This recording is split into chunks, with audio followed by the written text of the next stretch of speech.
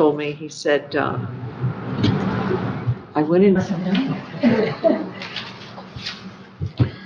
Madam Clerk, are you ready? I am ready. Good morning. Let's stand for the pledge and a moment of silence, please.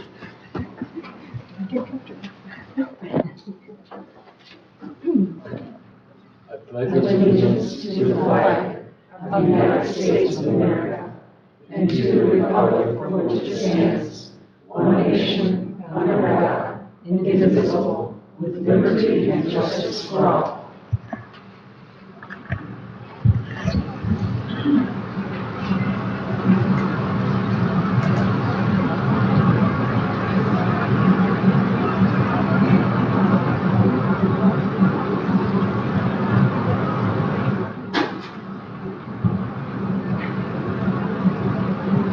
Thank you.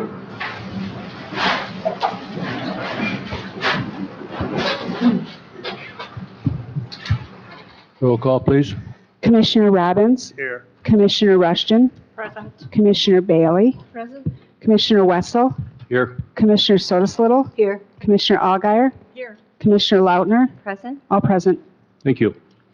I have been reminded by the clerk to again remind all of us to use our microphones. We have an agenda proposed. Are there any late additions or deletions? Ms. Melinda. I would make a motion to approve the agenda as presented. Support. All those in support of the motion, say aye. Aye. Opposed, same. Motion approved, 7-0. At this point in our agenda, we have public comment. You have 5 minutes to speak to the Board of Commissioners. Please come to the table, and if you're willing, identify yourself and where you're from, and you will be recognized. Any public comment? Yes.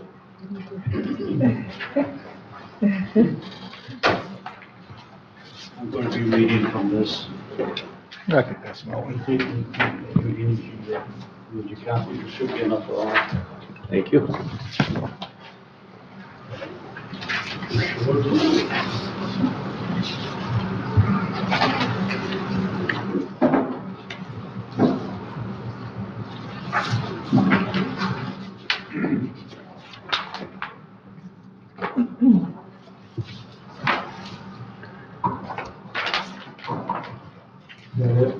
Yep, go ahead. Short. I'll give you mine, Sean. Okay.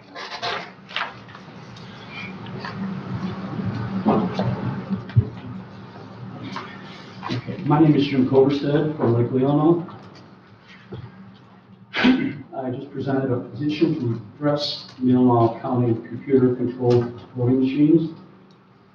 At this year's public accuracy test of Dominion software voting machines conducted by our township election officials, it was disclosed that they did not fulfill their responsibilities set forth in Federal U.S. Title 52, Section 20101, Retention and Preservation of Records and Papers, by failing to retain the 2020 election cast ballot image files that Dominion tabulators automatically generate to interpret a vote after scanning each ballot.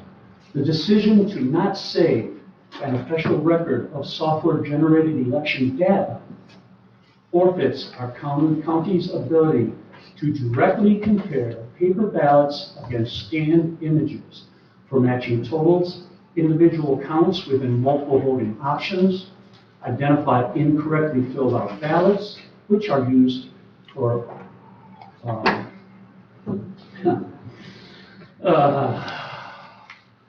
adjudications, and validating, it forfeits validating the machine's software interpretation of multiple vote options against actual voter paper ballots.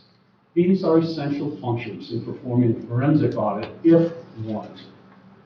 Because of this action and the fact that numerous other counties are reporting election data deletions occurring when newer software computer updates are implemented, I petitioned the Leelanau County Sheriff, the County Board of Commissioners, and the County Clerk to locate and verify that Leelanau County has preserved copies of all the original voting machine data from all the elections from November 2020 forward. The absence of this verification would call the integrity of our current election progress into question. Proof, then, would require removal of all computer-controlled voting machines in future county elections until complete transparency is available to recognize all paper ballots with their computer scanned facsimiles is demonstrated for all citizens of Leelanau County to preserve our most sacred constitutional rights as legal American citizens. Thank you. Thank you.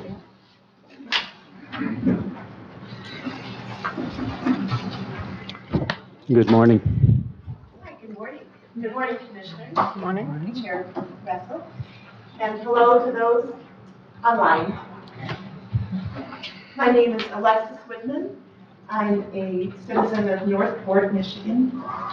And I asked at my email letter of August 4th to each of you be entered into the official record for this meeting as well, and include the attached challenges that I made to this past election a week ago.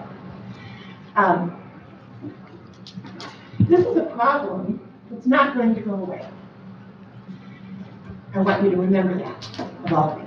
In 2019, our dear Democratic Senators Ron Wyden, the Techie from Oregon, Amy Klobuchar from Minnesota, the Care for You state, and Elizabeth Warren from Vermont, the Liberty for All kind of girl, woman, wrote to the owners of Dominion voting machines with such concern, the owners of the holding company that owned Dominion.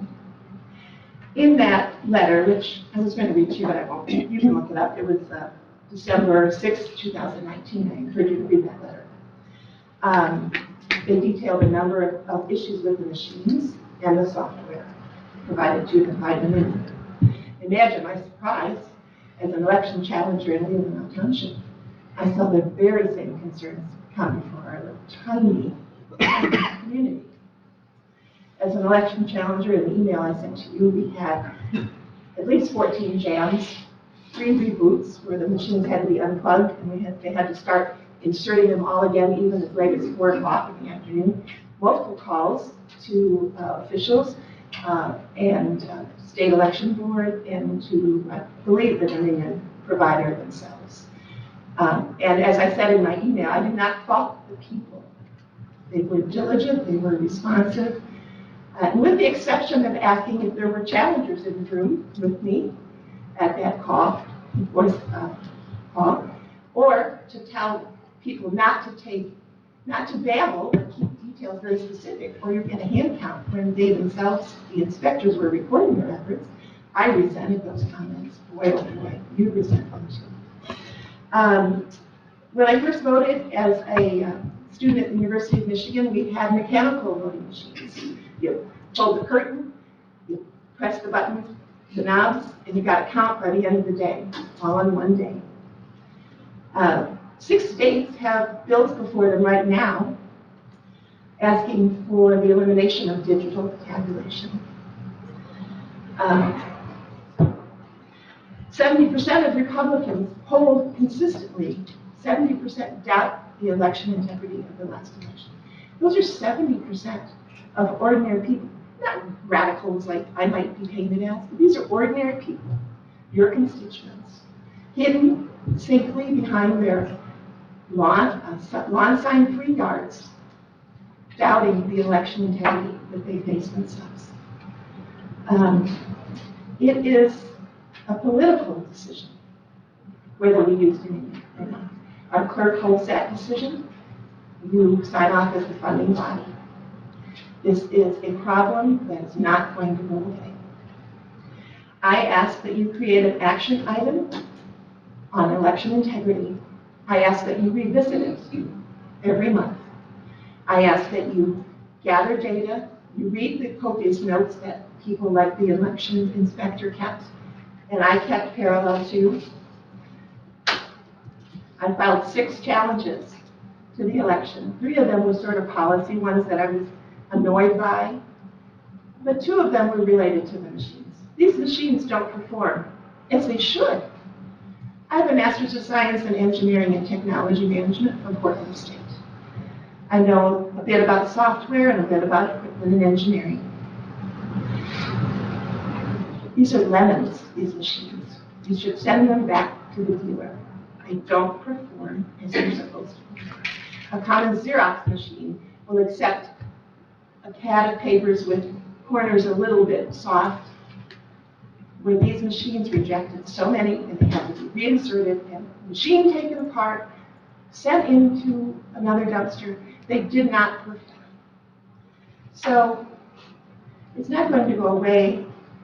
I will say my brief is specifically with Dominion. I think all machines have similar issues, but other counties choose to use other machines. So that's a starting. Excuse me, ma'am, your time's up. Find another vendor. Thank you. This is an issue that will not go away. Thank you. Thank you.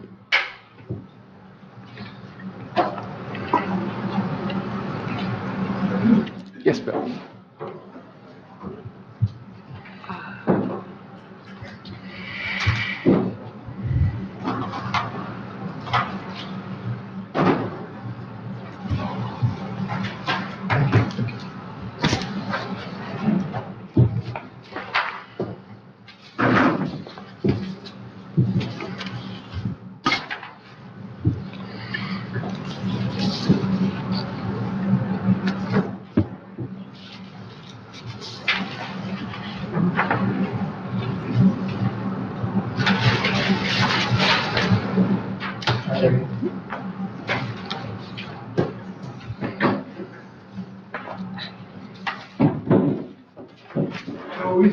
Cowboy Township, and we demand honest elections in our Leelanau County by replacing Dominion voting machines to secure paper ballots. Find out more, read 8 flyers up online at tcfamily.org about the election fraud, and I have 2 more ready to put up there as soon as I can get them.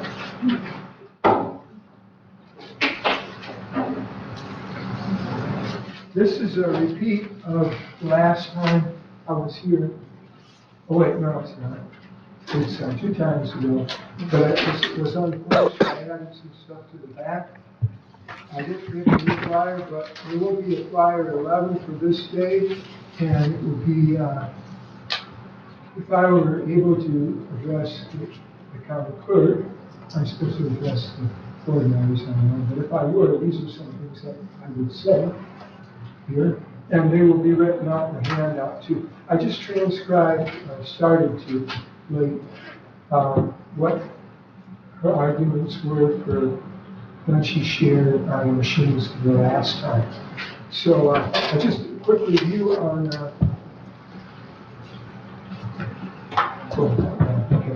quick review on this number 9, in the front on the left there. The Michigan vote ratio is compared to an industrial control.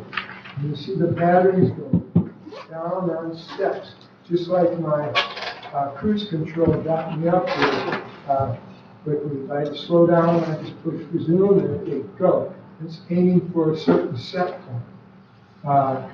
The plot of average dice rolling, a law of large numbers, should be a flat line for the ratio there, and it comes out to 3.5. Same thing for the elections. Montmorency County looked pretty much there. But Dickinson and Alpena are kind of all over the place. But they have set points going on. Excuse me, Bill. Somebody's phone, please turn it off.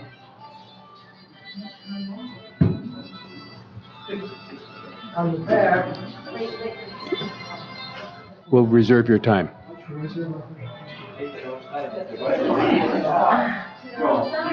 take it outside.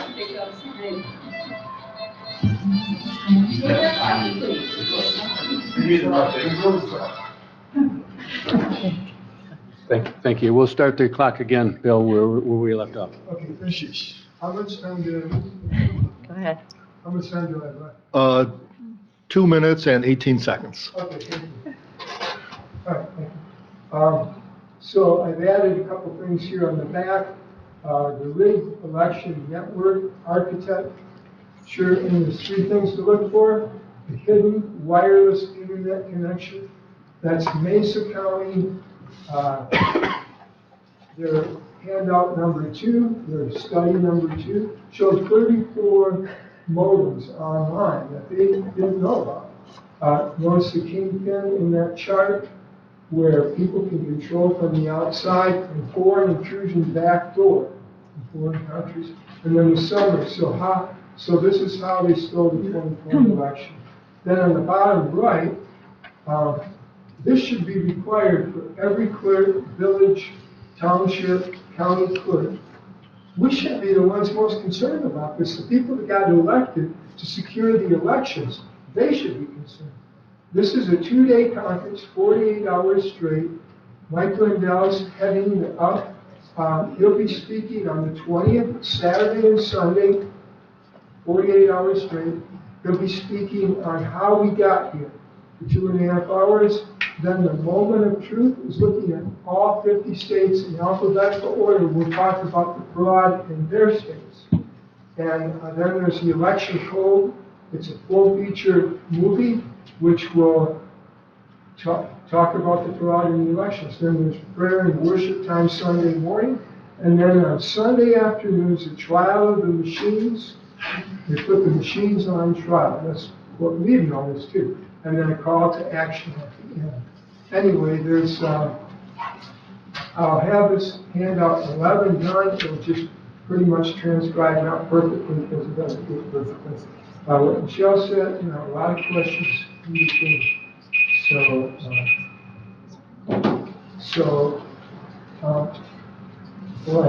For one, were the log files deleted when the trust is built? That's what happened in Colorado. They deleted 90,000 files. If they deleted those log files, Excuse me, Bill, your time's up. just a minute goodbye.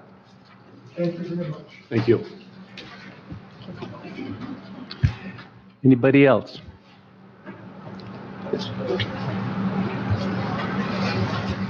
Morning, Cameron. Cameron Clark. I'm the administrator of the family court, and I'm going to read a letter on behalf of Judge Kukowski. She says, "Dear Commissioners, I write in favor of this board giving favorable consideration to today's presentation on the proposed Community Crisis Wellness Center for adults and children in Traverse City. The presenters will have only 10 minutes, and that is hardly enough time to provide a full overview of these ongoing efforts. They have submitted a 4-page preliminary business plan and many supporting facts and statistics on their PowerPoint slides, many of which they may not get to today. Please take the time to reread their submission in your e-packet. The development of the Crisis Center has been the topic of months of discussion among several key participants in the region. The full list of agencies is on their PowerPoint. I and several of my staff have been at the table since early this year. We have offered ideas on the concept, the location, the geographical reach of the center, and potential funding sources. Although the details are still a work in progress, there's a dire need for such a crisis center. Individuals experiencing mental health challenges will be able to walk in and secure prompt professional care. Law enforcement will have an option other than jail for persons whose unruliness is more mental health related and less a matter of intentional criminal behavior. The emergency room at Munson will no longer have to address all mental health crises.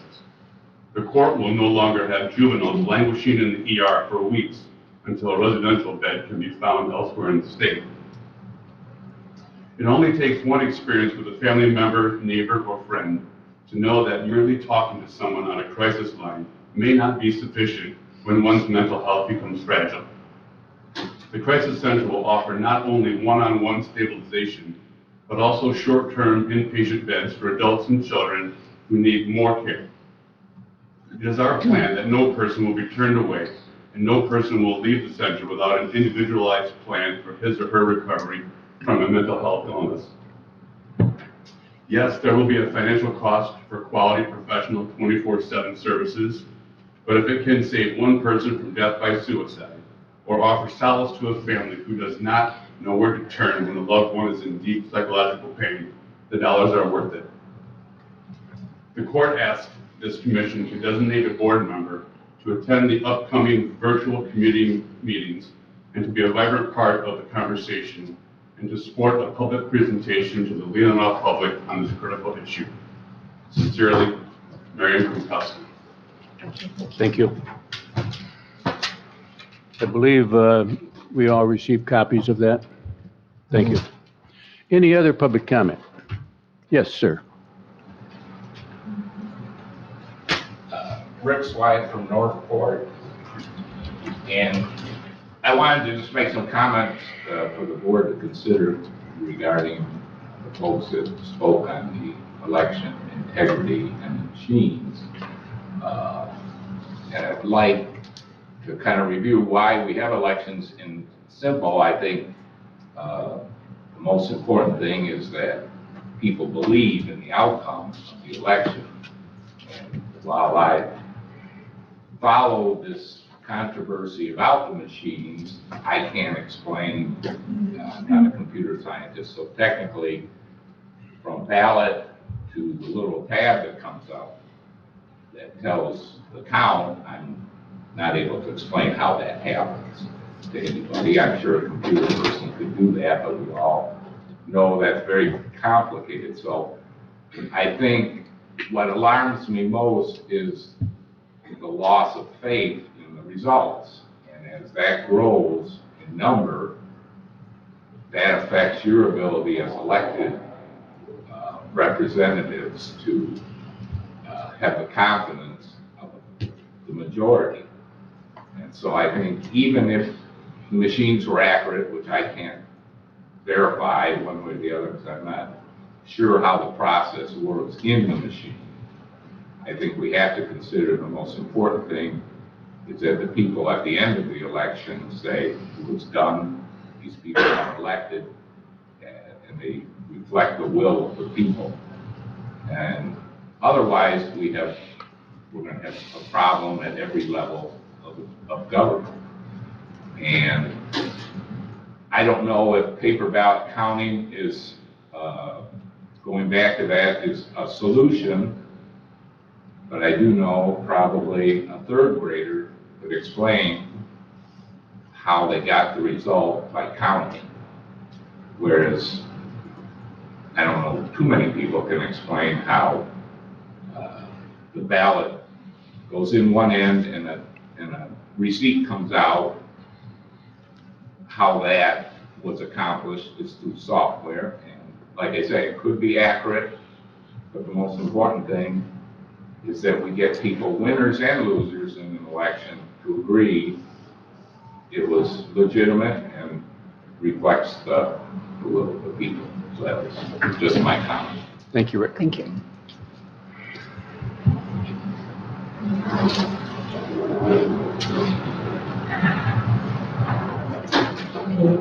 Hi, my name is Carrie Onan. We live in Centerville Township, and thank you for all you guys do for all of us, and for the opportunity to speak with you today. My first time speaking with you guys was 3 weeks ago, and so please forgive my using notes. Public speaking is obviously not my cup of tea. So, I came here today to express my concern about the integrity of our local election process. My concern is not about the good people who run these elections. That's not my concern. They're honest, hardworking friends and family and neighbors that we trust and respect. My concern is with the machine itself, with the system itself, in particular these so-called voting machines. After now hearing the three gentlemen and Ms. Whitman speak, coupled with what I witnessed last month attending the three poorly named accuracy tests, because I, like Rick, don't know a lot about computers, but there's some real basic logic that's missing from that process. I'm not going to go into that this week, but I can detail it the next time I speak to you. But I did witness those tests in the three townships, Leelanau, Suttons Bay, and Bingham Townships, and I'm now even more concerned about our election integrity. Ms. Whitman brings up a good point about the ability and the efficiency of the Dominion machines. In last week's primary, machine failures were reported in Lapeer and Metamora Townships, Michigan, with difficulties, officials in both townships telling voters to leave their ballots with the officials to be scanned later. So the voters didn't even know when and if their ballots were going to be scanned. Those machines reportedly had problems reading the barcodes on the ballots themselves.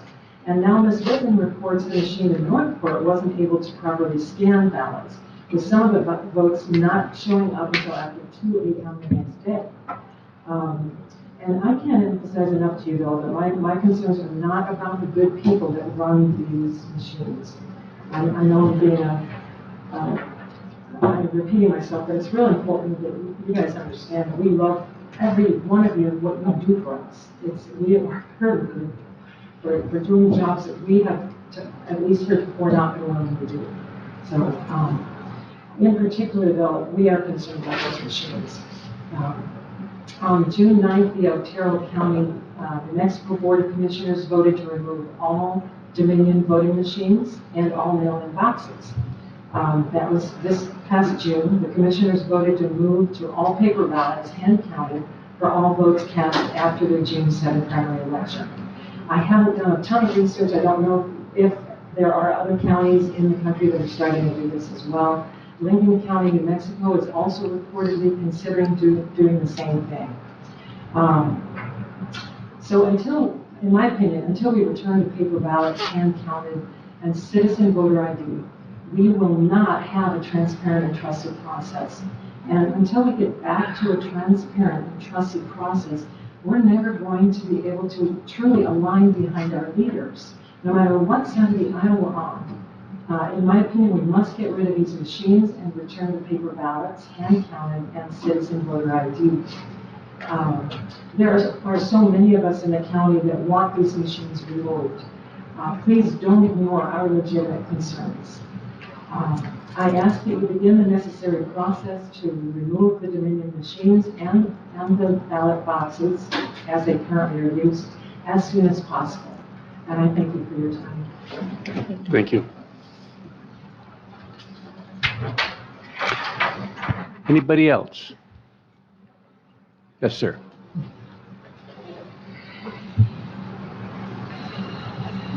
Thank you. I am Jerry Steffens. I'm from East Leland.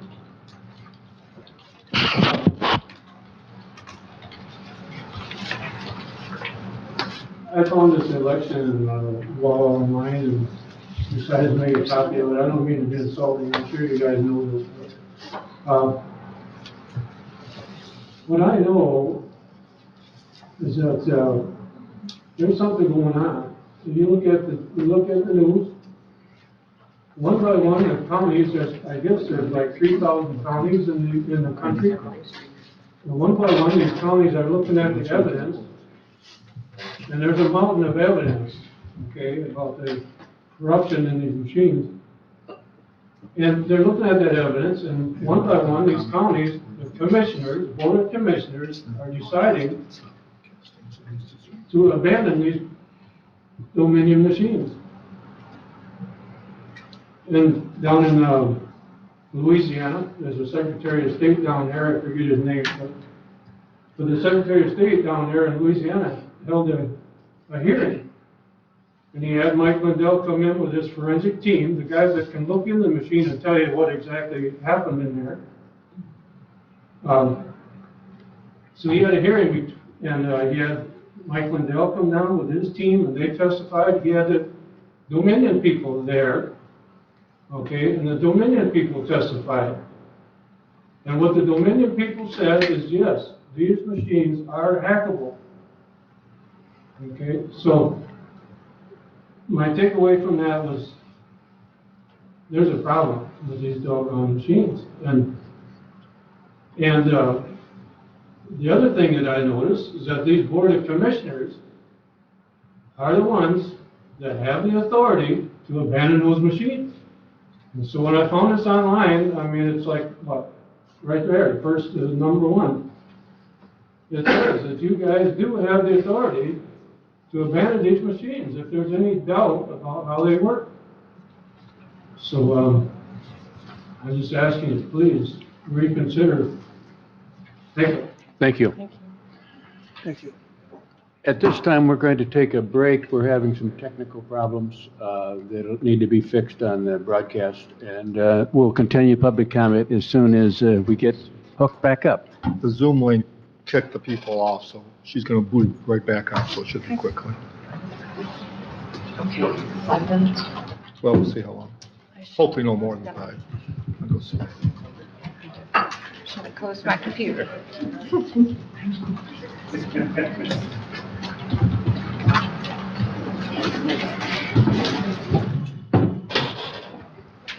right.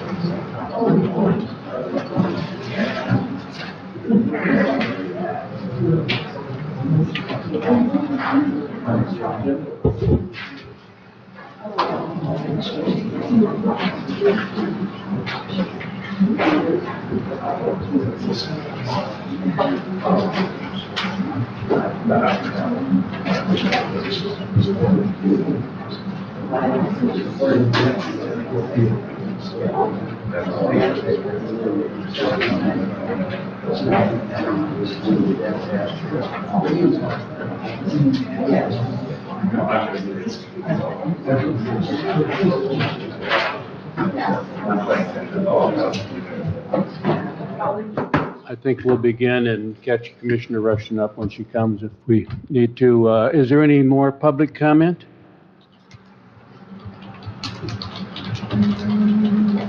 Thank you all for coming, and thank you for your comment. Are there any commissioner comments? Just one, I appreciate everyone's comments and the concerns that are being expressed, and I know our clerk does too.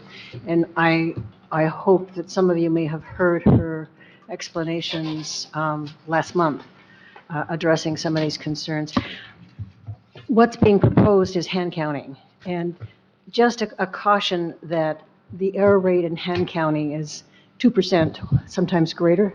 That doesn't sound like a lot, but when you look at number of votes, it's a lot. So while there may be questions about the current process, just keep that in mind and realize that, we here at the county are going to do our very best to address any issues of concerns. And also, I think that the gentleman who, I think it was, I'm not picking the name up right now, but the gentleman who expressed that it's most important to make voters feel that their vote counts. And I think that's the nub of the issue right now. So thank you for your comments. Thank you. Any other commissioner comments? No, I would echo that. Thank you for your comments, and thank you for being here today, taking time out of your day. Thank you. This time we go to communications, proclamations, and presentations, and we'll start with our administrator update. Thank you. I know we have a long agenda, so I'll be fairly brief, but we'll start with a little quiz. Commissioner Lautner, where did you have breakfast Saturday morning? At a place called Northport. I've never been there. Woolsey Airport. And how was the pancakes, and who made the pancakes for you? You yourself flipped the pancakes for me, and they were the best flipped So, pancakes I've ever had. You and your husband drove all the way to Northport to have breakfast. 45 minutes. So I think for the record, we need to commit our chairman to drive to the City of Boca Fest and have breakfast. Right? I agree. I believe you're making pancakes that morning, aren't you? I am. August 27th. Yes, I will be flipping pancakes. So, Yes. Commissioner Wessel, for the record, will you commit to? I will be there, but I will not dance. Don't have to dance in breakfast. The question in Or regards to sang. the pancakes, were they blueberry? No, I was told that regulations do not allow them to use blueberries this year, so. Leelanau But County it- wouldn't let you use blueberries, but the fair had blueberry pancakes Sunday morning, so. But also, it was a great event. If you've never been to it, it's such a part of Leelanau County history. I think they had a record crowd there. And I think I read 60-some cars and 60-some planes came in. It was a huge turnout. And the pancakes were very good. I do recommend it. We really enjoyed Yeah, it. it really was a Yeah. unique event in Leelanau County. Yeah, Especially with the band playing, something like a throwback to different eras. yeah. Great event. Yeah. On the, let me give an update on the administrative search. I know all of you have stuff made last week for the public here.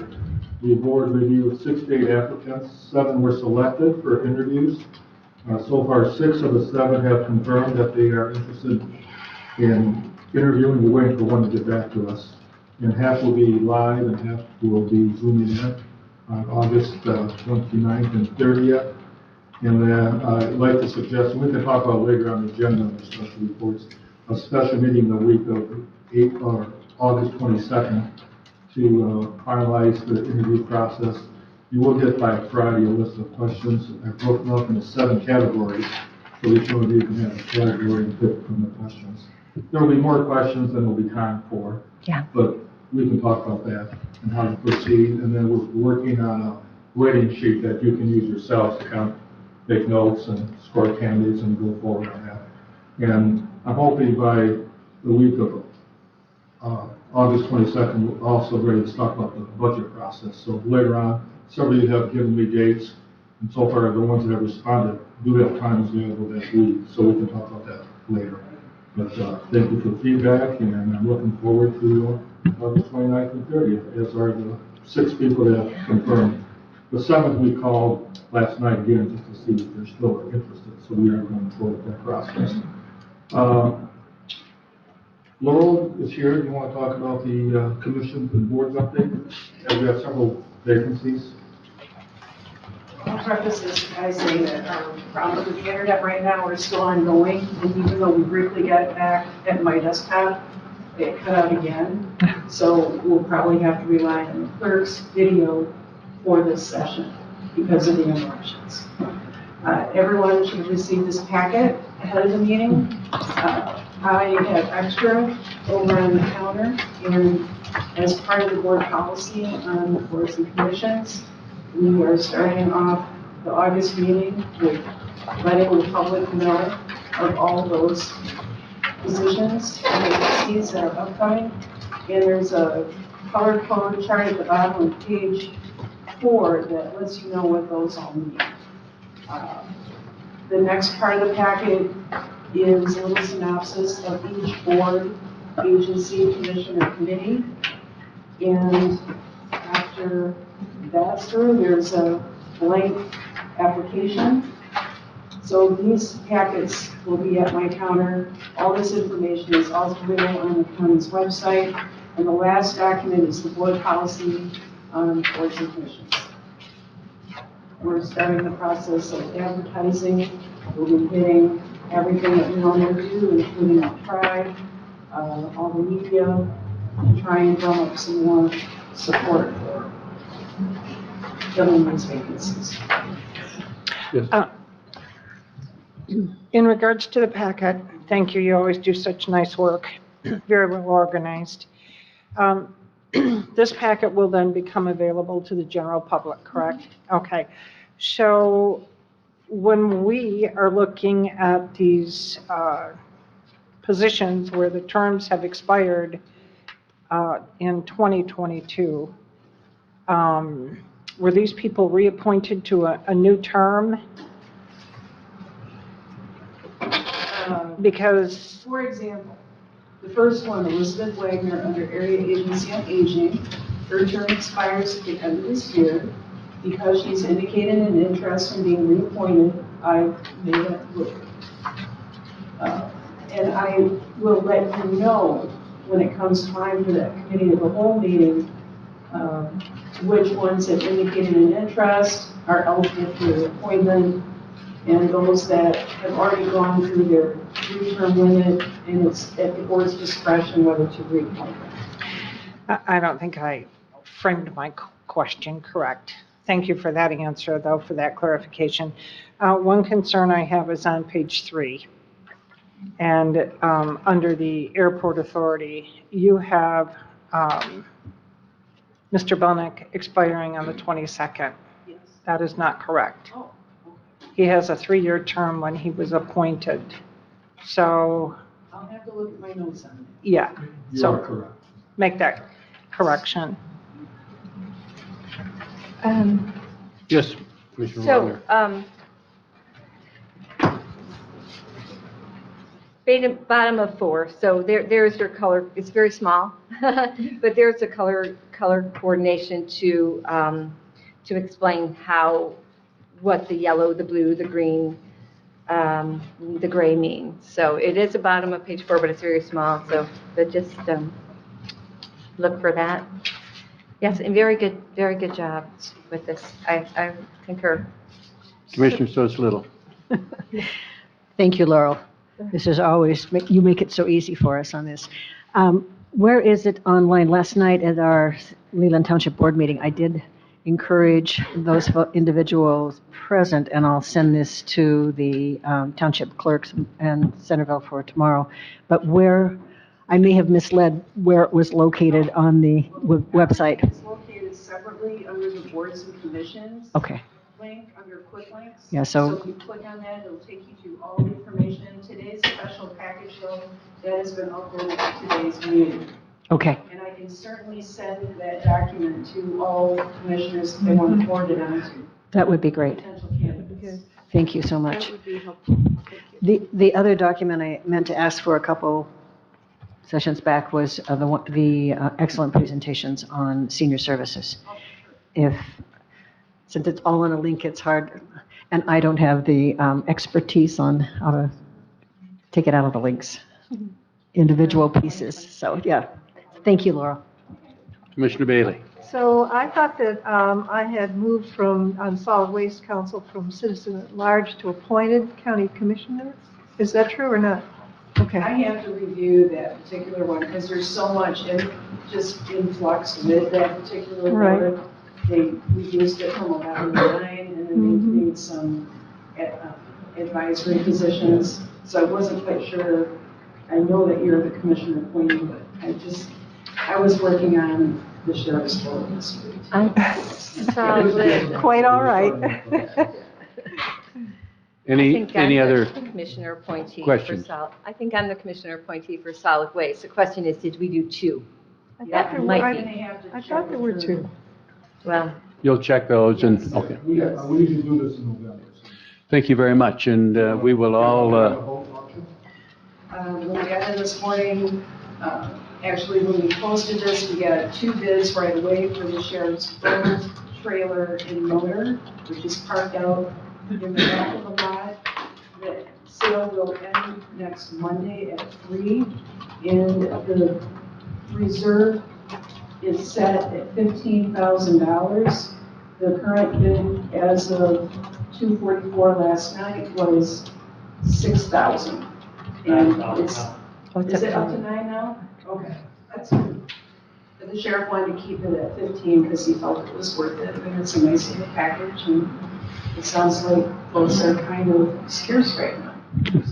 thank you, Laura. And then, Mr. Christensen wanted to give an update on the drain district. Unfortunately, he's had some health issues. Is Mr. Sensi online? Brian, are you online? Yeah, I'm here. Okay, could you just give the board a brief update? I know Steve was hoping to be here, but could not join us. Yeah. Go ahead.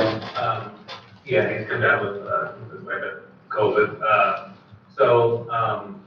Yesterday, Steve sent a letter to Elmer, who was the only bidder that we had on that Lake Bluff Spring project, indicating that after hearing from the drain district and other comments from the residents of the Lake Bluff subdivision, he's going to reject their bid and will be rebidding the project at some point in the future.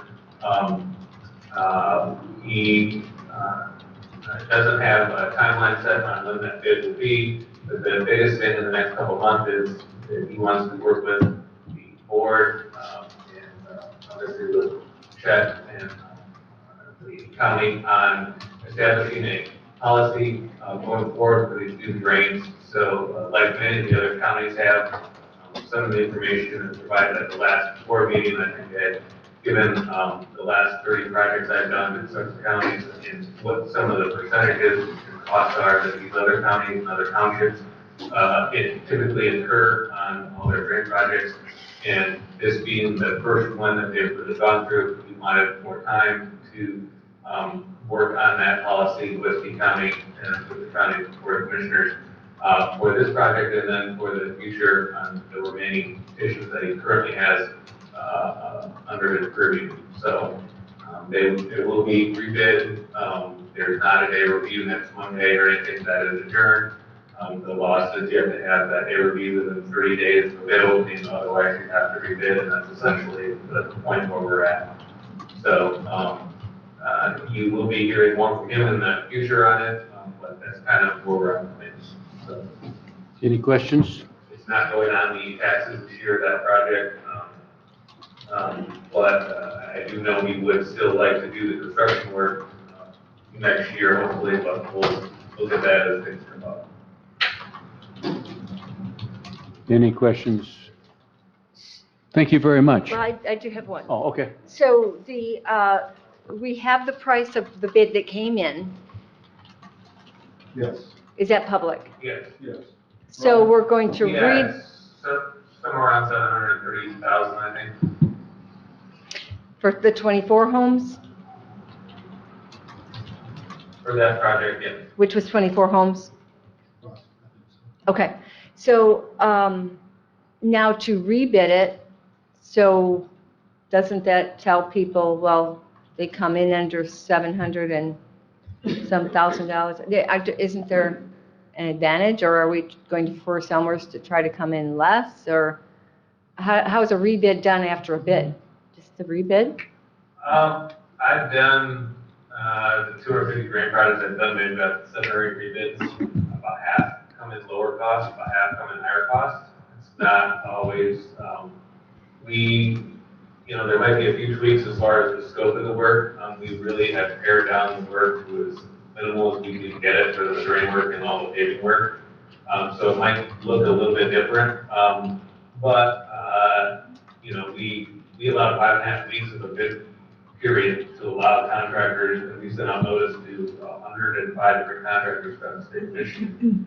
And worked with through City of Traverse City, we got all the contractors that bid on their municipal work, so we had a lot of local contractors, and only got one bidder, so there's no telling that we'll get 4 or 5 bids. It's part of it, but sometimes they come in lower, sometimes they come in higher. I mean, costs typically always go up, material costs. Suppliers don't, like pipe prices went up 25% in April of 2021. Those will never come back down. They don't lower those after, things get better. So those things always come up. Wage costs always go up. Fuel isn't really a big determination on construction costs that much. But overall, sometimes you do get lower costs, but sometimes you do get a higher cost. But we did allow the same time frame for contractors to bid on it. They could have done this work anytime from the beginning of September 2022 to the end of June 2023. So they had almost a 1-year window in which to do the work, and that was just to try to elicit more bids and more bidders.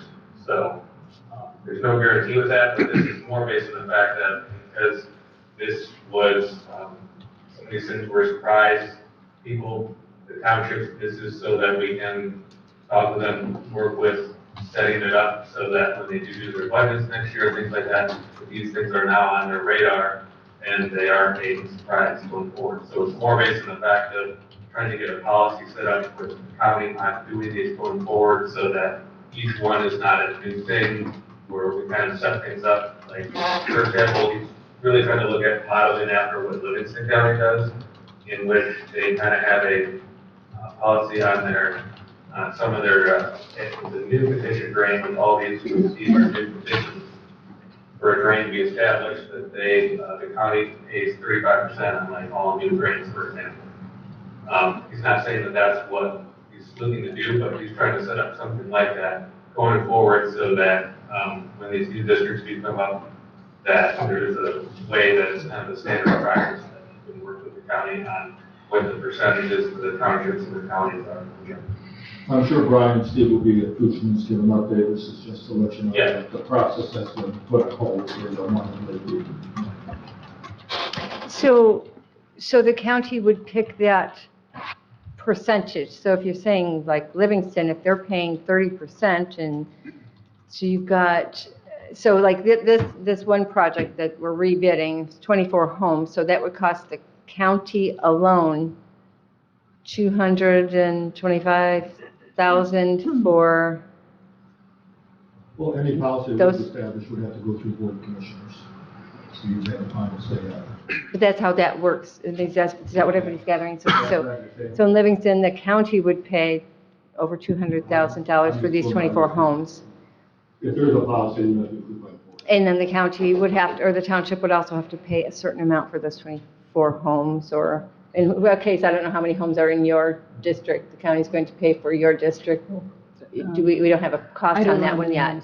Well, How many homes? Christensen and Mr. Kent should be at Future News. Today, I just want to let you know that that project in Solomon is put on hold. Yes. That was requested by Mr. Christensen. Thank you, Brian, and I'm sure we'll see you at future board meetings. Commissioner Robbins had Just a. one quick question. I had a landowner from that project approach me, and I didn't have the answer. When this project's finished, does that road get turned over to county roads? It's still private? Okay, all right.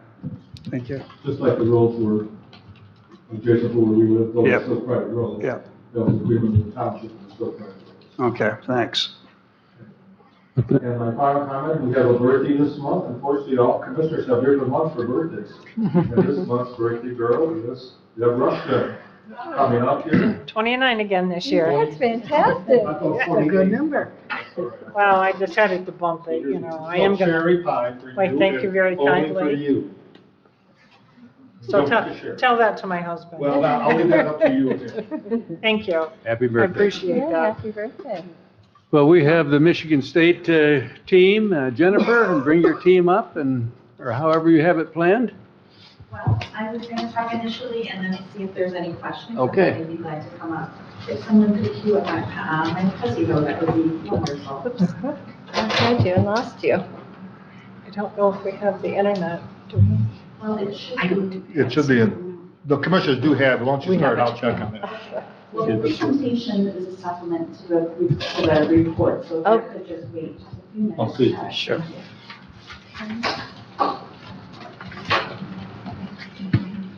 In the meantime, you can start with what this week is. Sure. Well, it's a big week, so obviously there's a lot of kiddos representing Leelanau County at the Northwest Michigan Fair, so we're grateful for the drier midweek weather that we're having. Rosalie gave me an update on the rivers that were flowing within the fairgrounds yesterday, and so she's sufficiently dried out. Oh, there was Also- rivers, there was also lakefront there too. Yeah, yes. High, let me tell you, it was higher than the little kids' rubber boots, I will tell you that much right now. So grateful for the drier weather coming up for sure. And we're grateful for the rains. Yes, it is just, it's always timing, isn't it? on the Yes. weather, so. And I will get started, I don't want to hold you up, but I do like to have the visual for also the audience as well as the commissioners. But if for some reason it doesn't get up in the queue, I can go ahead and find it.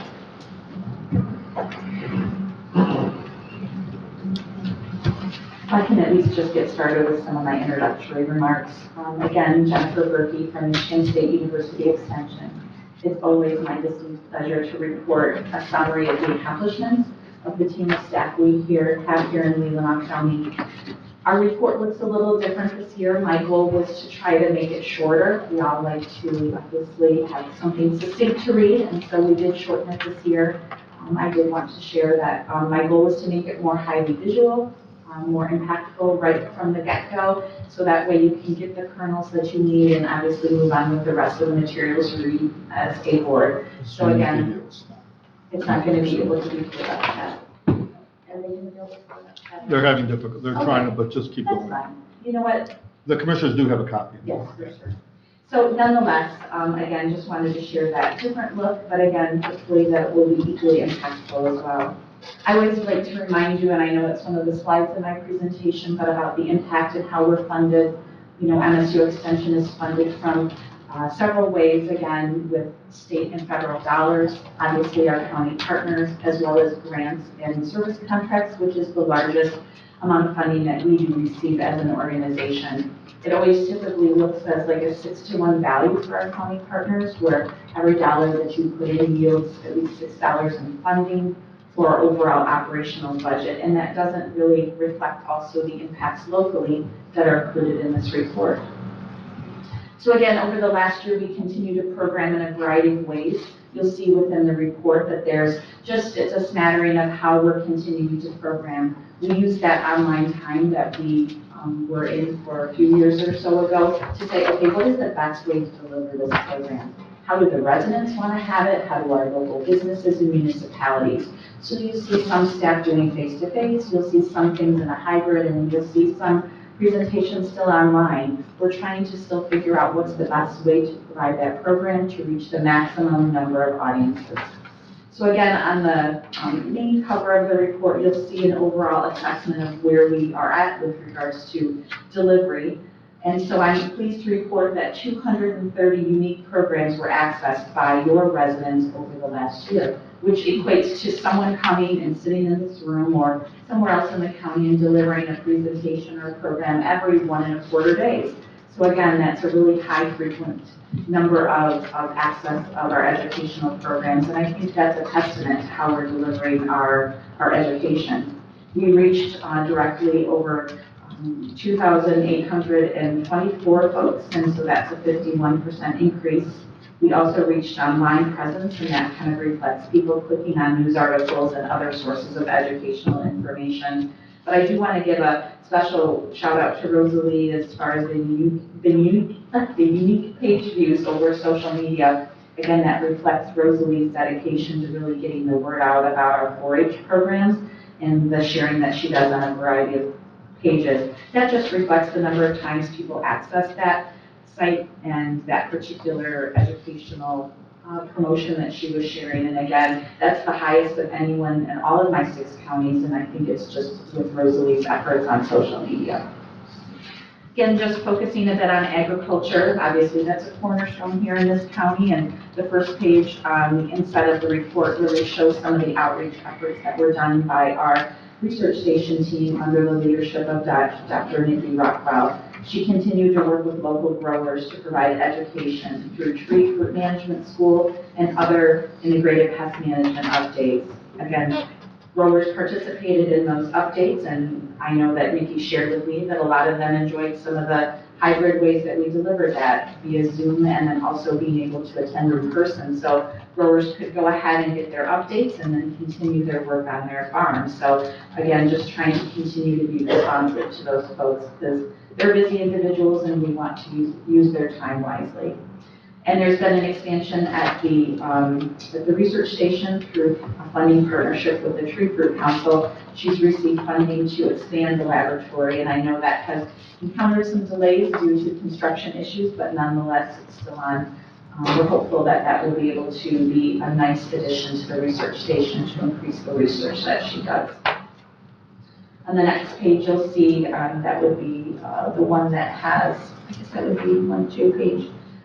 Where we show some images regarding some of the work that Rob's been doing with the hops industry. Again, he's worked really hard to get some additional research dollars to secure and expand hop research in Leelanau County to really help them manage some of the nuances of that industry, specifically flavor varieties, disease, viruses, and plant pest issues in the hop yards. He held kickoff meetings for hop growers, bringing important updates to the management guide, as well as best practices. He hosted the Hop Vine and Dying webinar series, which provided bi-weekly updates. Also, Northern Michigan was the host of the Michigan's Great Beer State Conference and Trade Show, which attracted over 400 or so attendees.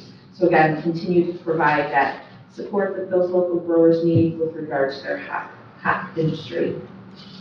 Home horticulture, you can see that on the page as well, where it shows your beautiful garden.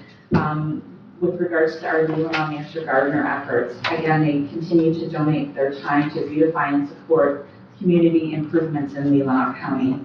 The several projects we featured in the report included renovation of 2 high-impact pollinator habitats and education gardens at the farm in Sleeping Bear Dunes National Lakeshore, as well as at the Inland Seas Educational Association in Suttons Bay. Again, the picture features 2 of our dedicated volunteers outside of the garden. And again, I have to tell you, I walked up today and I think it was a combination of the rain and their hard work, but I just think it's one of the most beautiful years I've seen with your garden out front. I was commenting to Annette that I really don't know of any governmental center north of Clare that has anything like this. So again, it's just a really beautiful place to come and do business here on behalf of Leelanau County. So we've got some reports here, and I do think our Master Gardener hours are underreported this year because of COVID. I think a lot of people kind of did their own activities quietly, didn't participate in that formal reporting system, but we had at least 546 hours this year, valued at around $15,000.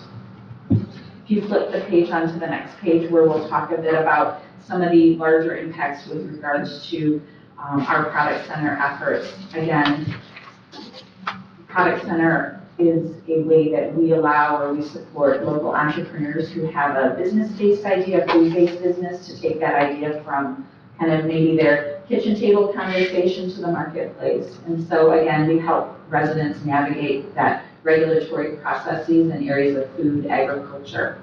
And so over this last year, and this reflects only 1 year of data for Leelanau County, so I'm proud to say that you have a lot of really creative folks that are inventing some new ideas. So again, you have 9 new clients, which yielded 77 counseling sessions, 2 new businesses, 1 new job created, and around $6 million in increased sales for those businesses. So we have an individual, Parker Jones, who moved from the UP and is housed in our Traverse City office, again, just to meet this increasing demand in our region. So we'll go ahead and flip to the next page, which is focusing on our 4-H program. And again, I shared a bit about some of Rosalie's efforts with regards to social media. Again, just a reminder, 4-H works with area youth to develop life skills, preparation for the workforce, and developing their budding leadership skills. I really believe you are blessed to have Rosalie at the helm of this 4-H program, because she really, in my opinion, knows how to create a 4-H program where there's truly something for everyone. And at the end of the report, I'll tell you my example of why that is. But nonetheless, so you'll see just in the pictures, any youth in Leelanau County could find something to do that would be 4-H related. So you can see we have shooting sports program, and this particular program had a chance to use new equipment that they received, and they offer 2 sessions at Myers-Kimmerly in the fall. Again, we're super happy to report that our Leelanau County School farm markets were back in force, and it was all staff on deck. I was there as well at a couple of the sessions, but every staff person in our Leelanau office really worked hard to make this be a success.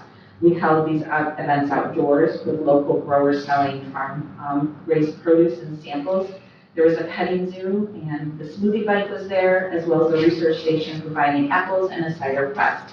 So again, just trying to continue to link our local agriculture with our youth. Helping youth prepare for the workforce is again another cornerstone of 4-H, and you can see in the babysitting club, it was the largest group ever, and again, you would see that on the page that has some of the shooting sports reflected as well.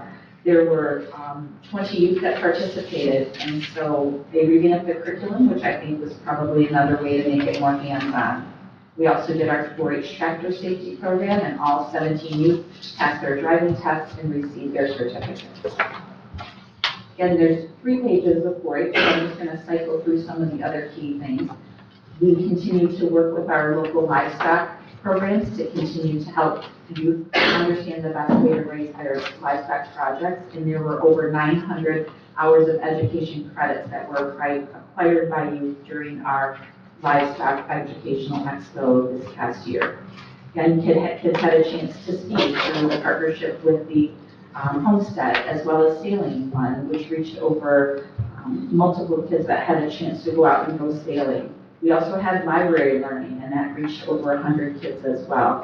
So again, just lots and lots of opportunities for our youth. We did feature our annual livestock auction data from last year. So again, this is last year's data as we're currently in the middle of fair as well. And again, just another way to showcase how youth are able to take a business model, which is their obviously livestock project, and go ahead and sell it and market it, and obviously see how that business worked for them. We also wanted to just quickly share that Leelanau Youth continue to take home the ribbons. There were 2 clubs that won barn awards, excellence in junior beef, 7 won grand champion and reserve champion with their animals. So again, that was last year's data because this report was done prior to fair, but nonetheless, just lots to be proud of your local youth. The last little bit I wanted to add about 4-H for everyone is that wrapping up today at 3 p.m. in Sutton's Bay is a club that just kind of got generated, which was called Tiny Tappers. And again, so just showing that if there isn't something for everyone in Leelanau County, I just don't know what is. But this volunteer has a passion of tapping and approached Rosalie and she's like, let's make a club of that. And so again, she launched this club, youth joined. They're having their grand finale presentation this afternoon at 3, and 2 more sessions are being added for the fall by popular demand. So again, something for everyone in Leelanau County and our 4-H. We'll transition a bit to healthy living. So again, if you go to more of the magenta colored paper, you can see what we do with regards to healthy eating. We have Jane Rappin, who is our talented community nutrition instructor, and she works with our local Leelanau County adults and children to help them learn ways to eat healthy and increase their physical activity while also on a budget. A couple of the features within here are some of her recipes that you can see that shows individuals how to take food that you easily have on hand and turn it into a healthy meal to make individuals less reliant on packaged or store-bought or hot meals that tend to be more expensive.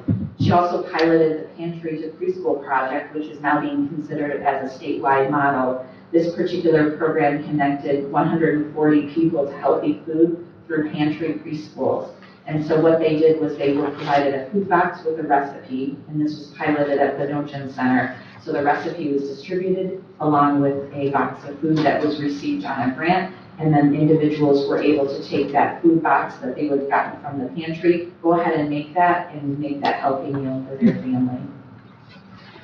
Also, I want to feature some of our Fuel Up to Play 60, which is the next page, which reflects some of the healthy eating that we were able to encourage with our youth at schools. This particular project, grants are written with the help of Caitlin Lawrence. She's actually housed in Pantry, and what she does is she helps local schools write grants to get funds to pay for milk or chocolate milk, which helps youth refuel after a vigorous practice or game, as well as improvements to the schools to help encourage more healthy eating. So 784 students at 4 Glen Lake schools were part of this program, and they received funding both for school improvements and then for chocolate milk. The last page of our report reflects on our building strong communities, and obviously this is something that maybe you all interact with the most, but we help to work with local municipalities on how to implement best practices in good governance that keeps communities productive and engaged. John Amrine and Mark Reederland tend to be the leads on this, although we've had other staff that have come in and helped with this. So good news on the waterfront issue is Sea Grant is reporting that we have lower water levels here, and I'm certain most of you have noticed that, which is good news. We're no longer a bathtub sloshing around that's about to overflow, so our water levels are down. And Mark continues to work with the Fish Preservation Society and the Great Lakes Fisheries Heritage Trail to provide education and content for Great Lakes education. Some of you may know John Amrine, who works with our Northern Michigan Counties Association, and they continue their long history of being a place where commissioners, other elected officials, and administrators can come and learn from each other about how to do the job that they do for on behalf of municipalities. So this group is continuing their hybrid meetings for 2022 on demand because recognizing increased access. So administrators and elected officials reported that they felt that they were more likely to attend if they had that hybrid option. So again, John continues to do that. Mary Riley came up from Manistee to host a 2-hour topic focused on planning and zoning for solar energy systems and the Michigan Right to Farm Act. And staff from across the state provided education and outreach on ARPA funding, helping municipalities learn more about that funding, learning the pitfalls, what are some of the different strategies that counties have implemented around ARPA. And again, that was something we were proud of to offer 750 participants from as many as nearly 1,900 units of government to learn more about how to use those funds.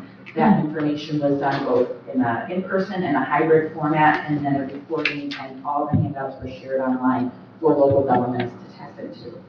So again, just a really great report. I'm always super proud to present the Leelanau report. I feel like it just is one of the best that I do every year as far as reflecting our staff efforts here locally. And again, it's without our partnership.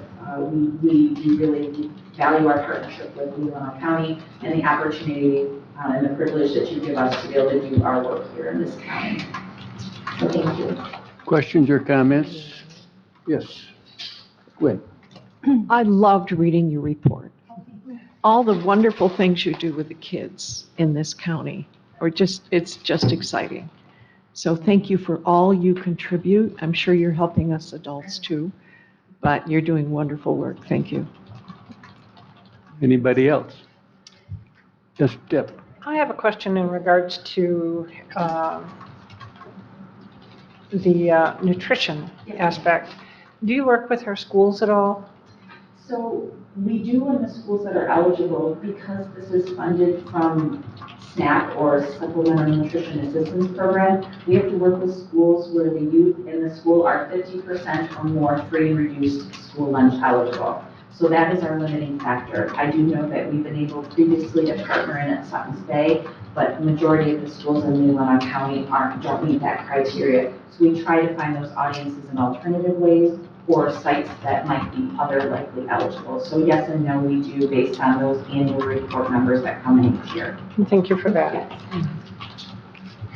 Yes, Melinda. So a shout out to Rosalie for, I got a great compliment back on a family that did not have really good internet and trying to register the children for 4-H and couldn't get on, and you were just really fantastic because deadlines were looming and they were very concerned, and it was just really very nice about that. And on the youth tractor safety, was that number down, do you know?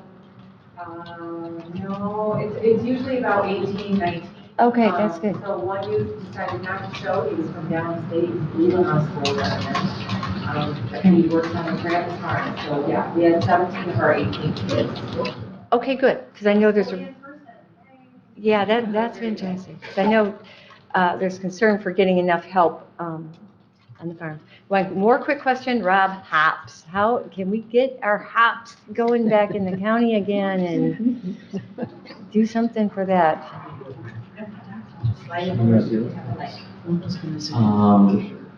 Well, I'm not sure if it was in the report, but I know I've been up to the Hop Alliance up on Craig Road and about every week, and they're looking for more land to expand. Good. So that's his big issue, is he can't find more land to expand. So they're doing quite well. They've also just put in a new processing facility, so they're investing money. They're also processing from the growers. So really, I think there's economies of scale. Once you have a certain number of acres, you're more likely to succeed. And his business plan is very solid as well. So if they put the processing center in place, is that going to be economical for growers throughout the county to grow? If they're large enough, is what I'm hearing you say, that they will be able to process at an affordable? Yeah, at least there's an option for them to process. Okay. Yeah, here locally, because the other one's out in Williamsburg, which is also conceivable to drive there, but it's nice to get close to home. Okay. The only sad thing is all the fruit hanging on the trees without a market. When it comes to tart cherries, we can't do anything about that. That would be a question for Dr. Rothbell, but yeah, it's a tough situation. Even when people call, what should I put on the ground? Well, it's not going to be tarts. Look around, it's really it's a tough situation. We're going to lose some orchards after this year, and that's going to be sad. So. Yeah, okay. I agree. Having grown up working in the cherry orchards is unfortunate. Yeah. Okay, thank you. Anything else? Jennifer, it was well played by you to have your volunteers by the window while you were speaking about the garden. I don't know if you noticed. Just as you were speaking, they all kind of happened to walk by the window where we could see them. I wish I had that much, I was quite ability to impressed when you manage said that. that. I don't, but thank you. This is just their volunteer day. Jennifer, did you want to introduce the rest of your staff? Certainly. So, or you want to come up and introduce yourself? Yes, Patty wants to come on up. So we have our newest team member. Yes. So Patty is our new Bridget. So again, we're super sad to have her here. She took over for Bridget and brings a whole host of home horticulture knowledge. So again, we have that added benefit of that, but she's largely providing support for our forage program. And Rosalie has reported she has jumped in, ready to rock and roll. So, and you all know Annette. So Annette is our office manager, and again, the office would not be able to be run without her. So thank you, Annette, for all of your efforts. And Dr. Nate Walton, again, he provides our home horticulture guidance and support for our master gardeners as well as in the company. So thank you, Nate. And a new dad. So he looks a little sleepless. Congratulations. Rosalie, and you all know Rosalie, so our 4-H. Thank you very much. Thank you. Thank you. Any final questions? Yes, Patricia. I join Commissioner Alguier. It was so fun reading through this report and seeing all the activities going on, not just for kids, but throughout. The work that you folks do is amazing. And I really liked the recipes. I think it's a great idea to give them out with food, but it's also just nice. Are there more online that people could access? Yeah, so through a partnership with Northwest Food Coalition, all of our recipes that involve locally grown food that are distributed through the pantries are all listed on that coalition website. So again, the recipes tend to feature locally grown foods that are economical recipes that promote good health. So I'd be glad to send you that link, and anyone can access those as well. Superb. Thank you. The report was good. I picked out a couple grandkids in there. Thank you very much. Thank you very much for the extra time. Thank you. We have another report, and we added an extra report this month because of the timely nature of the presentation, and we couldn't give the presenters as much time as they wanted, but they're going to give us a very quick overview of what they've been working on, what was referenced in Judge Kromkowski's email, developing a community crisis wellness center. And we have Terry Kelty with us from Munson, and we have Kate Dahlstrom, who is the head of NAMI in Traverse City and a board member for Northern Lakes Community Health, and very active with the community of mental health and mental illness. Thank you both. Well, good morning, Commissioners. Terry, I didn't mean to cut you off, but should I bring up the slideshow on my screen, or are you able to do that from your location? Why don't you try on your screen? We're having some technical challenges here today. Okay, then Terry, go ahead. We'll see if that works. If not, we can try. Thanks, Kate. Good morning, everyone. Thank you for having us here to give you an update on our development for a community crisis wellness center for people of all ages in the Grand Traverse region. Next slide, please, Kate. I don't think I have to spend too much time talking to you about the reason that we need to do this. I think everyone is quite aware that there's been a significant increase in mental health and substance use disorders over the past couple of years. And then the pandemic and the stress and isolation really drastically elevated that concern, such to the point that behavioral health crisis is being turned to the second wave of the pandemic. So that's really our call to action at this point. Next slide, please. These are a few stats from 2021 about crisis calls and crisis response. What we found in this initiative is that we have a great opportunity to collect data in a more standard way to really highlight the issue, but also to highlight the positive impact for our improvements. Next slide. The current state is that we really don't have the right resources available, and so many people with behavioral health crisis end up going to the local emergency department, which is just not the right place to go for behavioral health crisis unless you also have an acute medical crisis. It's the wrong environment, wrong training, wrong staffing, and what happens then is people get stuck in that emergency department. department, these statistics show the increase in wait times over the years. And we really don't highlight some of the heart-wrenching stories of people that get stuck in our emergency department, sometimes for months, literally for months. These are typically children with behavioral concerns or people with intellectual and developmental disabilities. We can do better. Next slide, please. Another piece of current state is that many people with behavioral health issues are going to jail because they commit some minor crime due to the nature of their behavioral health issues. And over 50% of people in our jails right now do need some type of behavioral health care. So again, another opportunity to do better for our community. Next slide, please. What research shows us is that when communities have a robust crisis services continuum, there's really great positive impacts. And this would include a call center, that place to call 24/7, mobile crisis, a place or a group actually that comes to you when you're in crisis. And the third leg is the crisis receiving facilities, which is something that we're focusing on with our crisis wellness center. Next slide, please. What research also shows us is when we have this continuum in place, crisis abate. When you use a proper crisis line, 80% of those crises get resolved over the phone. When you set someone out with mobile crisis, over 70% of those crises get resolved. In the center that we will create, nearly 70% of the people will get better and leave and not have to go elsewhere for care.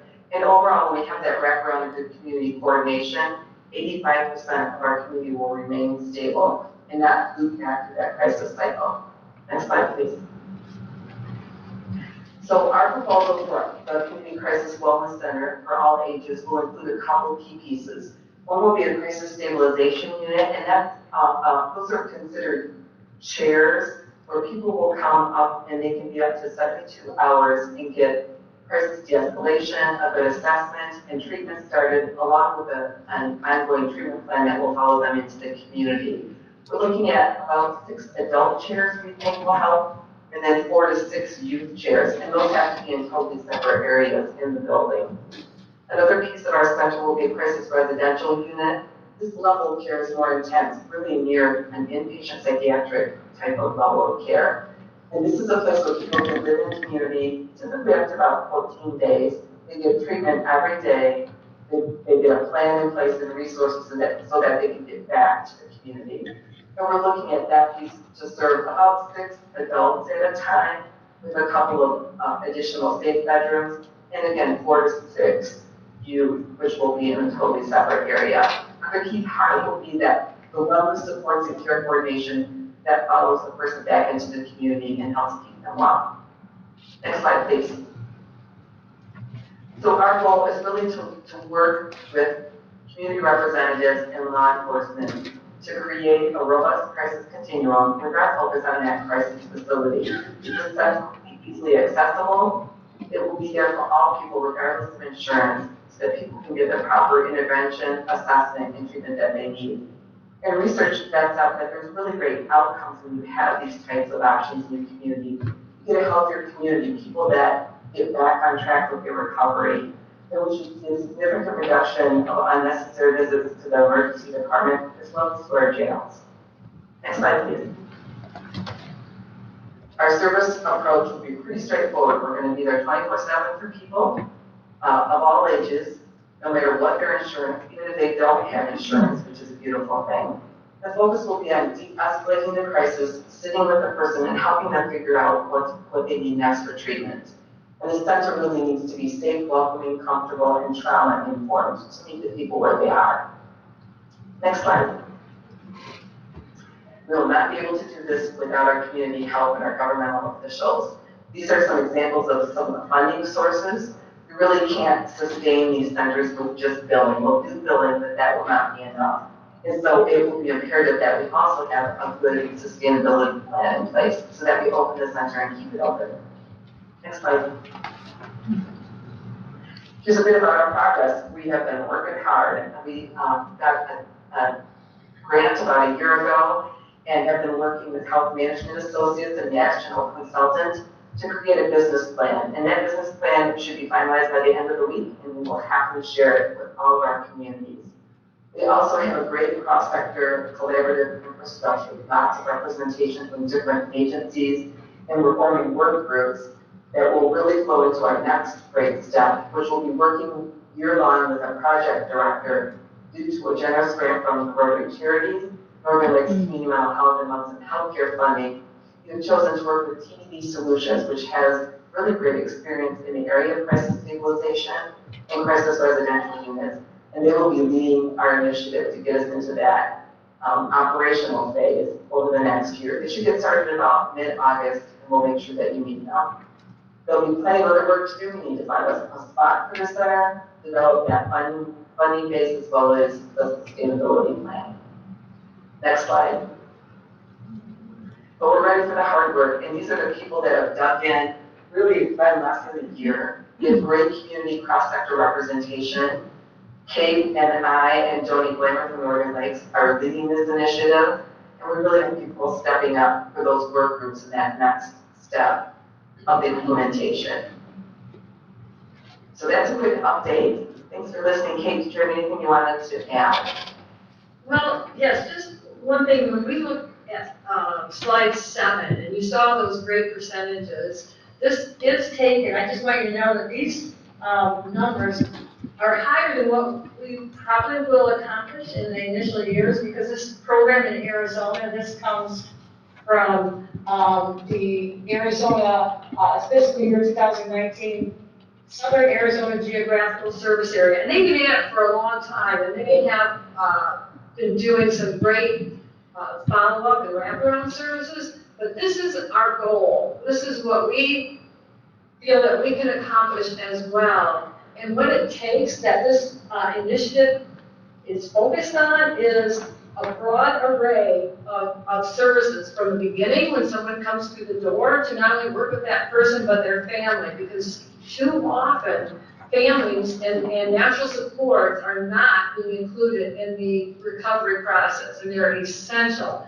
So we're focusing on that and educating and helping those, the entire support group to work together and follow them from the crisis center back into the community with wraparound services that you saw listed on one of the other slides. So this is something that we can achieve, but it's going to take a lot of individuals, and we already have a number of individuals. We will, volunteers, we'll use trained and vetted volunteers. We'll use peers who are individuals with lived experiences with mental health issues, their supports, and we just have, a great opportunity here because we live in a community that cares about each other. And so this is something we can do, but we are going to need help both in time and finances. So I think, Terry, that's probably the main thing I wanted to add. So I guess we would open up to questions. Thank you, Kate, and I apologize, I beg your forgiveness. I do have to leave. I actually have a family funeral, so I'm going to sign off. And Kate can very well answer all of your questions. Thanks for your time and attention. Thank you, Terry. Thank you, Terry.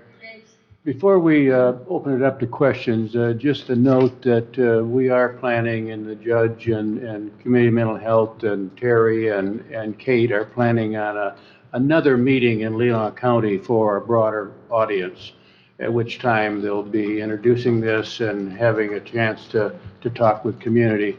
This was intended to be just a first introduction, so keep everybody informed. But any questions for Kate? Yes. Yes. How much is the state committing to these kinds of centers? I'm very aware of the fact that in the 80s, the state pulled out of supporting these kinds of facilities, promising local funding, which never happened. So is the state committing at all? The state is committing, in fact, with, the ARPA money and their fiscal year end 2023 budget, they have committed, their 23 budget, they've committed $3 million to our area that is designated crisis services. So this could very well be for this facility. It hasn't been decided yet how it will be used. We would like to, we want to be in the Munson campus area if possible because of the ability to share clinicians. We'd like to be under one roof there, and also the transfer from Munson's psych unit or emergency department to the crisis center or the other direction. And so because of the money that is available now, and because the state and others have seen the failure of what happened when they closed all the state hospitals. They know, most people, it's not very foggy. I mean, it's very clear that there's many people struggling with their mental health right now. And so there is good support. And so we will continue to advocate to the state and federal. The federal government has been setting aside huge amounts of money for CCBHCs, which is Certified Behavioral Health Clinics. And this is something we could eventually hope to do, get certified, because we will be providing all the services necessary for that. And there have been multi-millions of dollars allocated from the federal government to these mental health, behavioral health facilities. So yes, it looks good. We'll be presenting to Grand Traverse County and asking for some of the ARPA funds that they have available. We haven't decided how much, but it may be in the area of $3 or $4 million because the capital cost if we have to build, because we've been looking at existing buildings and we haven't been able to find anything so far that would allow overnight stays and would be zoned correctly and close to Munson. But we hope to work with Munson and find some space there, even if we have to build. So, but yes, the future looks good for improvements in mental health facilities like this. Deb Rushton. Can you define for us the service area that you're alluding to? Pardon me, the service? The service area. Okay. So what location we would like? No, what communities will you be serving? Counties? So we anticipate, we won't turn anyone away. There'll be people up here on vacation from Detroit, and they will be served. So this is northern Michigan. It's definitely a regional facility, and we'll be serving definitely folks from Leelanau County and not just the Northern Lakes counties, but really anyone who comes through the door. So, to follow up with that, For the certification, to be a CSU, the state is working on final rules for that. But that's one of the requirements, is that no one is turned away. Okay, follow up, Deb. in the report, I see where you're looking for local funding, probably from counties, and that is what drives my question. When you say northern Michigan, that could be all counties north of Clare. Is that what you're looking at? Are you looking at a northeast and northwest area for service? And my other question is, when we talk about the amount of beds that you're allocating, I just find those numbers to be very low. I think you could fill those seats I'll today. address that first. The beds, the numbers we have there were based on a TBD Solutions study that was commissioned by Munson, McLaren, Petoskey Hospitals, and North Country CMH and Northern Lakes CMH back in 2021. And at the time, they even said these numbers may be low. And a lot, has happened even since that report was finalized. But what I see when we say beds, we hope will be bedrooms if we have enough money, so that number could be double that, so possibly 12 actual beds, 6 bedrooms for adults, and the same for kids. But the stays are 14 days, and maybe an extension of another 14 days. So unless, if we want to have a location that has room for expansion. But we also don't want to overdo it, right out of the gate. So we really need to, and we hope to do this with TPD Solutions, is to get an update on how many beds, how many chairs for the crisis stabilization that we need. And then we won't be going down to counties by Claire to request their money. We really will just be making requests from, excuse me, probably the 6 to 10 counties in our immediate area, and then we're prepared to do a fundraising capital campaign going to private donors. Once we get Munson fully on board, and now that our business plan is finished, and what you have is really an abstract that we prepared very early on. We have a much better business plan now that's going to be going out the door Friday. So we hope to get, go to counties that have some ARPA money left. Grand Traverse has quite a bit. We will be working with the state with additional funding and the federal government and private donors as well. Does that answer your questions? So when you say the 6 to 10 counties, basically are you saying those are the same counties that currently fund our community mental health? Well, there's the 6 counties in Northern Lakes, and then North Country has additional counties. And so we really haven't looked at how much ARPA money or just budget money they have available. So we want to do presentations to as many as possible. And it may be that when we get the center established, that we then look at the population of people that are utilizing that center and then go back to the counties whose residents are utilizing the center and ask them to share in the operating costs, the year-to-year operating costs. That hasn't been decided, and that's one of the things our project director will help us determine. Well, one of my concerns is currently we commit several hundred $1,000 to our community mental health. And before I would be in total support of a new program like this, I would like to know what our community mental health, this is something that we are already paying for. So what are they doing to help in this area? So Northern Lake Community Mental Health is part of this initiative. And what they are doing in this area so far is they have started a small, it's kind of a preliminary crisis stabilization area there on Hall Street in Traverse City, which would be something that would transition over to this building when it's done. Transition, excuse me, when you...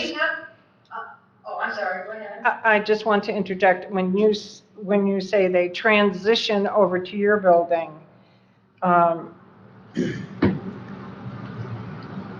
does that mean that the funding, is any funding going to transition to your operation from community mental health? Not directly from them, but the billable services for persons that come to utilize the crisis center, those to bill to Medicaid, that would go to the center. Right now, Northern Lakes has just opened that crisis welcoming center, we're calling it, with, what do they have, 4 chairs to do get something started, because the situation is so severe. And then, but the funding that you give to Northern Lakes, that each county, 6 counties gives, will not change unless they decide to change it. This is something that, in fact, you see these downstate and in other states as well, that is, provides better, or not better, but physical space that Northern Lakes can't provide for like residential beds. And Munson doesn't. Munson has the high acuity psych beds for adults only, but there's nothing up here for kids. And so this is one of the main focus, at least for me, well, for me, is that kids are no longer stuck in the emergency department for weeks or sometimes months, and adults too. We need it, it's kind of an in-between. Northern Lights does, the outpatient work, and they will continue to do that. This will be for crisis stabilization, crisis residential, and for more severe needs for adults, they have the ones in psych unit. So, Thank you, Kate. I think, I have one more question, Mr. Chairman. okay, I need to remind us that we have a long business meeting, so let's take a couple more questions in if we have them. I understand that community mental health currently does not serve any child that is not on Medicaid. So what do parents of children that have needs do today? Well, they often go to the emergency department and they try to get a private practitioner, clinician to help their kids. That's why this will serve all persons, Medicaid and otherwise, whether you have insurance or not. We at NAMI, we have a navigator, and we see families quite often with young children, and they don't know what resources are available. So I'm going to put a plug in for NAMI, which is National Alliance on Mental Illness. If you have know of individuals that need help finding services, please send them to NAMI Grand Traverse. And Debbie raised a good question, and I think those are the kinds of questions we have as we go along. Kate, I really appreciate the introduction today, and we'll get with you to help schedule something in our lower community room for residents of Leelanau County. Thank you very much. Great, thank you. Have a nice day. Bye. Patricia? I was just hearkening back to the suggestion that Judge Kromkowski requested, and I'd love to see us find a representative from our VOC to attend this group's very important work. So I don't know if we schedule that at a later point or how you want to handle that. Why don't we do that when we look at our boards and commissions next month? Okay. Okay? Good. Thank you, Kate. Thank you. If I may ask, Mr. Chairman, in regards to this issue, Yes. As far as further discussion on this, I recognize that with our community mental health, we have some changes that look like is going to take place. So I'd like to see exactly where we stand with our community mental health. As I mentioned, we allocate several $100,000 to that entity for services that we really are not seeing. So we could possibly be spending as much money that we spend with community mental health with this new program. I'm not saying it's not needed, but I think as the fiduciary for the citizens that pay these tax dollars, it would be prudent on our part to maybe combine those two discussions. Thank you. Agreed. Yes. Well, I also had a question for Kate, and it was, how many other crisis centers are there across the state of Michigan? Or how many more will there be? So, Are you still with us, Kate? We'll get you that answer, and I know. I am. I am okay. still here. so will this be a center where if other areas don't have such a thing, we will house them and build back to those counties if they don't have a similar, chairs or beds? Yes, if someone drove down to this center from even Marquette, with the rules for crisis stabilization units that the state is putting together, we will accept them. No one will be turned away. Yep, I gathered that. But then we get to build Medicaid. Oh, I'm sorry. So what was the? So how many other crisis centers are there across the state of Michigan? Like this? There are, well, let's see, 60 VHCs, there's 35, and they have most of the components, but not necessarily all those. I don't actually have a number for crisis stabilization centers in Michigan at this time, but I can get that for you. But there's 35 of the certified community behavioral health centers that are very, very similar in providing services to everyone. They don't necessarily have the residential beds because, for instance, in Ann Arbor and those other downstate areas, they already have independent, like, facilities that will house people for a week or 2 weeks. We don't have any of that up here. Okay. There's nowhere for I think we, Kate, thanks. I think we need to move on, but much appreciated, and we'll be back in touch. Okay. Thank you. Great, thanks. Matt, it's your turn to give us an update on 911 and emergency services. Be rather quick. Sorry that we're having some technical difficulties and we can't put it up on screen, but I do believe you have it in your packets. Know that there's two slides that are, everyone looks forward to, and first one is slide number 2. You have to actually put faces to the names behind the phone and the radio. So this is our staff. We're very happy to have each and every one of them, and I'm sorry Mr. Colberstadt left, otherwise maybe we didn't be able to see his daughter out here. Anyway, the latest hire, Sydney Smith, she's still in training right now. Kind of a error on my part. I hired a Stephanie and a Sydney recently, so I kind of struggle with that sometimes, but we're very happy to have both of them, and they're both fantastic. So. Next slide kind of breaks down who we service as far as agencies in Leelanau County. Our primary agencies, Sheriff's Office, Park Service, and Tribal Police, as well as the 7 fire EMS agencies in the county. Secondary, of course, MMR for EMS support for some of our agencies, Michigan State Police, DNR Rangers, utilities and whatnot. We also enter warrants for the courts, EPOs, probation orders, and whatnot. So we are the holder of record, as they say. So we have file cabinets for all of that. And of course, we try to have as much information on file in our system for medical awareness, and if we can stop breaking down a door by having hidden key information, we'd love to have that too. So on the next slide, you see that we had just less than 7,000 or 8,000 911 calls for that 12-month period that we ran the report.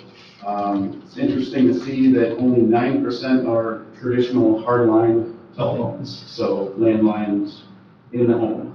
The VoIP can be considered a landline too, but that is voice over internet protocol, so that's really an internet phone. I know all the phones in this building are typically VoIP too, so that's the difference there. But text inbound, text outbound, so text to 911. We typically don't have a whole lot of people reaching out to us, but we're able to reach out to them. It's a very good tool for us, especially for 911 hangups. We make a pocket dial, it's understandable. Most people will not answer a phone call back because they're a little scared if they get a text. But I can do that. So it's a very good tool for that, and we're very happy to have it. Can I interrupt? Textee, you've got. That's the name of the program, but it's text to 911, as everybody Thank you. knows. So the name of the program is Textee. Thank you. So if you see that on the equipment list, you know that it's the program that handles our texting. Thank you. Yes. So, next slide. Probably the most anticipated slide, the top 10 calls that we received. Obviously, traffic stops still dominate our everyday activities. But then, you go down to medical calls and alarms. A lot of these are broken into or grouped together from a lot of different categories that we put together. With our medical protocol, there are 32 different chief complaints, as you will, that encompass all the medical emergencies that we receive through 911. So in that one category, we have 32 categories that are grouped together. And all the way down to traffic violations, you see the 10th highest call volume stat that we have only makes up 2.4% of our calls for service. So as you can imagine, all the other less than 2% calls get quite numerous, if you will. So it's just a good little gauge of what we do every day. Matt, before you turn over that page, in our last presentation, we had a number from Grand Traverse County, suicide, mental health calls. There were 1,500 called into Grand Traverse and Traverse City. I don't even see that on the list here. Well, as far as like a mental commitment or a suicide call, some of them are encompassed in the medical calls. There is a chief complaint for that with our medical protocol. I wouldn't say that we reach the threshold that Grand Traverse does, but we do encompass that a lot in our everyday. Thank you. Can you break that number out and send it to us? Yeah, I can work on that. Thank you. I will, I'll get that. And Mr. Chairman, Yes. if I may, motor vehicle crashes you have at 387. And then you have a column that says car versus deer accidents. Is that over and above that 327 number? Correct.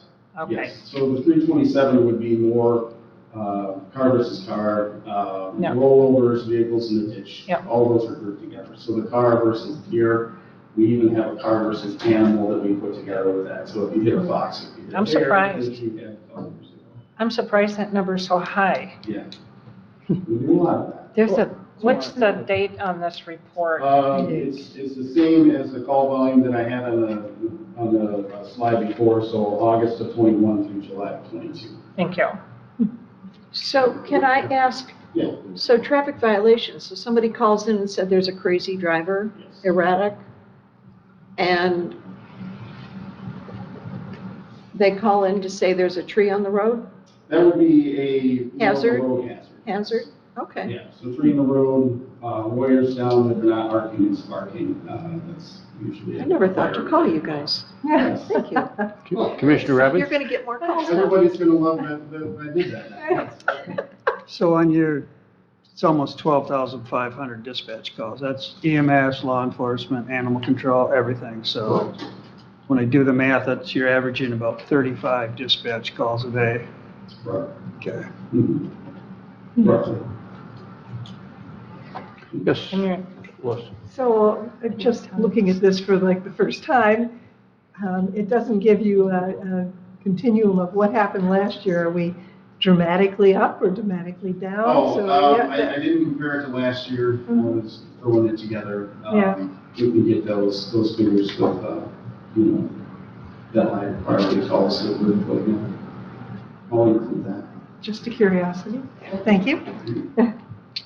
Go ahead. Okay. All right, so on the next, our exercises and outreach that we've done as a department, annual training for the county employees, active assailant AEDs and flip charts that we do. There was 2 sessions in July, and as you see, we had a makeup session in October of last year. We do have some dates identified in September of this year for the same training, so we will continue that annually. Moving away from summer because of a lot of people that are on vacation, so hopefully we don't necessarily have to do a makeup test, but we're testing a makeup session, but we will see. We had 3 separate full-scale active assailant exercises in schools last summer, Leelanau, Sutton Bay, and Glen Lake. So we were able to have everybody, all our responders go out there and practice how they respond, how they would neutralize the situation, and school staff is able to participate and know what to expect. Because when we do lockdown drills, they get a little alarm, they put the boot in the door, everybody is quiet for a couple minutes, and then they go back to their day. In the real situation, they're going to be locked down for a couple hours. So it's good for them to see what is actually going on while they are hunkering down in the classroom. So immeasurable experience for all the participants in those active assailant exercises. Can I ask, do they have cameras in classrooms? It depends on the school. Not all schools do. I would say Glen Lake probably has the most cameras in their school. Suttons Bay is expanding theirs. Northwood is expanding theirs as well. But typically, they're focused on hallways and doors. Not classrooms. Okay. So we do review a school emergency operation plan in order for schools to be eligible for state funding through Michigan State Police. They have that plan active and in place. The sheriff and I are part of the vetting process for this plan, so able to review those and sign off and keep them in compliance for those kind of grants. We also did some outreach for the county employees for the constitutional auditors. Fun and excitement that happened, but we're able to educate our employees about what to expect in those situations. Chemical release tabletop exercise, and we had good cooperation with Leelanau Crew in order to exercise our response capabilities for such an event. So that's a good way for us to know what kind of resources we have, what kind of things we need to have in place if we're in a full-scale emergency. Of course, backup communications for the National Cherry Festival, and what will be on next year's list here is that we are evaluating exercises. Tomorrow we have an exercise in Prince George County at the Cherry Capital Airport. So Kelly and I will be there evaluating their response capabilities. We have our full-scale active assailant exercise for our county agencies at the National Park Service Rock Building on August 16th. And then Kelly and I will be down in Mason County on the 25th to evaluate their active assailant exercise in one of their local schools. So lots of participation and involvement that we have outside of Leelanau County as well. The next one, we do have quarterly school safety and security meetings. We get all the school administration together and able to talk about best practices that they have, any kind of concerns they have with safety and security in their schools. Obviously, with what happened in Oakland County and Uvalde in the recent news, there's been a lot of discussion about what our capabilities are. Luckily for us, we do these active assailant exercises, and being able to be in the schools last year, 3 separate occasions, we were able to demonstrate exactly what we do. Able to put a lot of minds at ease, that not going to be a whole lot of delay. It's really not part of our model. Every exercise that we have demonstrates that there is decisiveness in all of our responses. So, good to know. And then finally, our immediate projects that we have, the tower at the Government Center. We are still waiting for the engineers to come back with the site plan. The site survey was completed by Nick Onan. It's in their hands, and once they get that site plan together from the engineers, we'll be able to start breaking ground. So we're very excited about that. We're able to put together some propagation information for Leelanau Township concerning their future tower. Of the 4 locations, there were a couple that were really good, and a couple that probably wouldn't do any better than what we have right now. So we're able to eliminate a few probably, and we'll have future meetings to discuss the furthering of that project. And then the 2023 project about replacing dispatch console equipment, that's going to be dependent upon maintenance replacing the carpeting in the law enforcement side of, or the dispatch side of the law enforcement center. If that's not going to happen, I don't want to tear out dispatch if I don't have to. So that would be dependent on that. But we're getting quotes together and seeing what we can do about that. Long term, of course, we put Maple City Tower extension to long term because the Government Center Communication Tower project will deplete a lot of my tower funds that we will have available. So that will be a more long term, and then the additional tower in the Glen Arbor, Cleveland, and National Park areas will also be more long-term. And that is what I have. Lots of information. Questions for Matt? Yes, Tricia. Matt, are you still thinking that the tower on the government center campus is going to be finished by the end of the summer, early fall? I'm going to say it's probably going to be in the fall. Okay. The vendor's still very committed to getting it done for snow plus. Good. I'm not going to say that they're not northern people, but they don't like to work in the winter, so they will be committed to they're very motivated to do so. Great, thank you. Other questions? Yes. More a comment.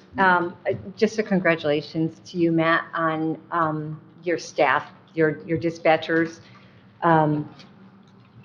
We had a call last spring, and they were very professional. They stayed so calm where, the caller does not. So congratulations to you on that. I know one of the non-emergency calls was me calling and thanking them for their abilities. So I did wonder, just briefly, what are all the acronyms after your dispatchers' names? So DOH is data hire. So Yeah, I got that how long one. they've been with the county. Lean, Law Enforcement Information Network, that's basically where we get our place and file information from the state of Michigan. The TAC is a terminal agency coordinator. Basically, it gives them the authority to oversee that we are doing our processes and procedures correctly, because the Lean system is overseen by the state police and the FBI, so there are a lot of checks and balances. We got to make sure that we are in compliance, not running things unnecessarily. But you have that only under one. So do all of those obviously use the Lean? Yes. So the Lean TAC, she's right now, Jessica's the only one, as you know. Julie was another Lean TAC. Oh, okay. So we will have to train another person to do that. Okay. But they do validations, kind of monthly audits on what we do. ERT, emergency response team, dispatcher. Okay. Basically a TAC, the dispatcher bureau. So, CTO, communication training officer, we're down to 2 of those. Julie was also a training officer. Julie. I know, Julie was a big gap, but, we will fill it slowly, and we will get there. That is. Okay, thank you. Quinn? My only comment on the long-term projects is I sure wish that the additional tower for Glen Arbor, Cleveland, and the National Park shoreline would be. We need to bump that one up. I know, yeah, a lot of that has to do with the cooperation we have from the local level. So we would be more than happy to continue those conversations. It kind of got bumped with Leelanau Township because they were very, very motivated, to say the least. So, but do we have the ability to have service that would cover the national park? Depending on where the tower was placed, right now, it's not really a good way for us to do that. The tower that we occupy in Empire Township is not a county-owned tower, so we don't own that tower. We just have regular equipment on it, if you will. So it would be good to have a county asset in that part of the county in order to expand what we can, in order to provide incentives for even internet and cellular to expand in that area as well. When I drive out my road onto 22, if I turn right, I don't have cell service for a good 7-8 minutes. If I turn left, I do not have cell service for 7 or 8 minutes. So we are in a little pocket of service. Go straight ahead. Well, that's just a long way to Leland, and it's a really long way to Glen Arbor. Any last questions for Matt? Thank you, Matt. Thanks, Matt. At the risk of the length of the meeting, I think we need a 5-minute break. Actually, yes. But we will start in 5 minutes, even if the chairs are here alone. Thank you.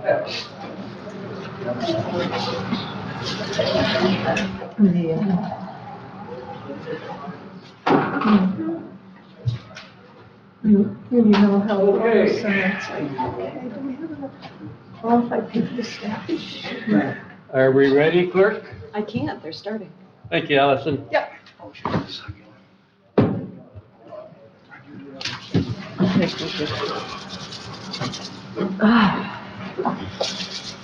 Go ahead. Without objection, we'd like to shuffle the agenda just a bit. The attorney is online for item number 2, so we'd like to make that item number 1. And then we'd like to take the health department, which is 3, and move that to 2. Right, Paul's online. So here we are with, we're in finance, Michigan Indigent. Yes, thank you, and thank you, Paul, for joining us this morning. I know you have a conflict at 11:30. I think most of you know Paul Jarboe has been our liaison to Michigan Indigent Defense Fund for the past year. And as you know, this is a state-mandated program that's been existing. Is it 5-6 years now, Paul? Just about. Yeah, I think time has kind of slipped away. For the first several years, we did it in-house with a part-time employee, but the state changed the guidelines. And so we have a partnership with Mr. Jarboe and his law firm, same as Grand Traverse and Antrim County. So it's a 3-county partnership, just like our courts. And Paul has done a great job. And 2 things on the agenda. One is the acceptance of the state grant, which is mandated by the state. And 2 is the extension of our contract with his law firm. And it's the same terms as the past year contract, the same dollar amount also. So thank you for that.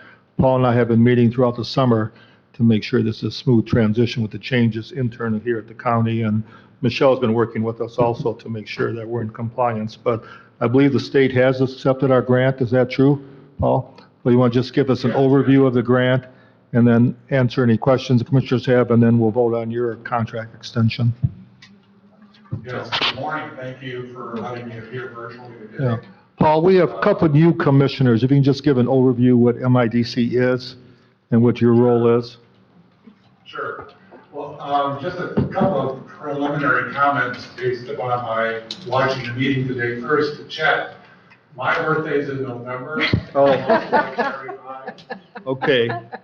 We'll see if that can be a contract amendment with your services. And then secondly, what a great day to be a Michigan State Spartan. That report from Michigan State Extension is quite impressive. So I enjoyed watching that. So as Chet mentioned, 5-6 years ago, the state of Michigan adopted what's called the Michigan Indigent Defense Commission and rules, which transitioned the provision of indigent criminal defense services away from the courts and to either a public defender's office or an independently run managed assigned counsel system. Our counties, which make up the 13th Circuit Court, the 86th District Court, which are Grand Traverse, Antrim, and Leelanau counties, have all joined together and have gone the route of a managed assigned counsel system as opposed to a public defender's office. And I applaud them for those decisions. I have an independent contractor agreement with all 3 of the counties. Leelanau County was the 3rd to come on board here just last year. Our role is to basically manage all aspects of the indigent defense counsel system. And so that includes selection of the lawyers that accept court assignments to represent indigent defendants, scheduling lawyers to appear for arraignment hearings in the district and circuit court, making case assignments to the lawyers, reviewing the lawyers' invoices when the cases are closed, dealing with any lawyer or court issues that come up with court assigned cases, and basically managing the day-to-day operation of the system. To do that, we took over many roles. We took over the role of the Circuit Court Administrator's Office. We took over part of the role of the District Court Administrator's Office. Michelle has been doing a wonderful job of managing the MIDC program for your county, and with her help and Chet's help, we transitioned that to our office this past year. We also are now responsible for filing quarterly reports for the state of Michigan, which are quite number heavy in terms of number of files that have been assigned and the attorneys and how much have been paid. And then we also are responsible for filing the annual compliance plan. And that would be the first item that's up on your agenda today from my seat. And that would be a review and acceptance of the Nfbc compliance plan for fiscal year 23. Fiscal year 23 will run from October 1st of 2022 through September 30th of 2023. It's in your board packet. It's pages, starts at page 40 of your board packet. The first section of that, first 16 pages or so, are more of a narrative about how the standards, the various standards under the Michigan Indigent Defense Commission standards have been met or will be met for next year. Probably the meat of it, which I think you folks would want to take a look at and need to be aware of, would be what's called the cost analysis. And that would be at pages 57 through 62 of your packets, pages 57 through 62. That's basically a breakdown of the dollars that we anticipate being spent on behalf of Leelanau County to provide indigent defense services. The cost analysis is broken up into two parts. There's a state grant, which comes from the state of Michigan for the lion's share of the cost, and then there is a local share. And those numbers are reflected in the cost analysis. My office, with the assistance of Chet and Michelle and your clerks there, prepared and submitted the proposed fiscal year 23 compliance plan. It's been reviewed by the state of Michigan and the Nfbc board, and it has been approved, which is good news. So I think it's on your agenda today to also approve that. The actual paperwork, the actual contract typically shows up in September. I'm told that we should watch for that in September, and we'll give that to you folks for review and approval. The second part that I think is on your agenda today is a renewal of our independent contractor agreement for the next fiscal year. We signed a one-year agreement with the county, which is fairly typical in my role. We have one-year agreements with the other counties. Really, the philosophy of the one-year agreement was in case for some reason the funding went away from the state of Michigan. But these are one-year contracts which then are reviewed at this time of year. The amount of our services, the cost for our services has not changed. Chet said we've kept the cost the same. There's been some changes in the Nfbc funding and a small change in the local share, which are outlined in the paperwork. I'm happy to discuss those if people are curious about that today. So the first thing is the suggested motion on page 40, grant. Commissioner Algar. I move to recommend that the County Board of Commissioners approve grant number 2023. Do we have more numbers for that? We'll get I'll them for get you that next grant week. number for you. Between the State of Michigan, MMIDC/LARA, and Leelanau County for the grant period October 1st, 2022 through September 30th, 2023, with an authorized budget of $236,539.38. Funding to come from state grant contribution of $183,293.16 and a local share contribution of $53,246.22. Second. Any questions, any discussion? All those in support of the motion say aye. Aye. Opposed, same. Motion passes 7-0. Then the second part is a suggested motion. Mr. to Chairman. Continue with the contract.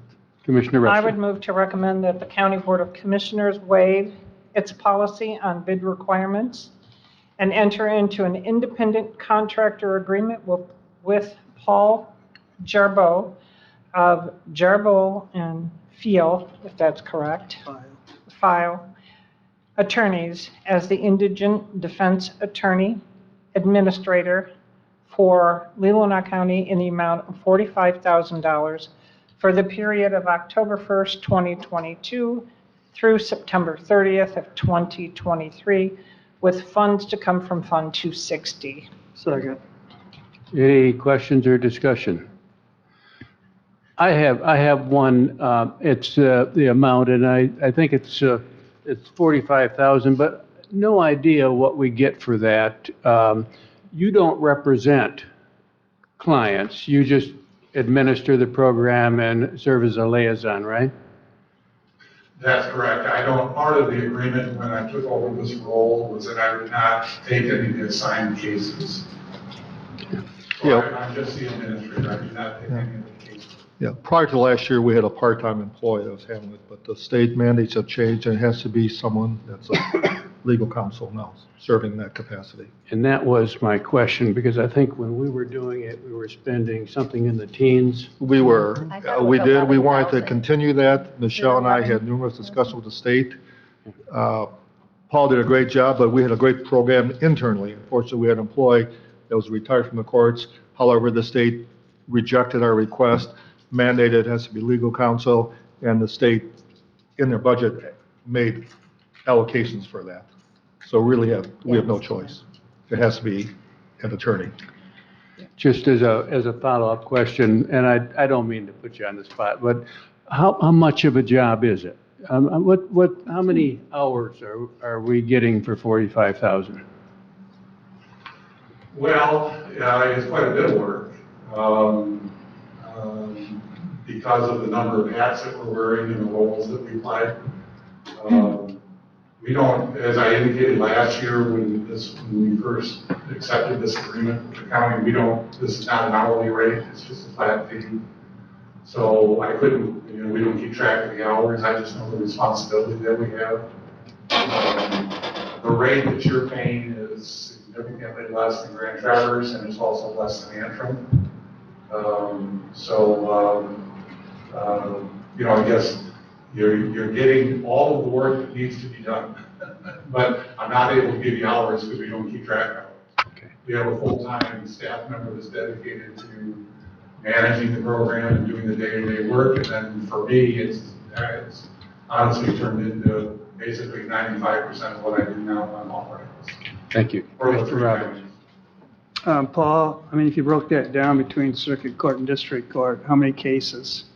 I mean, let's not talk about hours, let's talk about cases. Well, I would tell you that last year, we budgeted for 455 cases. And then this year, we did knock that down because we thought that was a little bit high based on what we've seen. So we're anticipating this year about 350 cases. And that's a combination of felonies and misdemeanors, probably heavier more on the misdemeanors, obviously. Your felony docket isn't that significant. Any other questions? All those in support of the motion say aye. Aye. Opposed, same. Motion passes 7-0. Before Paul leaves, I want to comment on one thing he said about, and I want to acknowledge Michelle here for her work with MIDC. Michelle and I have jointly done it. The last couple of years, she has done most of the financial and did a great job. And I've asked Michelle to continue to serve in some capacity with MIDC along with our new finance director, because the clerk's office is tied into the courts. It just makes logical sense that Michelle stay involved. I can just add to that. I'm working with Jared to give him the whole history, and similar to what Dean does, the financial reporting we will continue with that just because there are county funds involved. But to go back to, and Paul can correct me, the contracted amount that we have for Paul's services does come out of the state share. That's where that money is allocated from, more so than the county.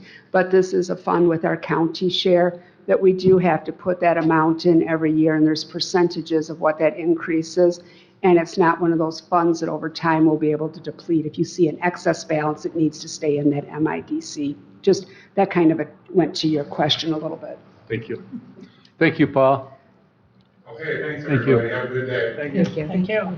He's out on time. We now are going to deal with our agenda item number 3. And thank you, Eric and Eric, want to come up here?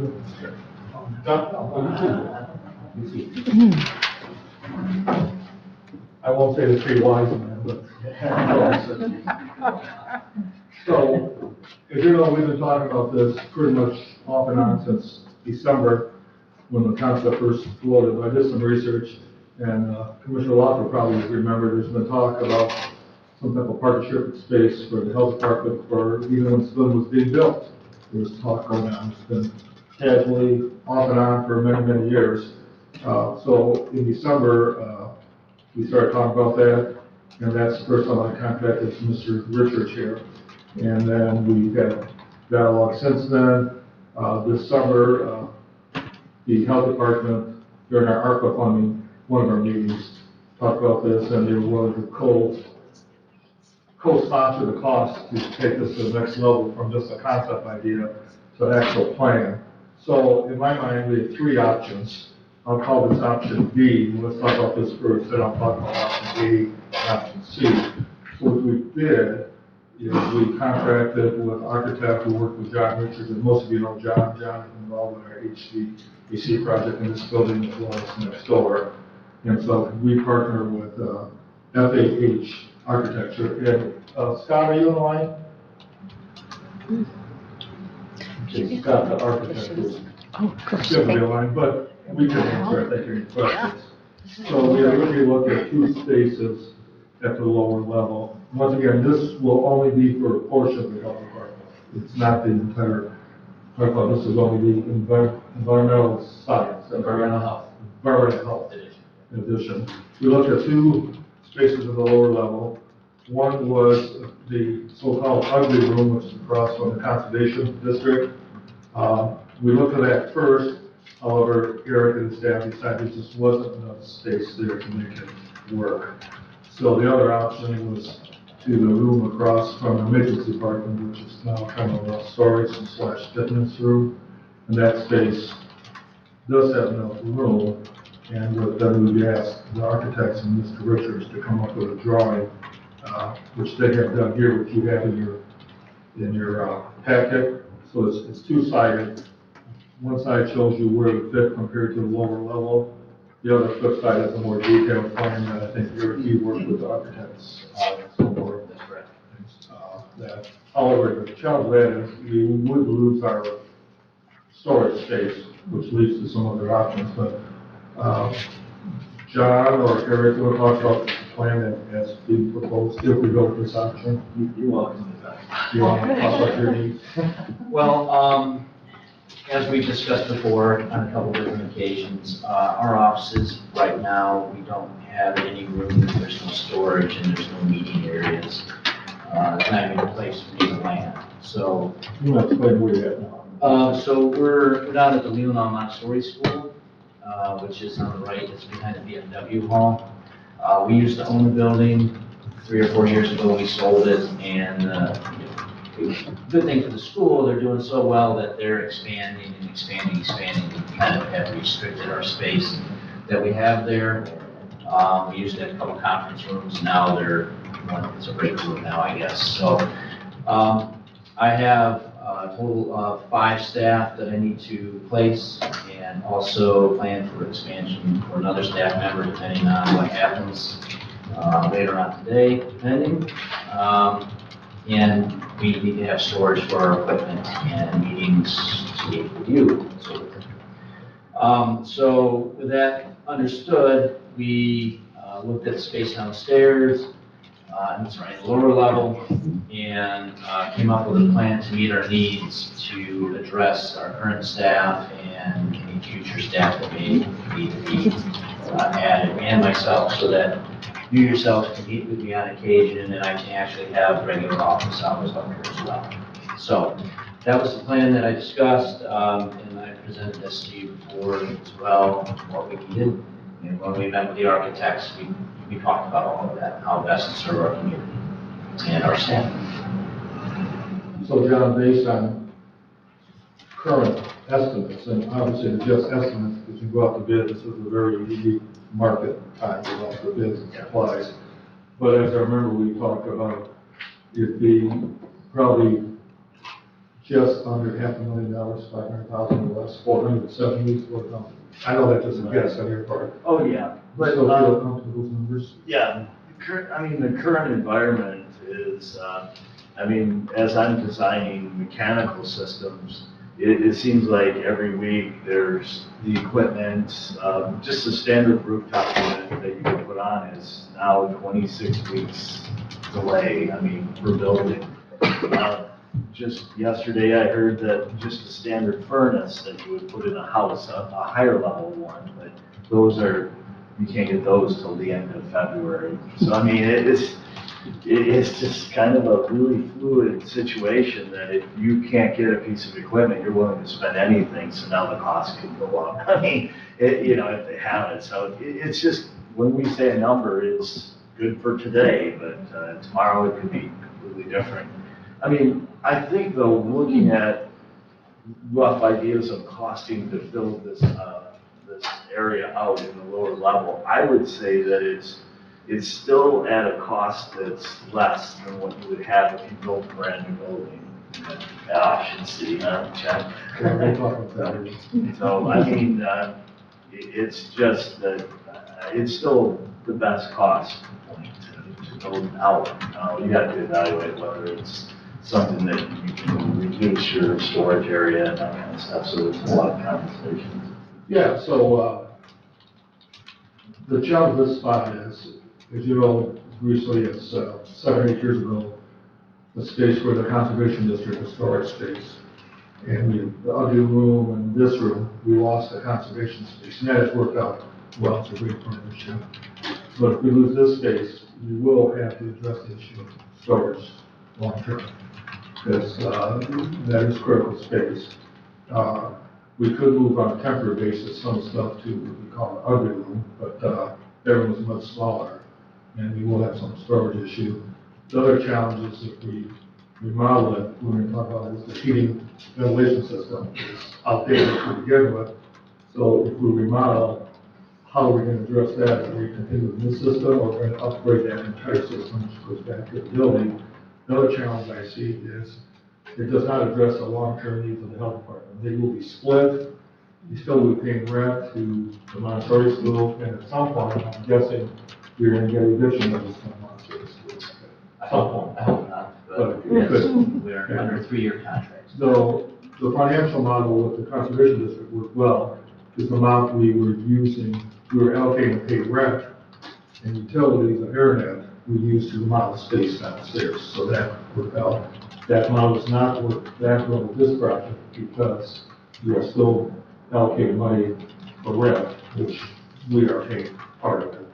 So in my mind, I see 3 different options. I think we talked about long enough, we really need to decide which path we're going to be on. Option 1, to be blunt, is this is a health department challenge, not the county. We don't have to guarantee that space. That's not an issue. We want to be good neighbors and partners and everything.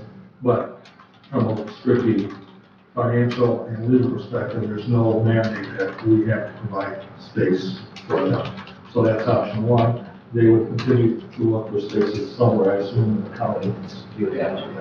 Yeah, so that's option 1. This is option 2. If we do this, there will be additional costs, I think, just for long-term storage. It may not be immediately, but long-term, there will be costs associated with finding enough storage space as we keep growing, expanding.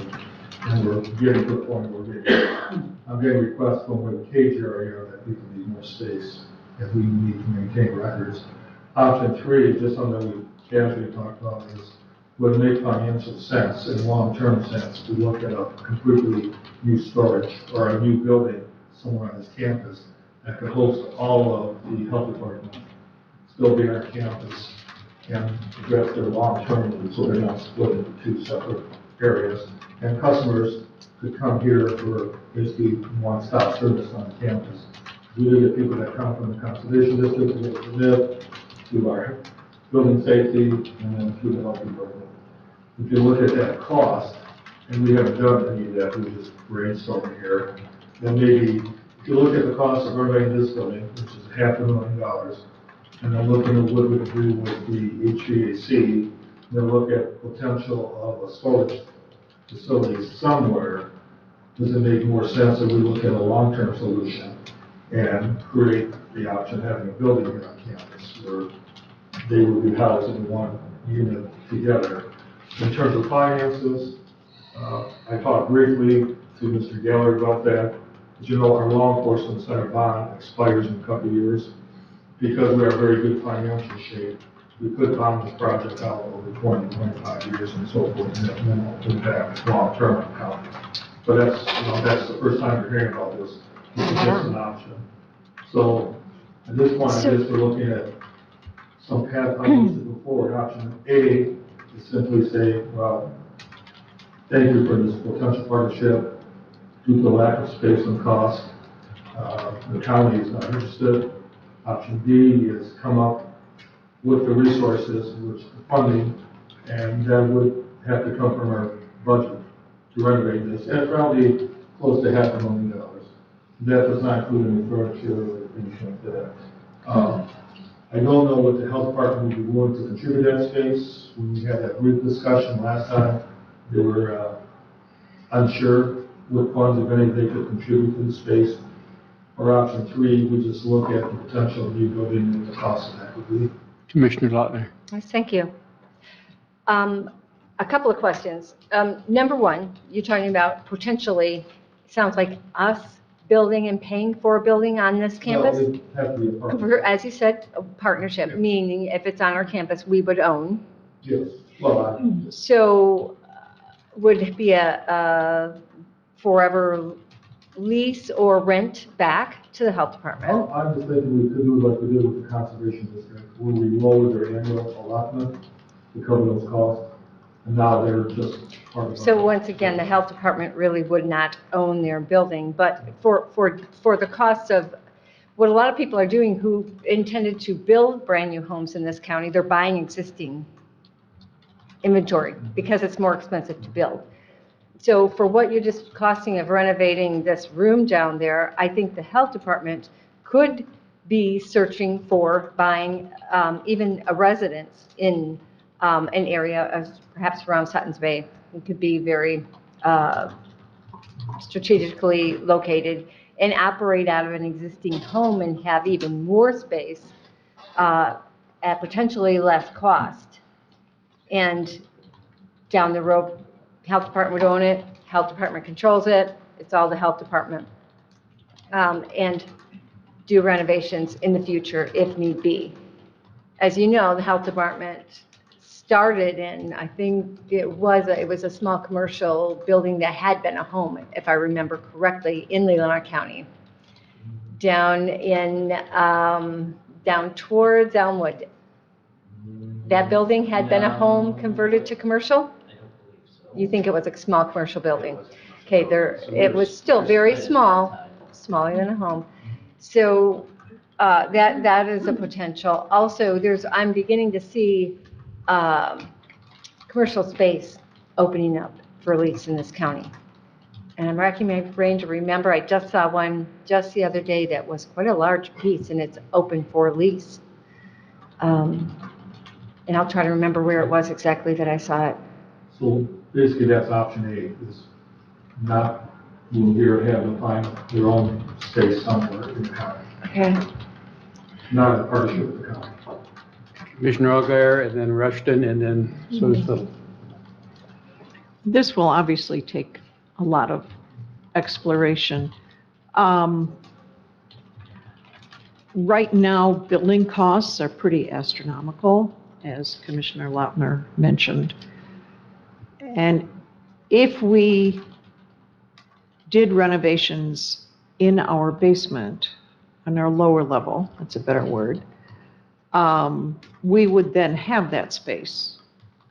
We would have to deal with the storage, but we would have space available if the health department was able to build at some point. I don't think we'd ever lose the value of having that developed space. So, but it is pretty astronomical to build right now. Although it would be wonderful for our citizens to be able to come to this government center and have the health department here. So what am I saying? That's worth looking at. It's a tough question right now. This is a tough environment. Commissioner Rushton. Yes. Eric, how much time do you have in the building you're in with your lease? We just renegotiated, we have another 3 years. So you've got a three-year window. You could tough it out, probably, or you may have to. Well, Yeah. So, in the current environment, I think it would be unwise for the county to step off into this vote because I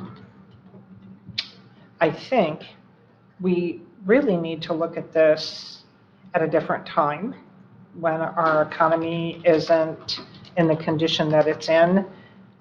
Credit has gone up considerably. I just don't think it's a good time. So I'm shooting for option A. I am not opposed to looking down the road to maybe partnership with some sort of structure on the campus. I think that might be a better fit, and by the time your lease comes around, things in our economy may have quieted down, and it becomes a little bit more favorable to take on a large construction project, and our bond here will almost be done. So I think it's timing. I don't think this is the right time. Tricia? I have a series of questions. Number one, looking at this map, since I don't see a north-south on it, I want to be sure I know what I'm looking at in the lower room area, because I know there's two storage areas, one on the south end of the building, and then there's the one in the kind of the middle section, which is caged. We're looking at the area, okay, the office, the space across from Conservation District is, we call it ugly. Okay, so we're not looking at the, we're looking at what is the far end open where room on the end. Where the equipment is, the fitness. The east-north, the east-north area. Okay. The very far. Right down west. So if you look at the Conservation District. Gotcha. And then you look at where there's the community room. Yeah. Keep going further. Yeah, okay. It's complete opposite end on the same side of the room as the Conservation Right, District. exactly. But Thank at you. the opposite end. Okay, that was one thing. I wanted to be sure what I was looking at. The other thing that comes to mind is, well, first let me ask you a question, Eric. On your lease with the Montessori school, do they have an option that they can terminate before your 3-year period? That was a great question, I'd have to ask Tony, our business administrator on, but I would assume they do. Yeah, I would too. Yeah, I would too. Because that's kind of what happened in the first round. Okay. My third thing is, right now, yes, it's high cost to build right now, but there's a planning stage. I mean, look, the length of time it took us to just get one room.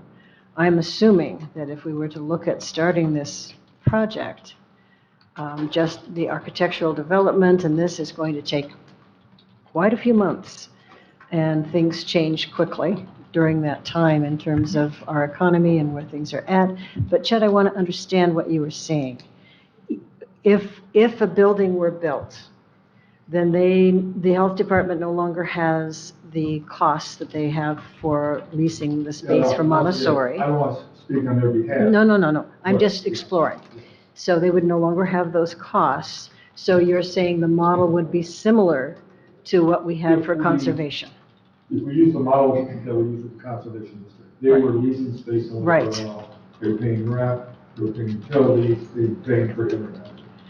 We worked on a partnership because we partially funded. So what they did, obviously, when they moved in here, they no longer were paying rent, they weren't paying utilities, they weren't paying internet.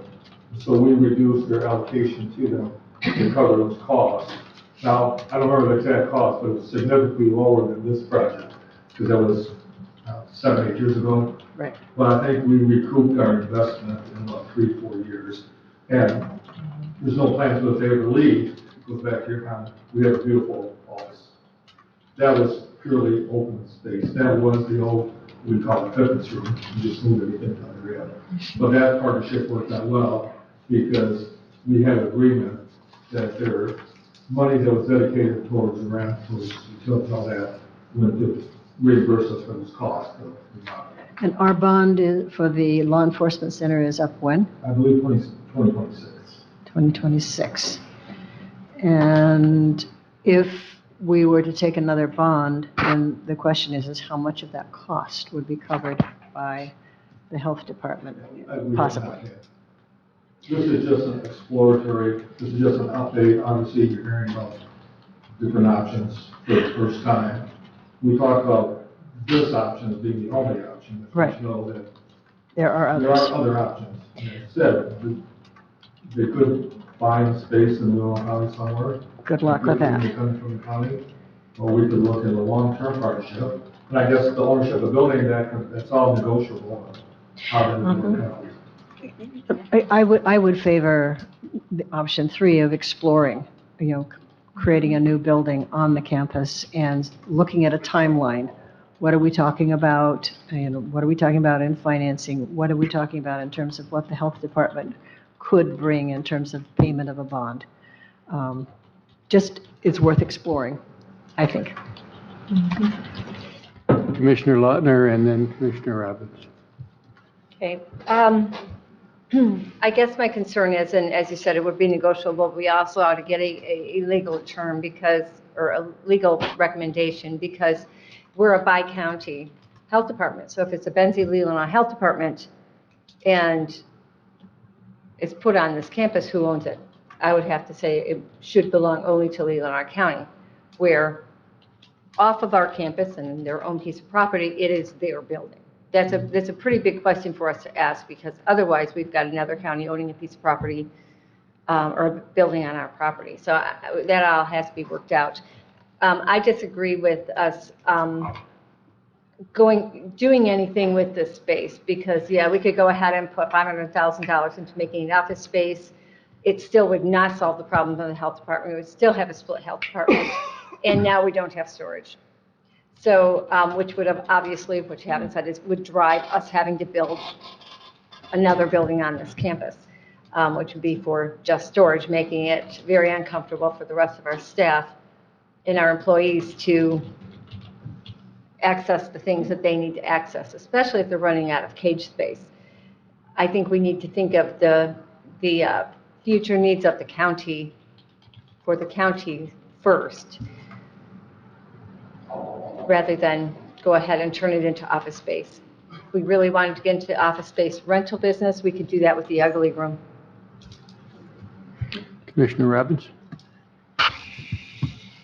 This is a very difficult one. I mean, you can look at it from all angles. I mean, I don't think we built this building here to have storage downstairs. It's too pretty of a building for storage. You can spend $500,000, move you down there. I mean, how long is that going to last? I think it needs to be explored, like Patricia said. I think we really need to look at maybe long-term and think about a building on this campus. I mean, I don't know if anybody's ever thought, I don't know if we could or not, but you get partnerships with Secretary of State and see if they can.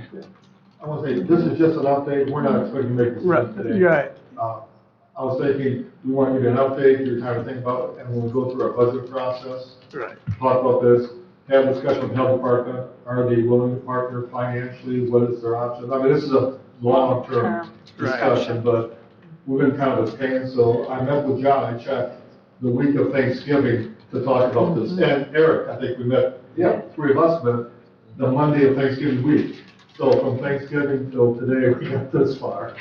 And obviously, this is the next big leap.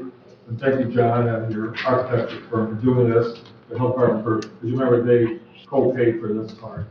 But we are going to have budget meetings in October, September. Think about how you want to proceed, because we really do have different paths we can go on. I want to weigh in. I haven't had a chance to do that yet. I like option 3 as a thing to explore. And I think it involves the health department, explore John Gallagher, and look at finances and look at where we go. But I certainly like option 3 better than option 2. And I don't know that option 1 is really an option for us. Patricia? I just wanted to ask John a last question. From an architectural standpoint, design of a building like that, a year, 2 years? To actually put the plans together, I mean, from the initial conversation like we're having, it could be as much as a year, but I would expect less. But I mean, just, I think it's just more planning. I mean, you know, so how much storage space do we need? Do we build a storage aspect of, you know, something that comes off the lower level and build a building that has storage possibly, you know, and now that opens up the beautiful part of the building. This building isn't made to be storage. Most of the room that we're looking at has beautiful views, and you know, it's kind of a poor use when you call it storage. But I mean, I just think there's a lot of planning that has to happen. It's really just planning. The gentleman that we're working with, Fred Hackle, he worked for FedEx, and he did all their space planning and stuff. So he's very much an expert at planning and giving you directions and ideas. So. But you answered my question. I was basing it on how long it took to get to this point, so I figured at least a year. So. Yeah. Gwen and then Melinda. So just to clarify, so if the environmental health was downstairs in 3 years, you still need a place for the public health people, right? Not necessarily. I mean, we can keep contracting out with the school. I don't know if that's. You don't know what's going to happen there. No, not on that. So. Is there The thing about environmental health and public health, our divisions, we can be completely separate. We do not rely upon one another to function. Frankly, they're in our way and we're in their way at the current time. But if that's a concern, we do not need to be together. It's great to be together because we are a team and we are an agency. But if it came down to doing our jobs, we do not need to be together. Do you guys have a preference about where this will go? Well, if you take costs out of there, at the moment, it would actually be more beneficial for our department to be here because of planning's here and buildings here and all the other permitting agencies are here. So it makes more sense as a community person. If I was going to come in and get a permit, I'd want to come to here, and that's it. So it makes more sense for us to be here, but the cost of $500,000 seems really high to me, but so does, you know, buying a home right now too. I was envisioning while you were talking of you guys running up the hill. Figure it out. Commissioner Lautner. No, thank you. In the perfect world, I guess everyone could come to this building for everything, including their township land use permits and their driver's license and everything else. And I oppose us trying to be being the one-stop shop for everything in our county. But let me tell you a little bit about this building. Thank you very much. We're very proud of how beautiful our building is, but I can tell you as a matter of fact, it was built for 2 reasons. One was storage. The other was future expansion of county offices, potentially. Third reason was, as everyone knows who builds, your lower level is your cheapest level to build. So obviously, we put a full lower level in. It's the most prudent thing to do. So was future of moving our health department into this building ever discussed? No, it was not. But thank you for recognizing our beautiful building. Gwen? I would like to see the more development of option number 3 as well, I guess. And yes, we have to deal with this in budget. So I agree that using that room in the basement as storage seems ridiculous with all those nice windows. So making that into the office space, so it might be easier for the public health department to be in another building somewhere else, outside of the Connie Dinsfield building.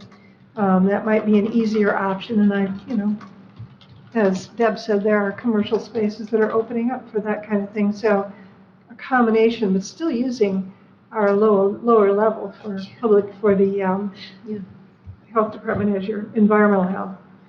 Makes sense to me. Tricia? Listening to everyone's comments, option one is not an option in my mind either. I think, we're looking at 2 or 3, we're looking at doing something. And 2, I agree, I know you put your heart and soul in this, Melinda, and have a lot of vested interest, bless you for that. But I would love to see something in there, and the environmental health fits. It's just the cost. So maybe that's what we work on, finding a way to make it feasible, because as has been pointed out, we don't lose the value of having those offices if at some point in time they move to a building that accommodates everybody or just move for another purpose. So my last comment. Commissioner Rushton, and then we'll see if we can wrap this up for now. I think it's important to clarify that it is not the county's obligation or responsibility to provide a functioning workspace for the health department. I believe we're looking at some sort of a partnership that may enhance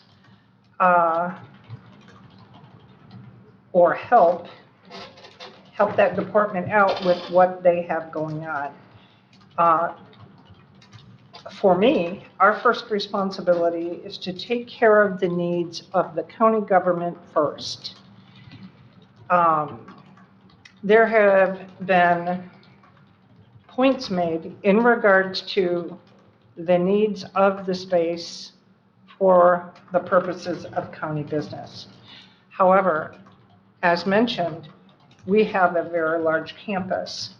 If there could be something that could be worked out with another agency down the road, when the time is correct, when all the stars align, where it's cost effective, so on and so forth, that may be the opportunity to move forward with a large project such as that.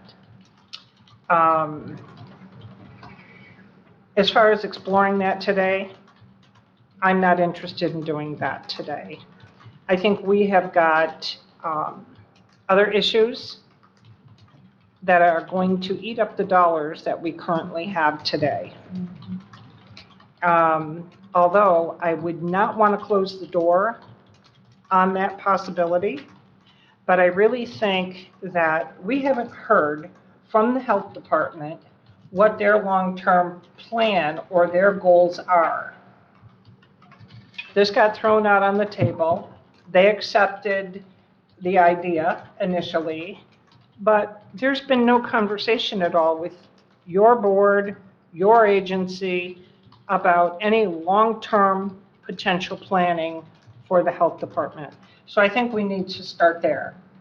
We need to have a conversation with that entity and then move forward on a long-range 3 to 5 year plan.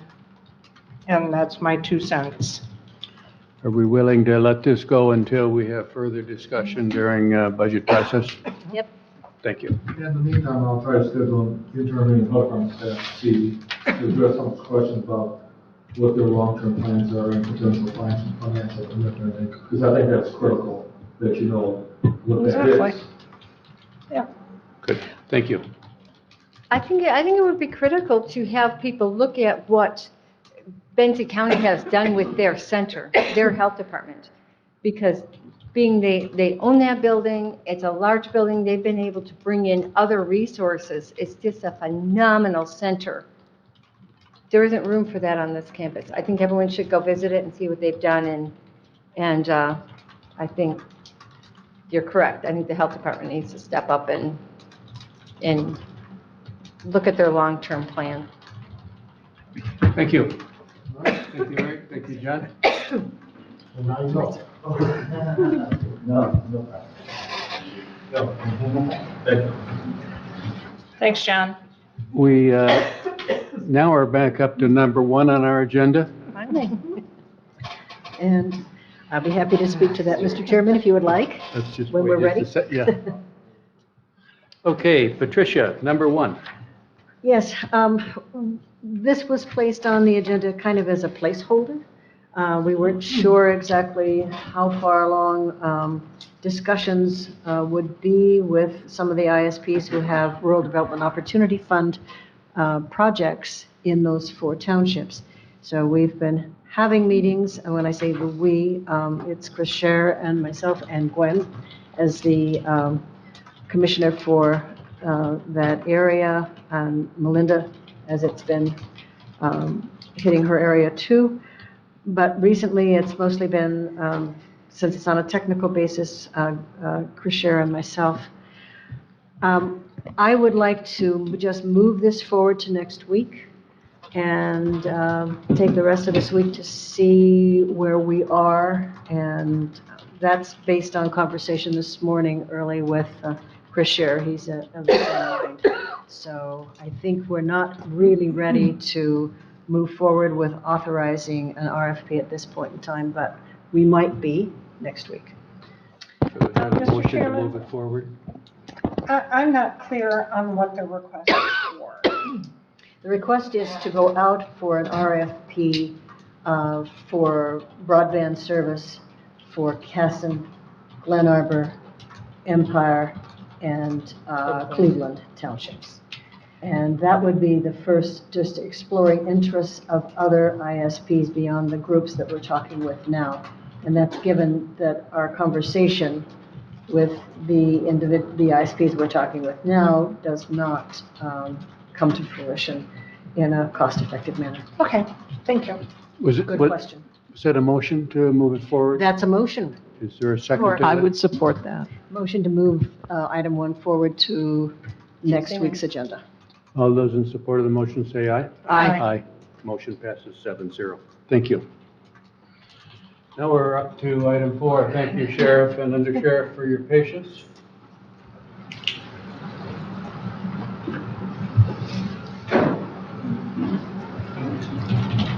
Good afternoon, everybody. Hello. I'll just right out of the box. Do it. I would move to recommend that the Leelanau County Board of Commissioners allow the Sheriff's Office to apply for the 2023 fiscal year secondary road patrol grant through the Michigan Office of Highway Safety and authorize the chairman of the board to sign the application. Support. So, Sheriff, this particular grant seems to be reduced year after year. Moving forward, what does that look like for us? The Michigan Sheriff's Association has been very involved politically with the legislature. It's a state police funded grant, and it's based in a number of contacts, arrests, warnings, accidents, and so forth. It's a complicated formula. And basically, it has dwindled down over the years. It's not gone, but, we fund that position. Secondary road position, SRP 416 grant, basically is a patrol car assigned daily to work the secondary roads. Stop sign in Maple City, people are running. People pass school buses when the red lights are on. 633, 641, 643, 645, all the roads north and south where people are trying to avoid F22 on Traverse. We just recently had a fatality on on 72, a double fatality. But if you look long term and where our accidents are, they're on M22 and they're on our secondary roads. It's very essential. The good thing is MSA, which the Sheriff's Association, made a lot of progress with legislators, and they're going to basically get a chunk of that money every year given to the 83 counties, the 83 sheriffs to administer. I actually see the grant going up in the future.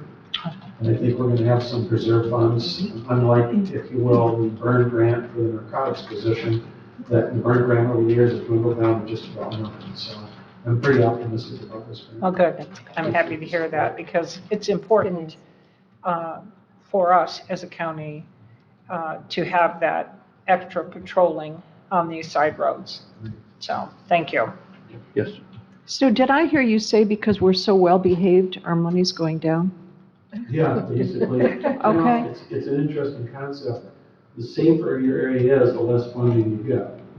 And you really. good So we need to point get there. rowdy, So, okay. yeah, so like if your area is kind of getting out of control, it's getting rowdier, then you You get basically more are gonna money. have more funding through these grants. Well, good for us. Yeah, yeah. You know, we only have one car. You take Kent County down by Grand Rapids or Oakland County, you know, down North Detroit. They have an entire fleet of vehicles and officers and supervision within them and so forth to run. We just have one position, so it's essential we keep it because that car is not going on just domestic or mental health calls we talk about. The very last thing I did yesterday was set to a mental health call, involuntary commitment. And, you know, that's where we're spending a ton of our time is going to mental health issues. But that doesn't negate the need for the car working 643 or school bus passenger. So, yeah. Thank you. We ready to vote on this? We are. All those in support of the motion say aye. Aye. Motion passes 7-0. And Mr. Chairman, Yes. I would move to recommend that the Leelanau County Board of Commissioners approve receipt of a $5,000 donation from the First Responders Children's Foundation for the K-9 Fund. Funds to be placed in the K-9 donation account 101-60674-005. Support. Any discussion? All those in support of the motion say aye. Aye. Motion passes 7-0. Thank you. Gentlemen, Get out of here. Just wanna enjoy your say- lunch. Yeah, I just want to say one thing. That boat that we jointly bought, hats off to Commander Eddington for finding that. I don't know how we got it. Mr. Robbins, I really appreciate you going with them and helping make that trip. That is like a brand new boat. And Jim, didn't you say we thought that'd be in the neighborhood of 106,000 brand new today? Yeah, we're looking at all the upgrades this guy put on the boat and all the things, the upgraded seats and a dive platform for retrieving people out of the water and ladders and a chart plotter and a hard thinly top. It's really cool. So that is more than what we expected. And I hope we're getting radios put in it this week. We're getting stickers put on the boat, flashers, so forth. I would hope to bring it around and have it out here maybe at the start of the next board meeting. So as you walk in, you can take a look at it because we did right on that one. Good. Thank you. Thank you. We now are down to Trudy Gala and the Brownfield Redevelopment Authority. Hi, Trudy. This is to be cast out for the CIP.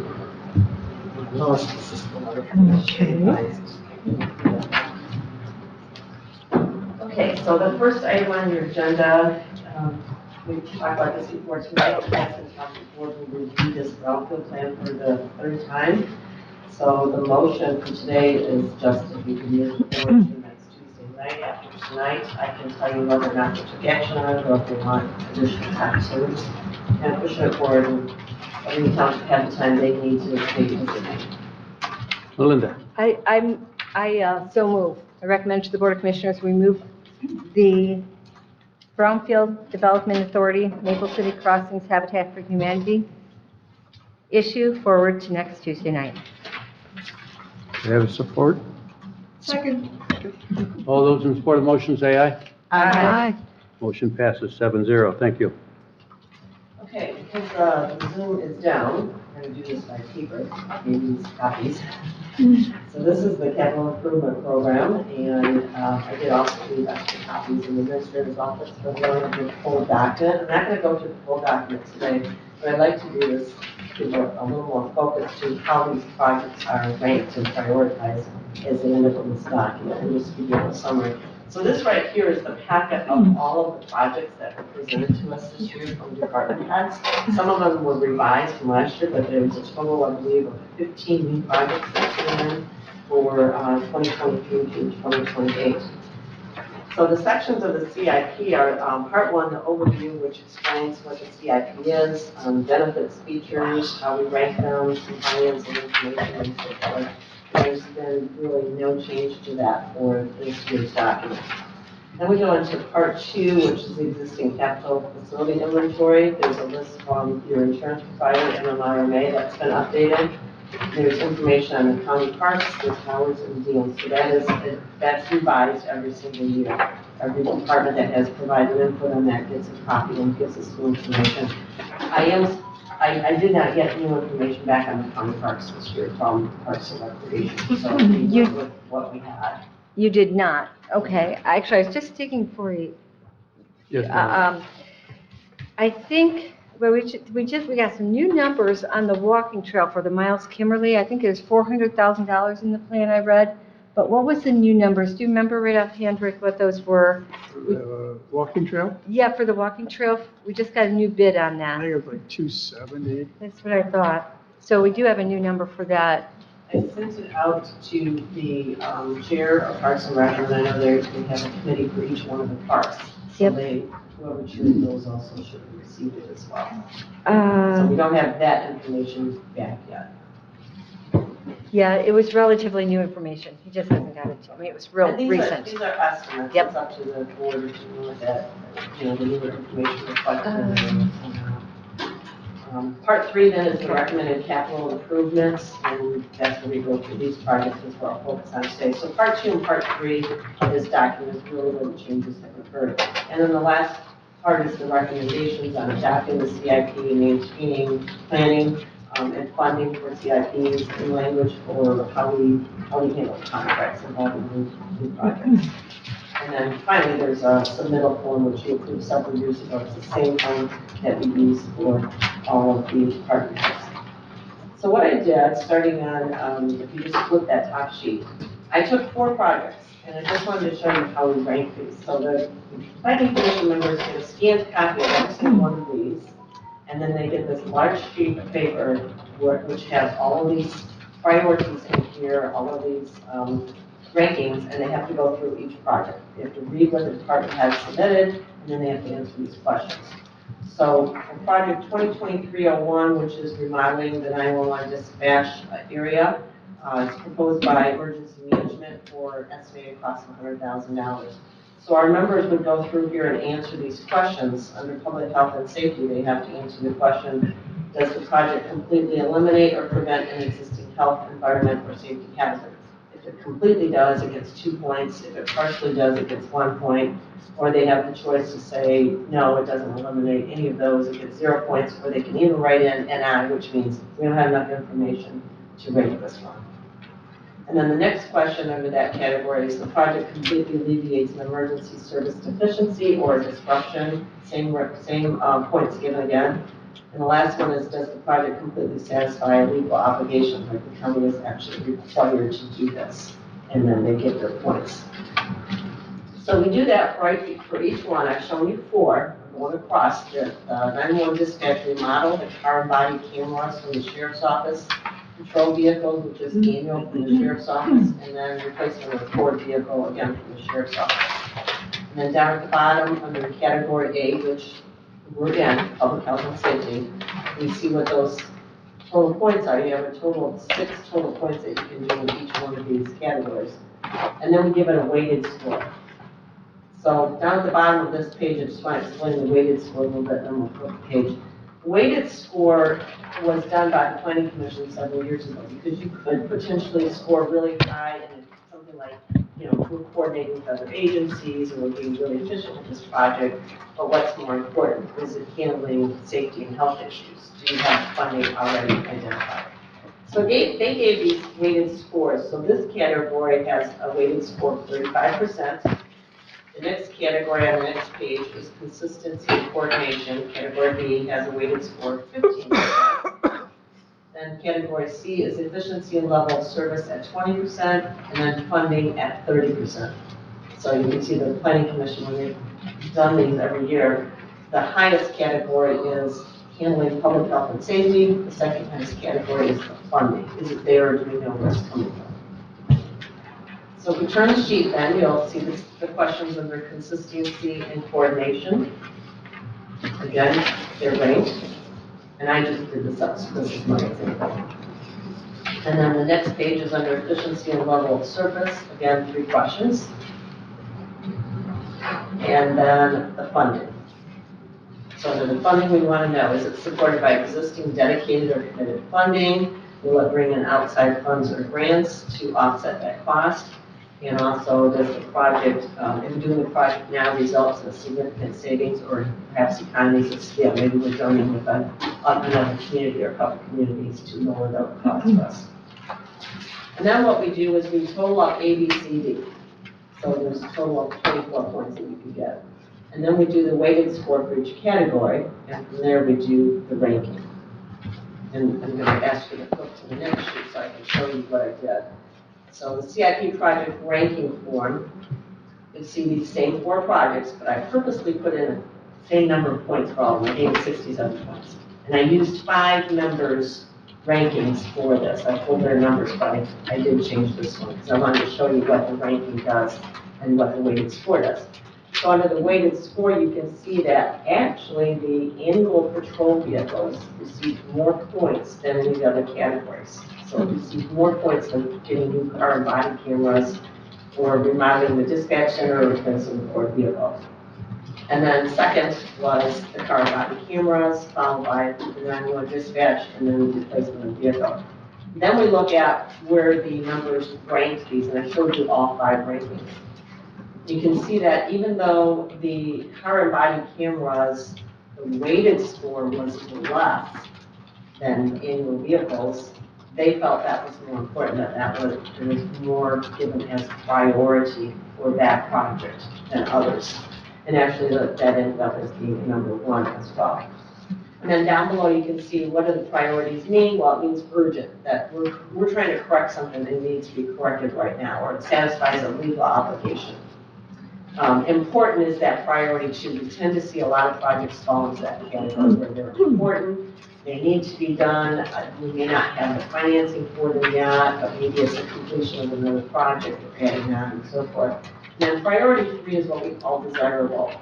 If there's a benefit to it, there's a benefit to the community, it's worthwhile if we have funding available, but if we push that off, there's no fun. There's nothing, nothing's going to happen that's going to be drastic. If you push that off for a few years and consider it again. So that's how every one of these projects is done, and that's how they end up in your CIP. We don't show all of these questions, we don't show all these rankings. We go through and take the planning commission members them through the exercise, which they did in July, and they get to look at all of this, they get to look at the priorities, and then they decide what project is going to be for a priority ranking. If there's 3 1s and there's 3 2s, what are they giving that? And that's where you come up with the projects that are all listed in the CIP. So next we come to the summary chart of all the proposed projects, and I'm not going to go through all of these. I want to tell you though that, and I did mention this last year, you have projects on here that start with the number 2016. So we number them by the year we get them. So 2016 still has 6 projects listed in here. We put projects in a CIP for 6 years. We're beyond that point. This is something that the county board needs to decide, are we keeping these projects in the CIP or are we just not going to do them? If you want them left in there, that's fine, we'll leave them in there. And they do change, we get some revisions over the years, but after 6 years, are we really doing them or is it more of a wish list? Some of these, like the patrol boat, the sheriff is still trying to get the funding for that, so it's still on here as a number 1 priority. And then you'll see that there's one project in 2017. The projects in 18 and 19 were either done or they were taken off the list and were not going to be done. And we go into the year 2020. We have several projects there, as well as 2022, and then all of the new projects. So this chart shows every single project that is still listed in your CIP, the priority that it was given, where it's at, the department that's accountable for it, when we think it will start and end, potentially. And then there's a little summary and the needs fulfilled and the approximate cost and where the funding may come from. There were several this time around for 2023 that in the right-hand column under funding says TBD, to be determined. The department didn't give us any information. We don't know where the funding's coming from. So that's where we ended up with all of these projects. And then there's one more chart. It's the last two, three pages of your document. Projected annual capital cost from 2023 to 2028. You'll see there's a correction on the top one. The sheriff's office told me that the cost has gone up on both. So the county's cost would be $175,000. So that's a change from what I had originally printed out for you last week. And we go through here and we try to estimate, based on what the department heads gave us, when will this project start, when will it end, and we spread that money out. Generally spread it out evenly, maybe breaking it in half. So that you can see that if you started and did these projects in 2023, everything that's listed in here under 2023, there's a total at bottom. And of course, everyone wants to know, well, what's the bottom number? How much are we talking about? The total of the projects is $8,052,523 plus that $57,000, which is the increase in the patrol vehicle. For 2023, if you were to actually proceed with all the projects that are listed as being requested to start in 2023, you're looking at over $4 million in projects next year. Do we have a magic wand? Yeah, right. You want to race? Sure. And as usual, I asked John Gallagher, John, where we sit financially, how we need to finance these projects, and, of course, we don't have that kind of money that we're sitting just uses cash, but we have to look at each individual project, what the department has proposed, and whether or not the county would finance it. And lastly, I want to say that, as I've told all the department heads, even though your project is listed as CIP, it doesn't give you the approval to go out and do it. This is a planning tool, this is for finances, and you still have to go through your bid process and all the new steps that you do and bring it before the county board. This is a snapshot of what we're looking at over the next 6 years, potential projects. Commissioner Rushton? Can I ask you, on the block wall repair, where did that information come from? That came from Buildings and Grounds Department. Okay, so. They submitted that request. Did we get estimates for repair on that, Chet? Not an official estimate, just, we talked to the engineer and he gave us a ballpark number. That's where we're at. That's one of the issues you remember listed in my memo for the budget to have that all gone. Gwen? So New County website is number 2, but we've talked about that, so. Yeah, this is a planning guide. So Right. this is a guide to help the board. The board is final authority to determine how money is allocated and spent. We talk about it, but we'll talk about it during the budget process because you have not allocated any money. Okay. So And this so is, you haven't asked, you're not exploring, are you exploring right now? we have a committee and we have a great chairperson who's doing an excellent job of chairing that committee. And that's why on that memo with the budget last week, we put a ballpark number in it. Okay.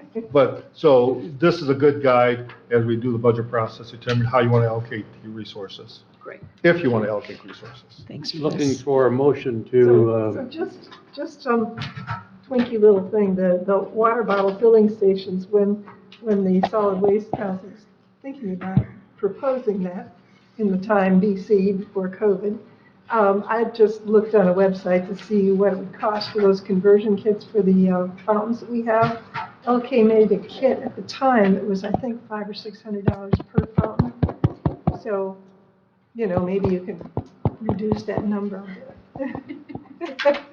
That's me tapping to say, speak into your mics. Oh, I'm sorry. You want me to start over again? No. Okay.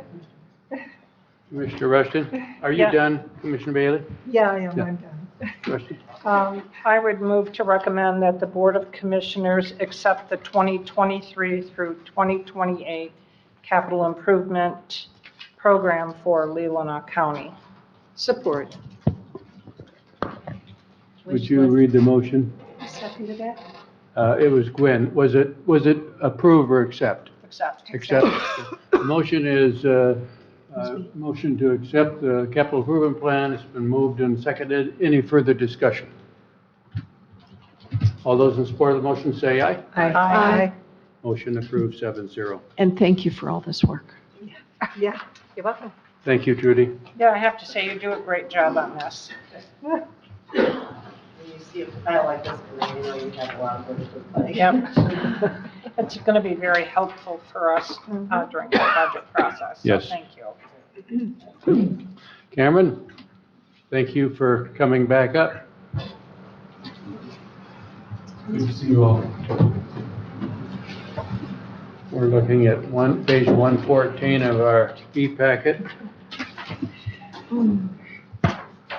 What you have before you from the court today is a request to basically renew a grant that we had gotten last year. This is the Raise the Age grant. It's the exact same amount of money. The application is word for word, the identical application as last year's application with the exception of the dates. It's for the next fiscal year from October through September. I doubt that we'll spend that much money.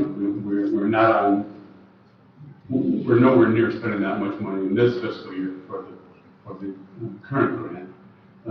But there is a budget included in your packet, and we're just asking for approval to submit that grant application. Commissioner Rushton? Yes, can you tell us what happens to the money? What happens to the money if we don't use the money? Well, it's all based on a reimbursement. You know, we spend okay, so we get a dollar back. So if we don't spend the entire amount, we don't get it. We don't get the money. Okay. So I would move to recommend to the Board of Commissioners to accept, is it $37,985 from the fiscal year 2023 appropriations for Michigan Department of Health and Human Services, RTA-2023, which is Raise the Age, to cover the costs which are incurred by the court that are not reimbursed through the Child Care Fund. Support. Any further questions? All those in support of the motion say aye. Aye. Motion passes 7-0. The second item is simply a contract that Ottawa County requires all other counties to agree to if we were to place any child in their detention or treatment facility. It is not asking that we will pay a certain amount in terms of we're not guaranteeing them any money. We're just guaranteeing that we will pay their per diem rates if the opportunity comes along that a child of ours is placed in a facility.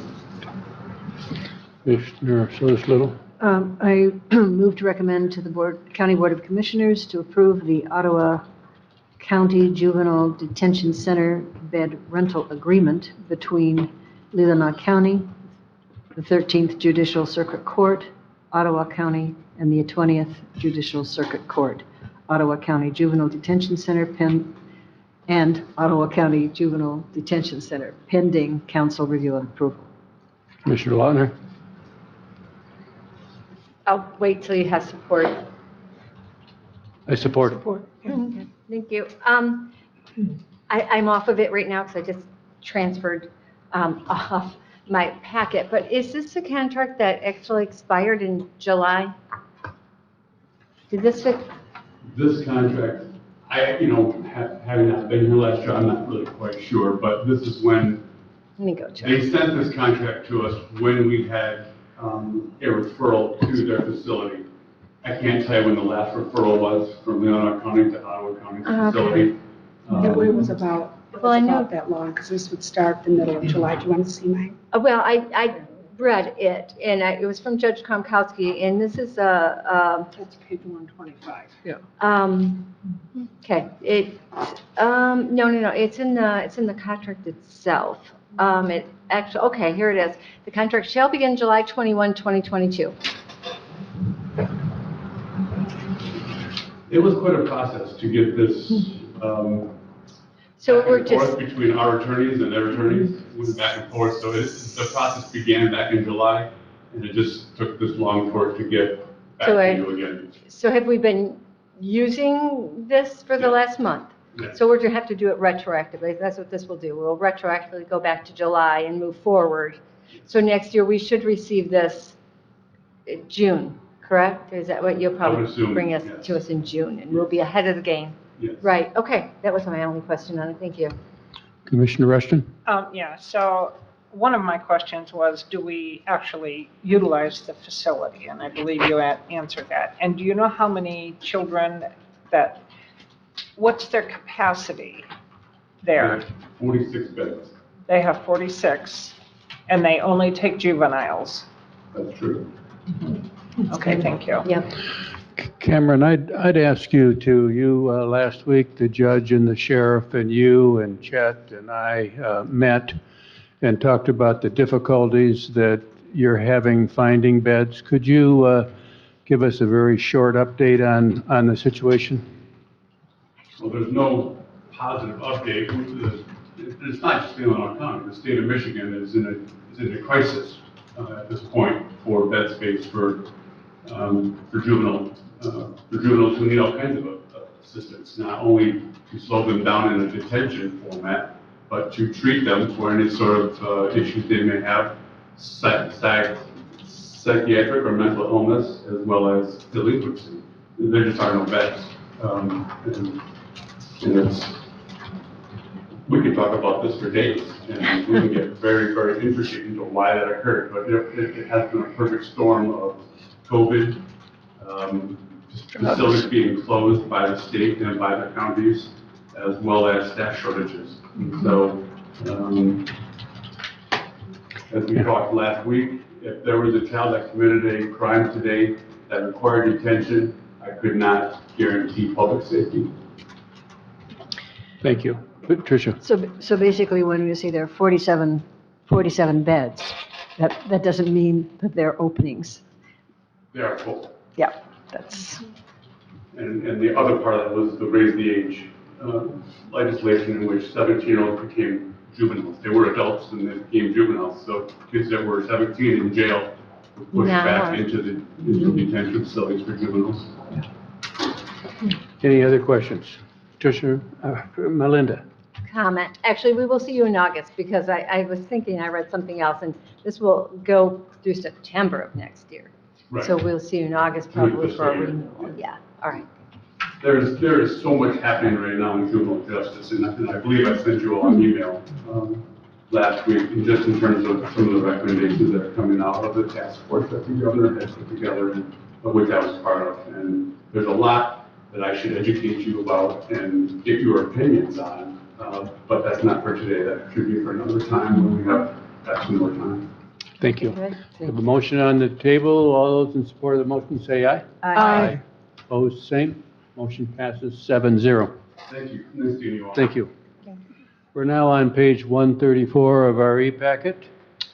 We have a request from the prosecutor. I don't see him here, but this is a standard grant that you renew every year. I don't believe there's any changes in the terms or conditions. Commissioner Lautner? Yes.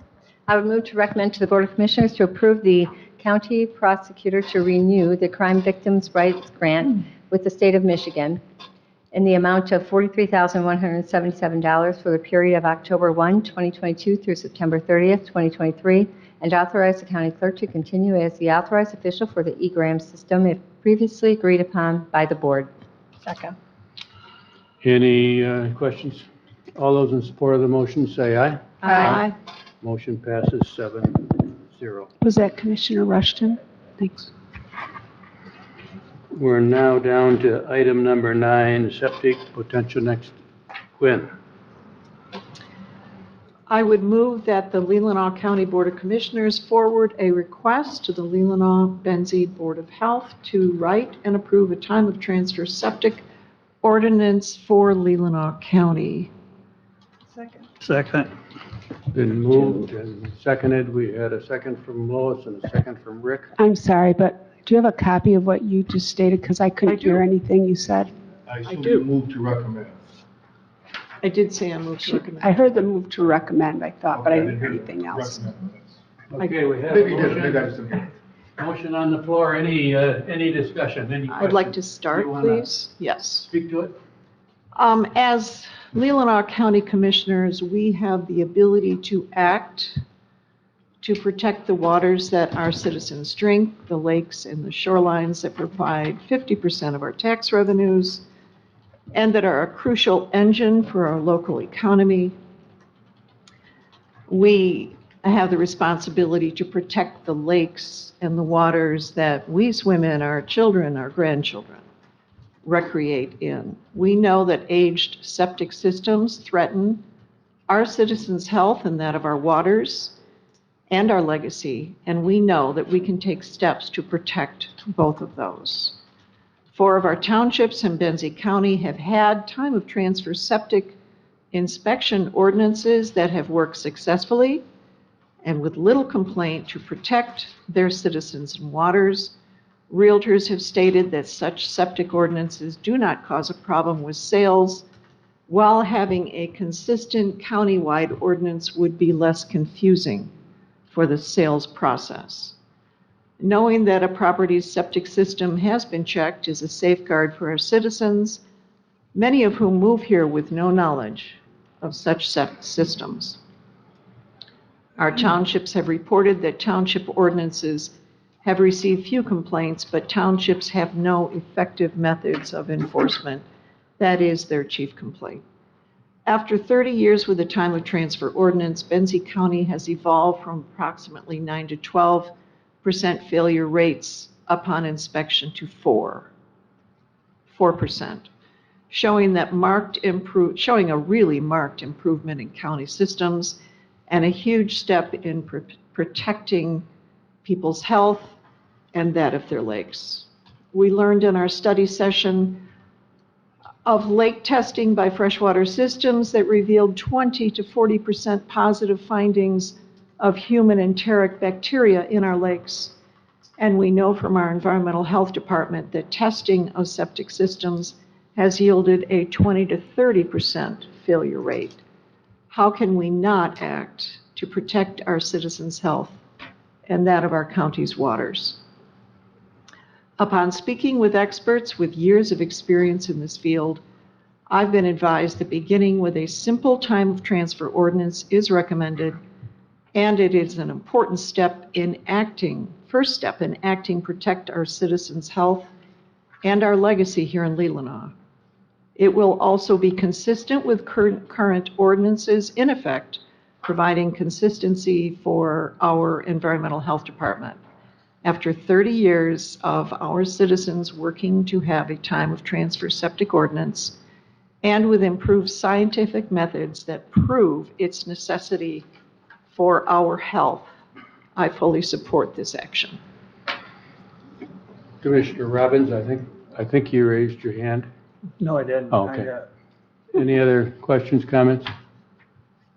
Commissioner Just Bailey? to say that I fully agree. It's been a long road, and it's time to move forward. Commissioner Lautner? I have a question. Per your speech, Commissioner Algar, you speak a lot about the lakes.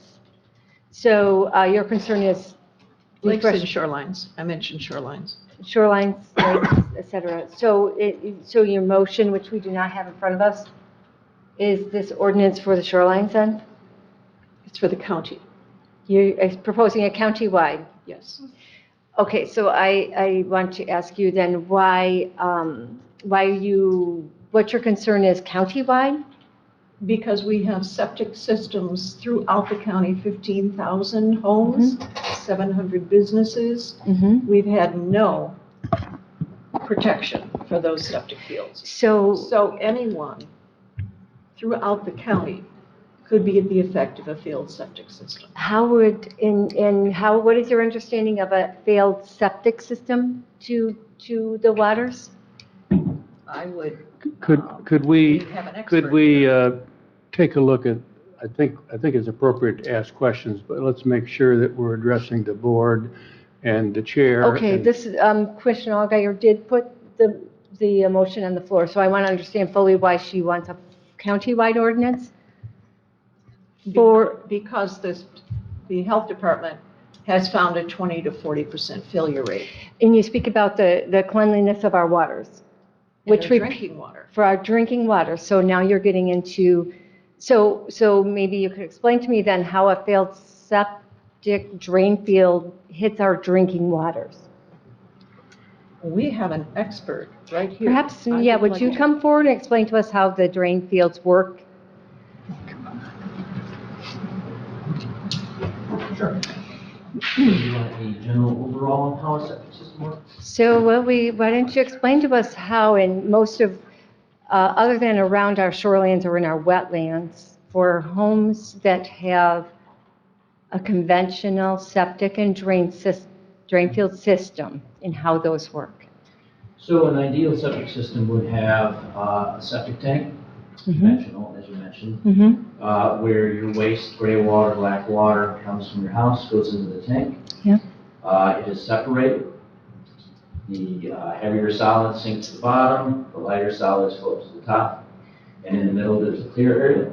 In that tank there is an anaerobic condition, which is where pathogens and viruses and other harmful organisms are killed.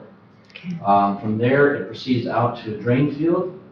A drain field, final disposal system can be many different styles for that. But ideally, it's going to, that water from the tank would go into that final disposal system.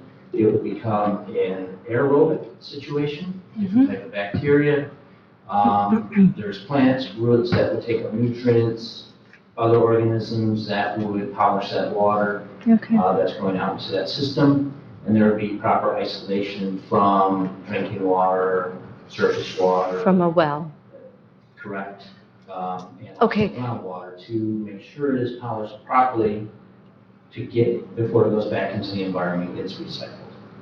So when that system perhaps fails, that drain field reaches the end of its life, what happens? So what typically will happen is a couple different things. Roots can get into it and it causes a backup, of course. Not a lot you can do about that. Backs up into the home. They can. Okay. Or it can surface. The other thing that typically will happen is the soil interface between the water flowing from the septic tank to the drain field, and that interface between the final disposal and the soil gets plugged up. The water then fills up that system. It becomes anaerobic. So, So a film is formed under the drain field, causing that water then to come up. Typically. So it's been reported, and I hear this a lot, and I think it's been commonly understood by many on this board, that if a system, a drain field system fails, it goes down to our drinking water. Well, if you have an improperly designed septic system or it is not isolated properly to groundwater, sure it can. But I was not speaking about those lowlands. We were speaking about a great majority of our county that is on sandy loam soil. So in the example that I just gave you, the system would flow up. You would have a surface, or it would back up into the home. It's very possible. And then it would, as it surfaces, it would then flow downstream, it would flow to by gravity and find a way back down into the ground. But obviously you have a major health hazard sitting there. Which we have never had. I will state that we have never had that situation in our county, so we're very proud of that. So I think what this motion potentially would do is to force regulation upon most of the county, a great portion of the county that does not need it. And I think a lot of our concern is for our lakes in this county, clean water in our lakes, which we have gotten repeatedly year after year reports that we've gotten cleaner and cleaner and cleaner in our lakes as homes are replaced along, homes and cottages are replaced along our lakes, education alone, etc. So we have been working on this project in the county to look at our shorelines, what the health department has for records, what our equalization has department has for records, and we now know where we have homes or cottages where we don't know what kind of systems that they have. And I believe that those are our major concerns. So I make an amendment to the motion that we continue with, I'm going to get this in my motion yet, but I'm proposing that we continue with our project and concentrate on our shorelines of our lakes. So our amendment to this motion is for those homes, residents, businesses that are within 300 feet of any of our lake shores in Leelanau County. I'll support. So then now if I'll speak to my motion, thank you for the support. This would be a great next step for Leelanau County to do, where we won't be over-regulating the greater majority of our citizens and burdening them with transfer when it isn't really necessary to transfer. I think the homes we're mostly concerned about are those along our shores that could potentially transfer, and we never get a hold of that system. But for the rest of the homes in the county that perhaps just want to transfer the farms, we wouldn't have to overburden, especially our farmers. And we heard and touched on just a little bit of the burdens of our farmers, especially our cherry farmers in the county right now with what they're going through. So with the point of transfer, anytime someone chooses to add a name to their properties for succession, their woodlands, their home, their farms, they just add that name, it's going to trigger this, which is going to cost them what? $400 or more? It depends on if we have records and how old they are. Bingo. So, and then however this is written, is it going to be every so many years? So I think it's an overburden for most of the county. So therefore, that is why I make the amendment. We have a motion on the floor. We have an amendment on the floor. Anybody want to speak to either? Deb? Yes. We've been batting this ball around at this board for years. And I have said all along that if we have a problem, we need to find the best solution to correct the problem. Reading from a comment in the Leelanau Enterprise from Mr. Jim Miller, instead of a one-size-fits-all ordinance that equates to killing ants with dynamite, why not be proactive on the issue? The process that we started with was for the purposes of finding the problem and fixing the problems that we have out there. I 100% disagree with a county-wide ordinance, because what we are doing is we sit here on our thrones and punish those responsible citizens in our community that take care of their septic systems. So I would like to see how we as a board, as a county, how we can support the health department to target those troubled areas. Again, when we look at who has the authority to impact these ordinances, it basically is at the township level. We've got at least 4 townships in our community where the citizens petitioned their leaders to put an ordinance in their districts. Great. I'm all for that. However, again, sitting on our thrones, we think we can just go out there and mandate that good people be punished, which I am opposed to. And I have talked to Eric a couple times about, and I've asked him the question twice, how can we help you better do your job? That's our job. How can we better help them do the job that needs to be done? I haven't got those answers yet. Hopefully, we'll see them.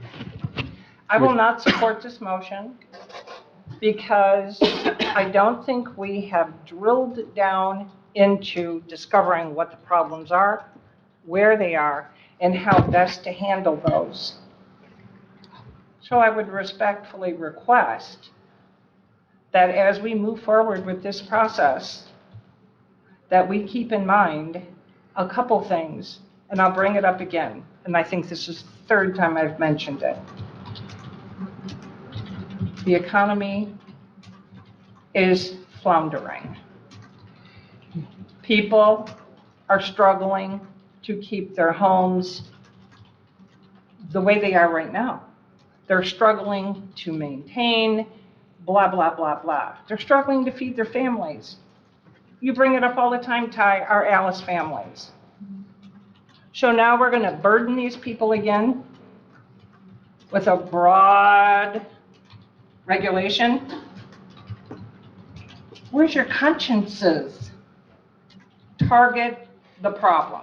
Thank you. Commissioner Robbins. Thank you, Chairman. Well, I left here a week ago, last Monday, wondering where we're going to go with this. I decided I had my homework to do.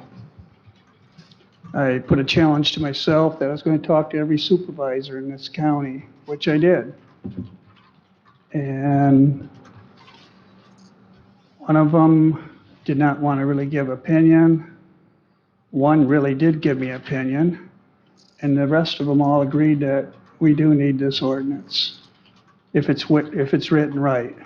That was their concern, that we need it, but it has to be written right.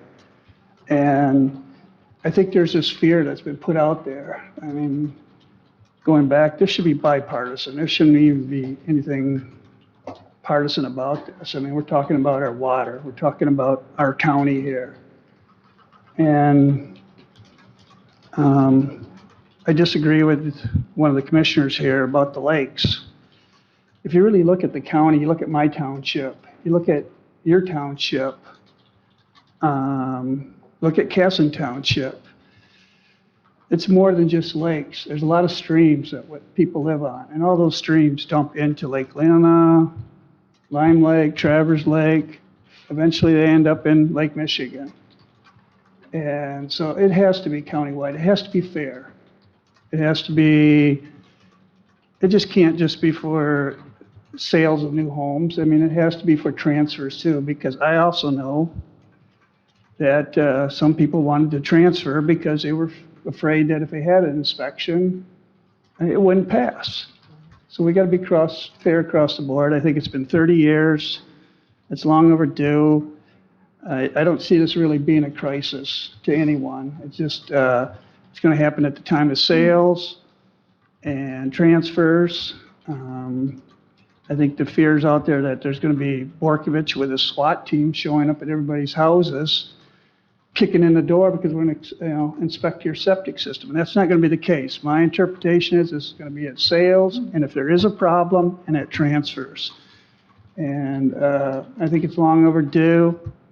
I've kind of changed my opinion from maybe a year ago, but after talking to all the supervisors and everything, it's time that we move forward. The only question I have is a legal question. We do have, 3 or 4 townships. If we make this county ordinance, can we supersede them, or what's going to happen? Or do they keep theirs?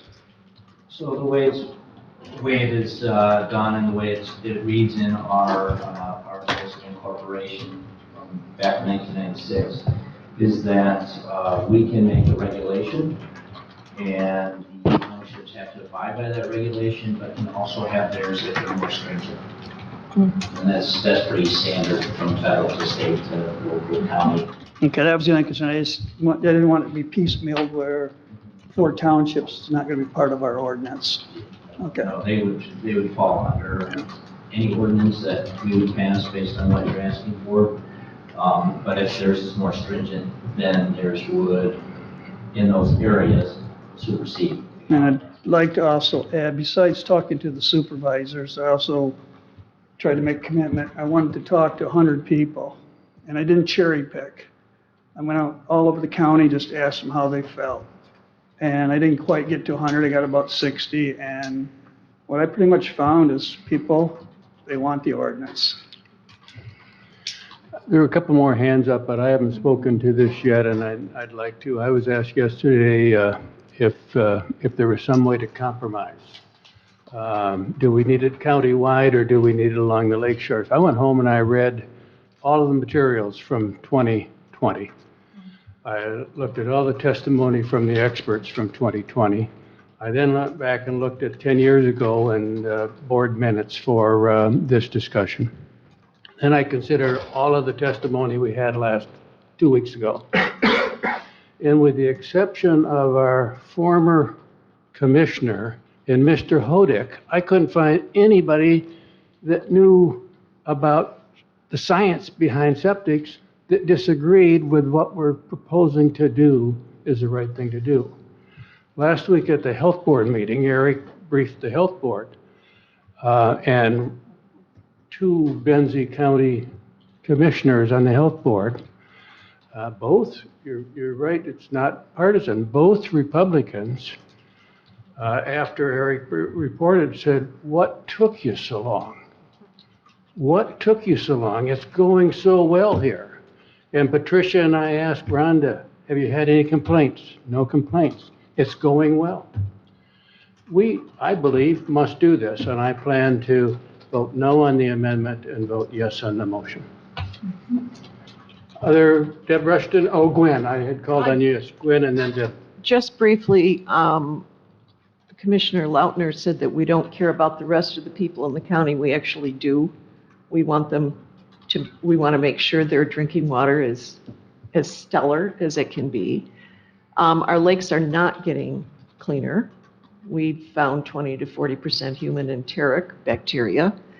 As far as funding and people to do the studies, we've got a real roadblock going on. So yes, I think that's something we need to keep talking about. But, and may I remind everyone, we're the only state in this country that does not protect our drinking water systems and our septic systems. I am eager to join the rest of the world in protecting our water. I said Commissioner Rushton, and then I want to make sure we get to Commissioner Sodas Little because we have not heard from you on this, and then Commissioner Lautner.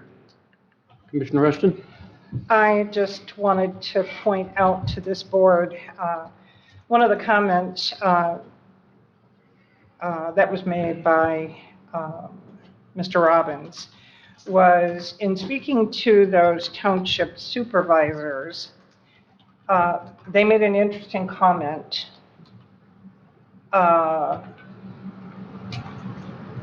As long as the language in the ordinance was, I believe you used, correct? Okay. So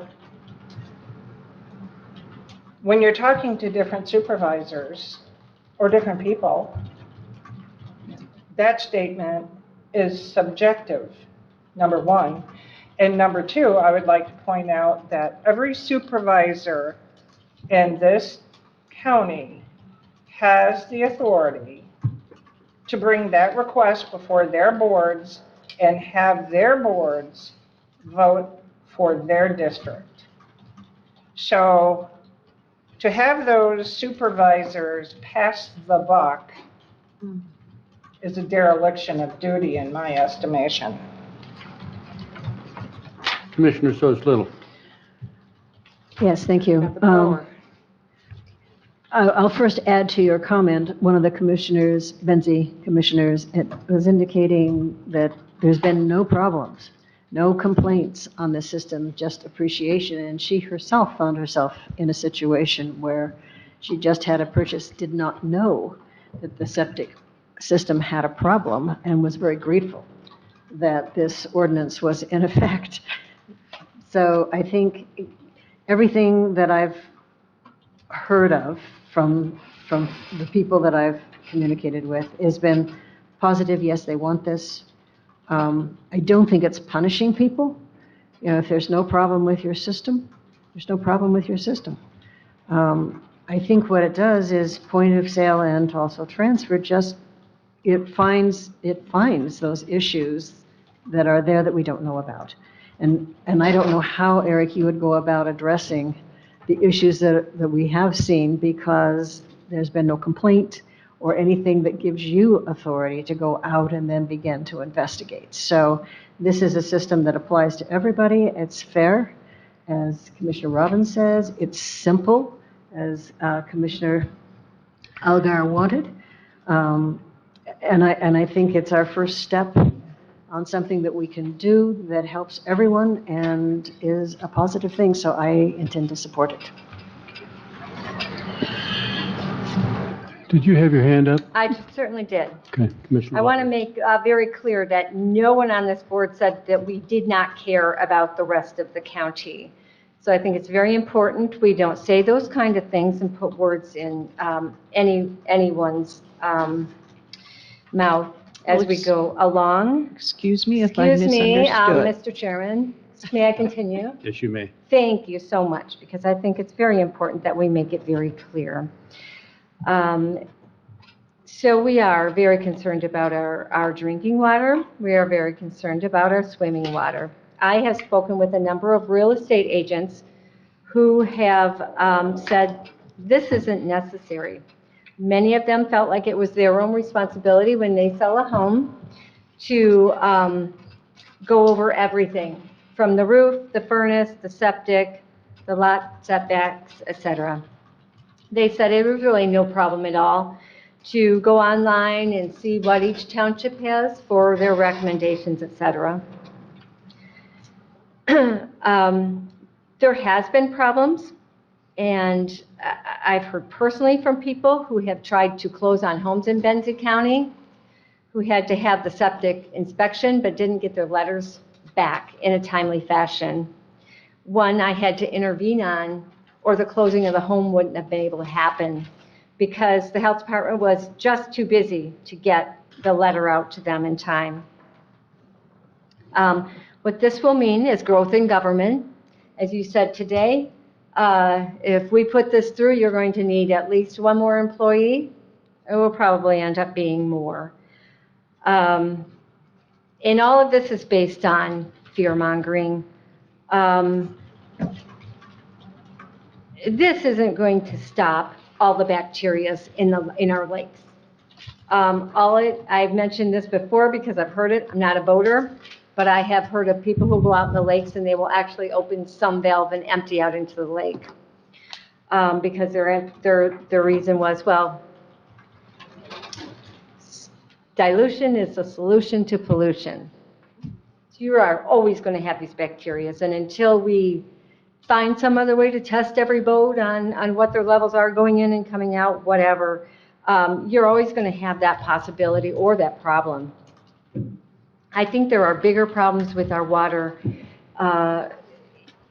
in the county, and that's why I would go along with looking at our shorelines, and perhaps, Mr. Robbins, even some creeks or rivers, if you think, if it's within that many feet of a creek or river, that we could extend to that. But there are bigger problems, of what might end up out there, which are things like Drano, right? Where does that go? Because that's not dissolved or cleansed or filtered. It's just going on out.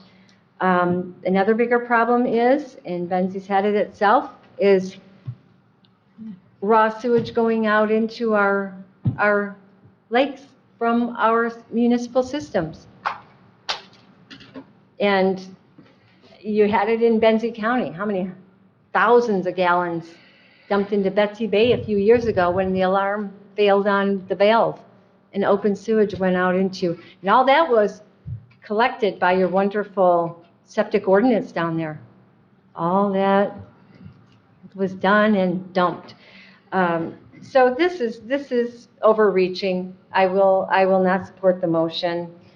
As I said, it would be a compromise to look at our lake shores, clean up those systems that are old along the shores. We talk about the percentages. You know, you can look at any home and you're going to catch them on point of sale or transfer. They might not be up to compliance, but that doesn't mean they're not working in those areas where we've got our sandy loam soils in the county. I think we've heard from everybody. Are we ready to vote on the amendment and the motion? Any last words? Okay, would you read the amendment, please, Madam Clerk?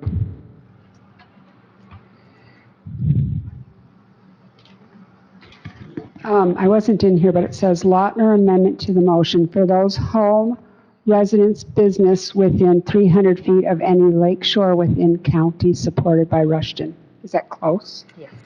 Okay. Everybody clear on the amendment? We'll first vote on the amendment and then the motion. All those in support of the amendment, say aye. Aye. All those opposed, same? Aye. Motion fails 2-5. 1-6. One. 1-6, I believe. One. Oh, one. Lautner, everyone else voted no. Okay, good. We now have a motion to vote on, and would you read the motion, please? Yes. Motion by Al Guyer to recommend to the Leelanau County Board of Commissioners that the Leelanau County Board of Commissioners forward a request to the Leelanau-Benzie Board of Health to write and approve a time of transfer septic ordinance for Leelanau County, seconded by Bailey and Robbins. All those in support of the motion say aye. Aye. All those opposed? Aye. Motion passes 5-2. Thank you. Well, he's not till the very end. No, well, I should be pretty quick here. I will be very quick. I just asked the administrator if we needed a break. He said he could be quick for the administrator. Okay. You got 30 seconds. I'll take 29. Okay, first one, 2%. We did get 2% grant here. It's in the requisition department, and it's for large format printer. And the check did arrive, and we need to accept those funds. Commissioner O'Dwyer. I move to recommend that the Leelanau County Board of Commissioners accept the 2% allocation award in the amount of $8,232 from the Grand Traverse Band of Ottawa and Chippewa Indians on behalf of the Equalization Department for the purchase of a large format printer. Second. All those in support of the motion say aye. Aye. Opposed, same. Motion passes 7-0. Okay, thank you. On the opiate lawsuit settlement, I was hoping to have a formal approval. That has not happened yet, so I'll simply let you know they're in the final stages of agreeing to a federal lawsuit settlement. If that occurs, and it should by all accounts, we will be getting a payment amount over 18 years. It will be approximately $18,000 once the money is received, which could be quickly. The next, they were saying it would happen in August or September. We've got an order agenda because you have to accept the funds and then designate a fund to allocate the funds for. And don't do that right away, but it has to be spent on substance abuse prevention, awareness, or reimbursement. So it's pretty generic. So once we get those funds and those guidelines, I'll come back to the board. So this is just an update, no action is required, and I don't think we'll have it by next week either. So I'll hold off until the September meeting. Thank you. Okay. Employee wage study, several months ago, you authorized us to explore a wage study. We've had dialogue with 4 different companies. 2 have declined the opportunity just because they're too busy. and could not provide a service at this point. One is submit a proposal, one will submit a proposal in the next week or two. We're in the final stages of having dialogue with them. So at the September meeting, we'll have an update and we may have a recommendation. The key is we may have a recommendation. We're not there yet, but we're close, but I want to give you an update on that. However, if it does, if there's a recommendation, the two companies, the work will start in 2023.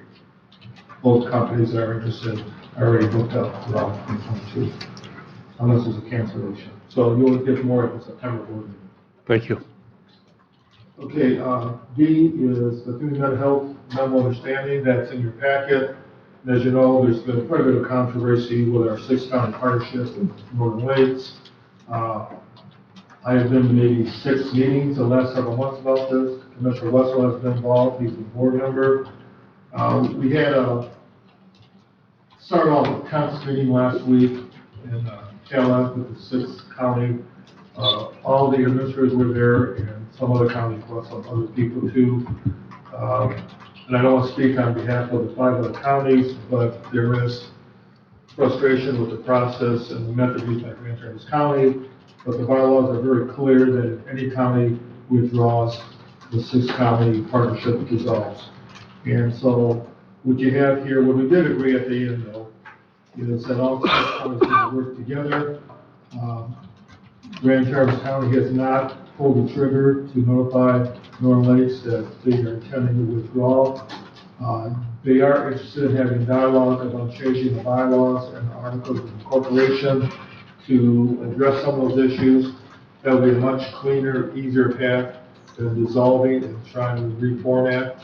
So that happens, then all the assets, including the buildings of the 6th county Northern Lakes mental health have to be dissolved. The MERS pension plan has to be resolved. So a lot of very complicated issues. The level of frustration is different between the 6 counties. There are 2 counties that are content with the current partnership and are frustrated with maybe the leadership of Grand Traverse County, but I'm not going to speak on that behalf. But what you have is a memo understanding that basically all 6 counties have to approve this. It says draft because all 6 counties have to pass the exact same language. It basically says we will work together and try to resolve these issues. Grand Traverse County is willing to pay for the consultant and other fees that are associated with the study, so there'd be no cost to the 5 other counties. But we all need to work together and at some point come up with a resolution with some new bylaws and some new articles of incorporation, maybe some new governance issues too, because that seems to be an issue with some of the counties.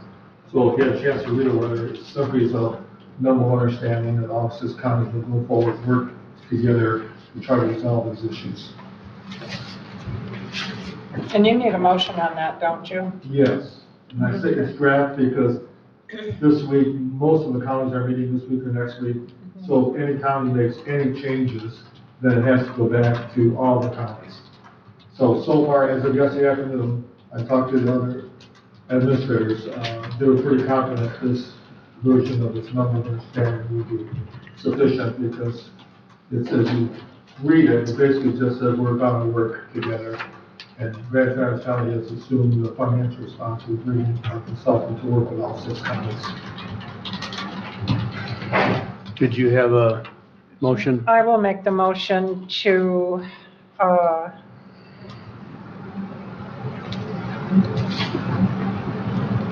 To basically authorize the chairman to sign the proposed memo. yeah, that's what I was looking for, the language that was at the top of the form. That the Leelanau County Board Chairman to sign the memorandum agreement between Leelanau County and the other 5 counties in hopes that we can move this process forward for resolution to the issue. Support. It's been moved and seconded. Are there any questions? Any discussion? I do not believe we need to wait for Commissioner Lautner, because we'll review this next week again anyway. So all those in support of the motion, say aye. Aye. Motion passes If there are 6-0. any colleagues that wish to make changes this week, I will let you know by next Tuesday night. Thank you. All right, thank you. This is one of our goals for this year. We discussed it several months ago, and suggestion was made we bring it back in the August meeting. And so it's August, about the membership composition of the Legal Dam Authority and the Board of Public Works. Since Mr. Green was still here, I believe both boards have talked about this and endorsed the concept of restructuring. Yes, that's correct. Is that the comment? Sure.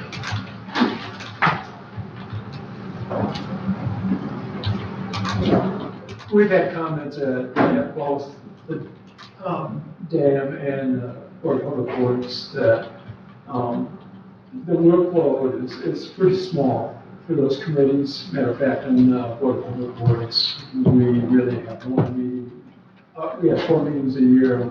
Only at one of those meetings have we ever taken any action or done any work. So we feel that restructuring it to probably a smaller board or in some respect, however the board of commissioners thinks may be appropriate. I don't think that any member really opposes being on the board, so we just don't feel that it's a completely useful way of using our time. Yeah, I think it's fair just that I listened to it, that the road commission members, some of them felt like they were forced to be in this because it's part of the duties of the road commission, but really do not have the passion to be on it. And probably feel that it'd be better use of their time to focus on road commission and get individuals who have a passion for the dam to sit on the dam. I think that's correct. The dam authority is more active than the Board of Public Works at this time now. Should some community, wish to look at the septic system for the community, then I think they have to do a quick backup and the board as its structure probably would be fine. That's not happening at this point in time. So as you know from legal opinion, you have the option to restructure both of them. The dam authority is formed when the legal dams, it basically said that the road commission and the dam commission would serve on the board. And the DPW, I believe, was started with the Norfolk Sewer project. It was a little sewer project. And I would like to point out that typically, drain commissioners are also members of a board of public works regulations. So, is not a member of our current board. Yes, Gwen. Did I hear you suggest an alternative, a specific alternative? What would you like to I did suggest a specific alternative. I guess I leave that up to the board because they have the ability to structure the board as they wish, and there's been, not speaking for the board, but as a single member on the board, I would say the structure is similar to other boards where you ask the public or have certain organizations where you ask how people to serve boards. You can structure it like your other boards and commissions where people can apply and based on their qualifications. You could also have specific categories if you wish, but that really is up to the board. So you have complete flexibility to restructure. And this was talked about first about 4 or 5 years ago when the decision was made to expand the road commission from 3 to 5. There was none at that time that people said, let's give a 2-year window for the road commission to go from 3 to 5 members and then talk about this, and that 2 windows has passed now. This is one of your goals for this upcoming year, the 2022. I would be interested in what you guys feel would be most productive for such a board. I think it would probably be most productive to structure like the other boards, where you take applications from existing individuals. You could assign certain number of seats to different organizations like the health department, road commission, or citizens at large. So I would say something structured very similar to what you do for the rescue reports. For example, I believe there's one road commission member that has a passion on it, but the rest almost feel like they're forced to serve on it. And that's coming from the road commission members. Yes. Commissioner Rushton and then Commissioner Soslittle. In looking at this particular board, how many times a year does that board meet? We meet 4 times a year. 4 times a year, specifically for the purposes of the dam, correct? There's 2 different boards. There's the dam authority and then there's the Board of Public Works. And both committees meet 4 times a year. And sometimes the dam authority is more meetings depending on what the issues are. Yeah, we had a special meeting. Yeah, let's start with DPW. They meet 4 times a year. Since I've been here in 10 years, I don't think they've taken any significant action other than to review the finances of the Newport Sewer project. Yeah, and I've been chair of the board for a little over a year and a half now. We've met after 6 times since I've been chair. Before that, I think they went almost a 4 year without meeting. And one time they went 2 years without meeting. So what you want to do is separate those 2. Well, They are separate now. However, the What membership. you want to do is is the road combine them. Right? Okay, They're 2 separate boards, but okay. the Board of Commissioners decided the road commission was going to be the Okay. DPW board. The road commission decided, this board decided the road Got commission it. is also going to be in the dam authority. I got it. I got Plus it. the drain Plus. office. Plus the drain. So basically what you're saying is you want to take and create a separate dam board, separate with its own They are completely separate now, however, appointments. memberships, the board. The Board of appointments Commissioners would be have the authority to separated. pick who they choose to Right. be, like every other board and commission. Okay, And you could have it just general public, or you could have designated seats, where you say I'm just saying it's 5-member board, the drain commissioner, 1 member of the road commission, 1 member of the health department, and 2 at-large members. That's just an example. so if I were appointed to a dam board, I wouldn't know the first thing about it. So that's true. So with that said, in appointing people to that board, I would think that we would logically request certain specific skills or educational backgrounds. And with that said, one of our boards, I believe, Solid Waste Board, where we have designated categories, we have found difficulty over the years trying to fill those seats. So if we can't fill those seats with the right types of people, what's the advantage of moving this or setting this up as a separate board? We may end up right back where we were. Probably the advantage is you have people that actually want to serve on it. We have members They have the that- desire, They have a desire. even though they don't have the education. Yeah, and you could do it, and I think there would be enough interest. Let's say we have a 5-member board. The drain commissioner has to be on it. And if you put a seat for the road commission and have 2 or 3 at-large members, when I come to meetings, there are people in the audience on a fairly regular basis that come to these meetings, and people have expressed interest serving on it, but they're not eligible because unless you're a member of the road commission, you're not eligible to serve on the dam. Okay, well, that's the reason I kind of went around the bush a few times. We actually had a road commissioner member that called me when he first came on board, had no idea that he was on the dam authority or the DPW works until we got the notice of the first meeting. How come we don't make that clear?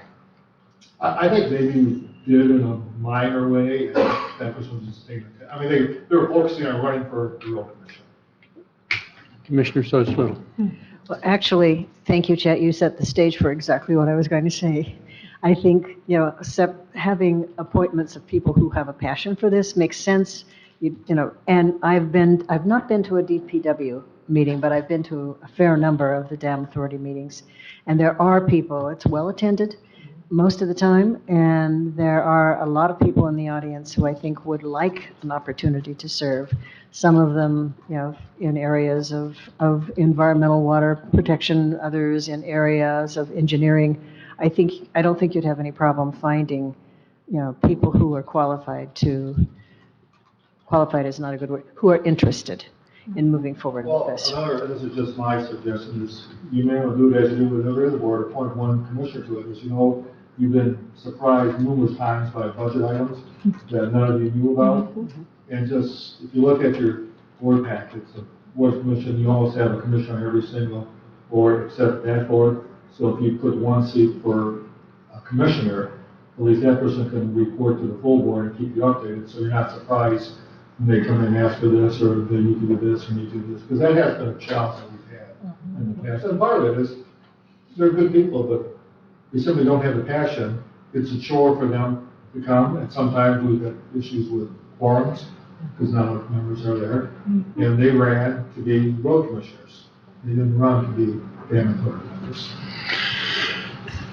Do we want to move this forward and have a recommendation from the administrator as a potential commission for next week's meeting? I'll move it forward. Support. All those in support of the motion to move it forward? Aye. Aye. Opposed? Motion Well, passes. based on this vote, I'll try to get more legal clarification, how many days notice you have to give in the whole legal process. I know we have the flexibility, I just don't remember from 4 years ago, the legal process to go forward, because I think there's to be a timeline and a posting and that kind of stuff, but I'll try to get that resolved by next week. Yeah, and I think we've got at least a month before the next scheduled DPW and town clerk meetings. So There's, presently, per diems are being paid by the road commission?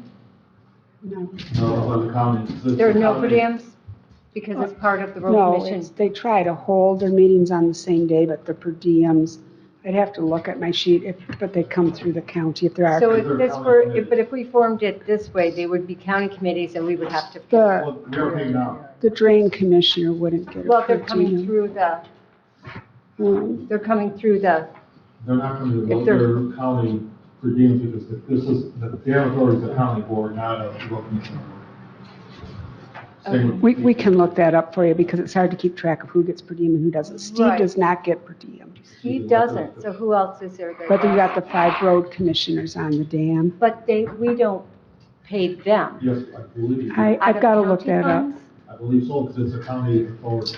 It's not part of the road commission. There's no road commission. Okay, okay. It's just that Well, the let's look at membership is the road commission. We'll get back to you on that. All right. Thank you. And could you introduce the next item? Yes, the next. I took more than 30 seconds, but I did keep it fairly short. Okay. As allowed by state law, I recommend we go into closed session to talk about upcoming labor negotiations. I would make that motion, Mr. Chairman, that we go into closed session. Or Motion and support that we go into closed session. All those in support say aye. Aye. I'll have to do a And we roll will call call. vote. Was that Commissioner Lautner? Did you second I that? know. I need it. Yes. I need Okay. it for me. Well, we'll take a, We got to take the Commissioner- vote first. Yes, I. Commissioner Rushton? Yes. Commissioner Sotis Little? Yes. Commissioner Wessel? Yes. Commissioner Alguier? Yes. Commissioner Bailey? Yes. Commissioner Lautner? Yes. Commissioner Robbins? Yes. 7-0 closed session. I'll take a break. Yeah, we'll take a 5-minute break and then meet in the conference room. Apologies to Mr. Knapp, because I know. Could I have a motion to go out of closed session, please? So moved. Second. Second. All those in support say aye. Aye. Opposed? Same? Motion passes. We are now at review of financials. Any questions for Darcy or Hi. Jared? Hi. I was quite concerned when I didn't see claims and accounts before this morning, so. Part of the learning curve. Yeah, that's all good. It's all good. I mean, maybe I shouldn't have been concerned. I was like, no bills, this is great. I just glancing through them, I noticed there was a pair of shoes for probate court. I think Boonstrup shoes. Is that for one of their clients or? Okay. One of the juveniles. Okay, thank you. All right. I'll look through them more in depth. I see a lot of we have a week now. I see a lot of D&Ws in there. Looks like some more stuff. So everybody look at those and review those. Good for next week then. And okay. All right. Any other questions? Thank you for waiting, and you're off the hook. All right. We're now at special reports by staff, commissioners, and affiliated agencies. Any reports? Yes. Next special meeting. Thank you for, several of you responded back to my email request. I would recommend we'd like to have a meeting the week of August 22nd for two reasons. One is to finalize the interview questions. My goal is by Friday to give you sample questions. And what I, in the process of doing is, I set up 7 separate categories. I didn't bring them with me. And this is kind of the format that was used prior, where each commissioner was assigned a category, had a series of questions they asked. You asked the same questions to each of the candidates. Realistically, in an hour time, you won't be able to ask all the questions. So I probably put too many questions in there, but we can talk. I'll get that to you by Friday, but I want to make sure we meet before the 29th so we can finalize the actual process. And then also by the 29th, start the budget process. That gives Jared a couple weeks yet to review the budget to see where we're at and make any changes. So if we could look at the week of the 22nd, 3 of you responded back saying that you were pretty flexible that week. So I don't know if you brought your calendar, and I hope you did. We could finalize a date and time to meet that week. I'll be the Debbie Downer. Pardon me? I said I will be the Debbie Downer. The only day I have open is August 26th. The rest of them are like Board of Health meeting, Networks Northwest search committees. I mean, they're not stuff I can move. So August 26, let's start there. Who Cannot do anything on the 26th. Do you have afternoon of the 22nd? I'm hoping this will be a fairly short meeting. We don't need a lot of time. Yeah, I have the afternoon of the 22nd. I've got the 23rd, afternoon of the 25th. The 22nd, I go right from morning meetings to Networks Northwest Search Committee. I just one in DC. 23rd? No, wait. I can't do the 23rd. Nothing, 23rd? No, I mean- 25th afternoon? I could do that. I cannot. Did we skip the 24th? I could do late afternoon on the 24th. We have a Board of Health meeting. Yep. What time? Oh. And in the morning, I have a search committee. I cannot Could we do, look at the 19th? I'm open. I'm open. I will not be here the 19th, but doesn't mean you can't. Be a shorter meeting. If But it I have all the rains, the only questions. thing is if it rains on the 18th. Yeah, that's a that'll be the backup date, mandatory and right day. now That's there right. is rain scheduled for the 18th. All right, so let's back up. How about the Why- 16th? No, yeah, why not before the regular meeting on the 16th? I don't think we're ready for the budget. I'll try to get the questions ready, but We could do the we could do that and do the budget afterwards, but What were you planning to do on the budget? I mean, I thought we were kind of waiting until September to let's get into wait stuff. well, at least start the dialogue and review it and talk about how you want to, and who you want to bring in and so forth to start the process. But will everybody have had a chance to review? I don't think so. Well, that's what I was by then. hoping by the 22nd we No, would be I ready. mean, like Michelle and Jen. That's what I'm saying, by and the week of the 22nd, I was hoping to at least. Let's push that off to September. Maybe our calendars will be clearer, but if we could do Okay. the questions on the 16th, that might be the easiest thing. I to can do. have the questions ready by Okay. the 6th, if you want to just deal with it. I'm trying to condense meetings time here. but- Yeah, but that would be easy, because we've all got that on our calendar. So Okay, what day's the maybe, like, 16th? That's- It's Tuesday, night Oh, of our next- regular board okay. meeting. So if we meet at 5? Yeah. You want me at 5, that kind of rushes it to, if Okay. you want to take a break for dinner or anything, because we have a tendency to kind of 4? talk, you know. Yeah, and I'm open all day. 4 that day, o'clock? So 4 PM? 4 is good. 4 o'clock? 4 is good. 4 o'clock. 8/16 at 4 o'clock. What type of meeting is this? To go over interview questions. committee of Oh, the whole? committee of the whole? Committee of the whole. We'll Yeah, you don't have to vote on the questions, you just have to Right. have consensus, so. Okay, So August 16th, 4 PM? right. Okay.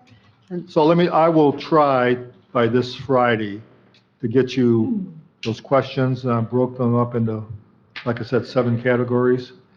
And you'll probably, well, you won't be able to get through all the questions, even if, I would suggest that you try to see what category you're interested in and pick 3 questions for the initial rounds. If you look at 3 questions times 7 people, that's 21 questions in a 45-minute period. You're going to be rushed to get through that. But once again, these are kind of initial interviews that you stated. So the ones that you like, I'm guessing by then you'll kind of get a feel on which ones you want to bring back, or if you want to expand the list. But I'll try to get you those questions by this Friday. And we've added a lot of dates and changed dates that maybe Laurel could send us all an updated list of dates we're supposed to have on our calendar. In case I forgot. Well, right now, the only scheduled one, and it will be the 16th of August and the 29th and 30th That's right. for the interviews. Okay. Should we, since our calendars fill up so fast, should we talk about September That'd be dates right great. now while we have our That'd calendars? That'd be good. Great if you could. Get on before other things do? So the only dates now are September 16th at 4 PM. August 16th. I'm sorry, I'm sorry. No, I'm sorry, August 16th at 4 PM. And then interviews on the 29th and 30th. The 29th is in the afternoon and 30th is in the morning. And we should get that finalized scheduled this week. We're just waiting for one person to get back with us. And then you're suggesting we set dates in September for budget? Yeah, well, we can, before they fill up. Yep. Good And they idea. will fill up. Yes, they will. We could set 2 dates. About Tuesday, the 6th. School starts that day. How about the 7th? I'm open. I can't do that week. Chet, maybe they Friday. could bring you all their Friday. dates on Tuesday for September that they're available. Well, that'd be nice. They The don't what? quite follow up on that all the time. No, I can't do Friday, so that week's If we could bad. find some dates today, great. If not, we'll bring it again Tuesday night. Well, I heard Friday the 9th. Friday the 9th? was- It isn't gonna work, I don't think. Oh. I might not be back. What about the 1st? Is that I'll be too out of soon? town. Well, you're Out of already town. meeting the 29th to 30th. Oh, that's want me true, first? that's true, never mind. So the Okay, we have 8th the is no afternoon. good? Do we have the afternoon of the 13th? September 13th. That's a Board of Commissioners regular meeting, It's executive. executive. Yeah. What did we stay? History says if you meet after executive, you're kind of burned out, not really focused. Yep. That means all of us, not just the commissioners. Yeah, for sure. What about Wednesday? Oh, I know it's the really? day after, Right, so. or Thursday of that Thursday's week. out. Patricia, you're open on the 14th? On the 14th, yeah, I am, yes. Anybody Until else? 7 o'clock, Centerville Township Board, but until I think then. I can do afternoon. I could do afternoon. Yeah, I'm open until 4:30. 1 o'clock, Sure. is that September 14th? Is that the- right? Yeah. 1 o'clock? 1 PM? Yep. And I have a 4:30 as well, so Well, we'll rush to, 1 to 4? How about the 15th? No. No. Well, we're busy. Well, Ty and I are wrapped up on the 15th, all day. negotiations, I think it's in the afternoon. Oh, after. But I'll confirm, I'm not sure. So we would have the morning if, Well, I have to check, because I'm not Okay. sure, because all right. Matt and Jim were looking at dates, so I know the 15th was, but I don't remember if they picked the time. What about the 16th in the afternoon? That's a Friday. I think I'm open. I could do that. Afternoon I can. Okay. The 16th? Mm-hmm. Instead of the 14th? No, No. Also, you want to do, oh, because at some point you're going to have to do 4 probably days in a second rounds row? of interviews. I don't want to do 4 days in a row up here. So not the 16th? That's kind of a lot that week. Well, Linda doesn't want to do 4 days in a row. That's 4 days. What am I missing? What is the, what about, It's not Executive 4 meeting, days. Budget, Well, and 4 days. and It is for 16 is her. 3. It'd be 13, She's got the 14, 15, 16th if Oh. we. What's the Oh, 15th? negotiation, that's, Yeah. Oh, that's for Ty and I, Okay. Ty and Melinda. What about the 20th? That's a Tuesday of the The following week. MAC conference is going on. Oh, that's right. So the 22nd, 3rd, and 4th are the next. I can do the afternoon of the 22nd. 22nd I can too. You can? Can. I can't. 22nd works, we got a date. September, Does it work for the clerk? I have no idea, but I'm writing it down. September 22nd, what time? 2 o'clock? 22. What day of the week? It's a Thursday. Tuesday, The 22nd? isn't it? Yes. Oh, it's Thursday. Sorry. Did I say What time? afternoon? Oh, I've got a board meeting. No, I don't. Afternoon? I take that back. 9:22 at 2 o'clock. 1 2 o'clock? or 1 o'clock? 1 o'clock. And don't forget, your board meetings was changed till the 21st. Right. Yeah, I probably couldn't get there till about 2 o'clock on the 22nd, but I guess if you started without me, I just would catch up, but, Well, let's do 1:30 then. okay, I can shoot for So- 1:30. 1:30. And we Oh, got Rotary. Okay. I didn't think about Rotary, but that's not. Is that going to do it, or do we need any more? Well, Since we're on a the roll. challenge is, you're going to have to have some more dates for interviews also. So, we're on a So, but roll. depends so on why how don't you we- do on the 30th, on the 29th and 30th, how you want to proceed. So maybe pick us a few more while we still have availability? Yeah, we better save some more dates. Well, the good thing is we're not tied to getting the budget done by October, so we'll get more Yeah. flexibility.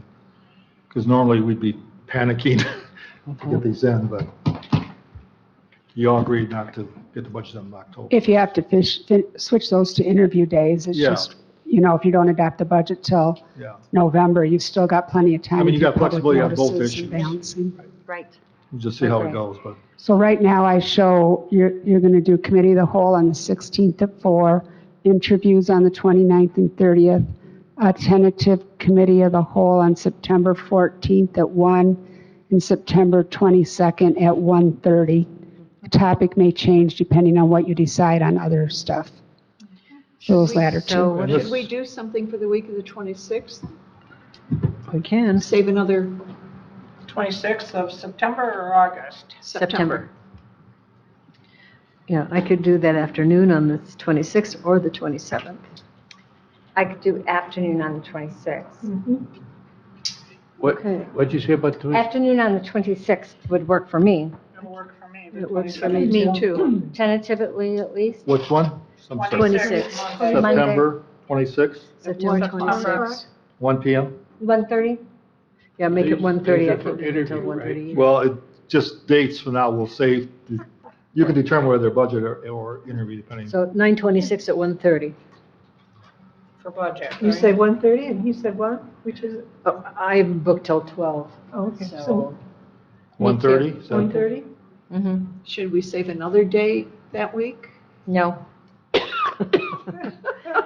anything in October? I gotta work at some point. Okay, I think we've got enough dates Yeah, for now. it is October. Okay. So I have a question. We've traditionally done the October meetings a week early, but we don't have the fiduciary No. dates. You still have to hold your annual meeting on that date, I do believe, Okay. according to statute, and Yeah, plus you it's did. already posted. And it's Okay. posted, so I say just keep it. Okay, Once you start changing those dates, it gets complicated. okay. Okay, our public's been patient. I think it's time to leave this and go to public comment if everybody's okay. Oh, that's right. I'll cover that. Mr. Knapp? We are the survivors. You thought you were getting down My name is John Fletcher, and I live Leelanau, and I'm a little bit hoarse listening to this extended VOC session. I'm very pleased that I've been able to participate in the Solid Waste Council. Two, I'm also a volunteer educator at Nfbc. Pollution obviously comes up. I teach fish and plastics. And that's the connection to the discussion today, septic tanks. Septic tanks, as we've been reminded, and I've attended meetings for 6 years now, most of them, I've been, I think, partially educated. It's a health issue first, and you've heard that repeatedly. There was emphasis today on the shorelines. That's important, but it's the big bodies of water. And one body we didn't mention today, we're all sitting in it. It's underneath us. And the next largest lake to the Great Lakes is the aquifer in Michigan, one of the biggest in the world. And we shouldn't forget that. In general, the initiative you've taken is very important. It is a health issue, and it affects all of us in the county, the general public. In my failed septic tank, it's not. Could affect tide, but more likely when it's renewal, with someone a quarter mile down the road. And that is the issue. It's that immediate effect and then growing effect as it moves out into the lakes. The big lakes, the lakes. Thank you. Thanks, John. Thank you. And Mr. Knapp?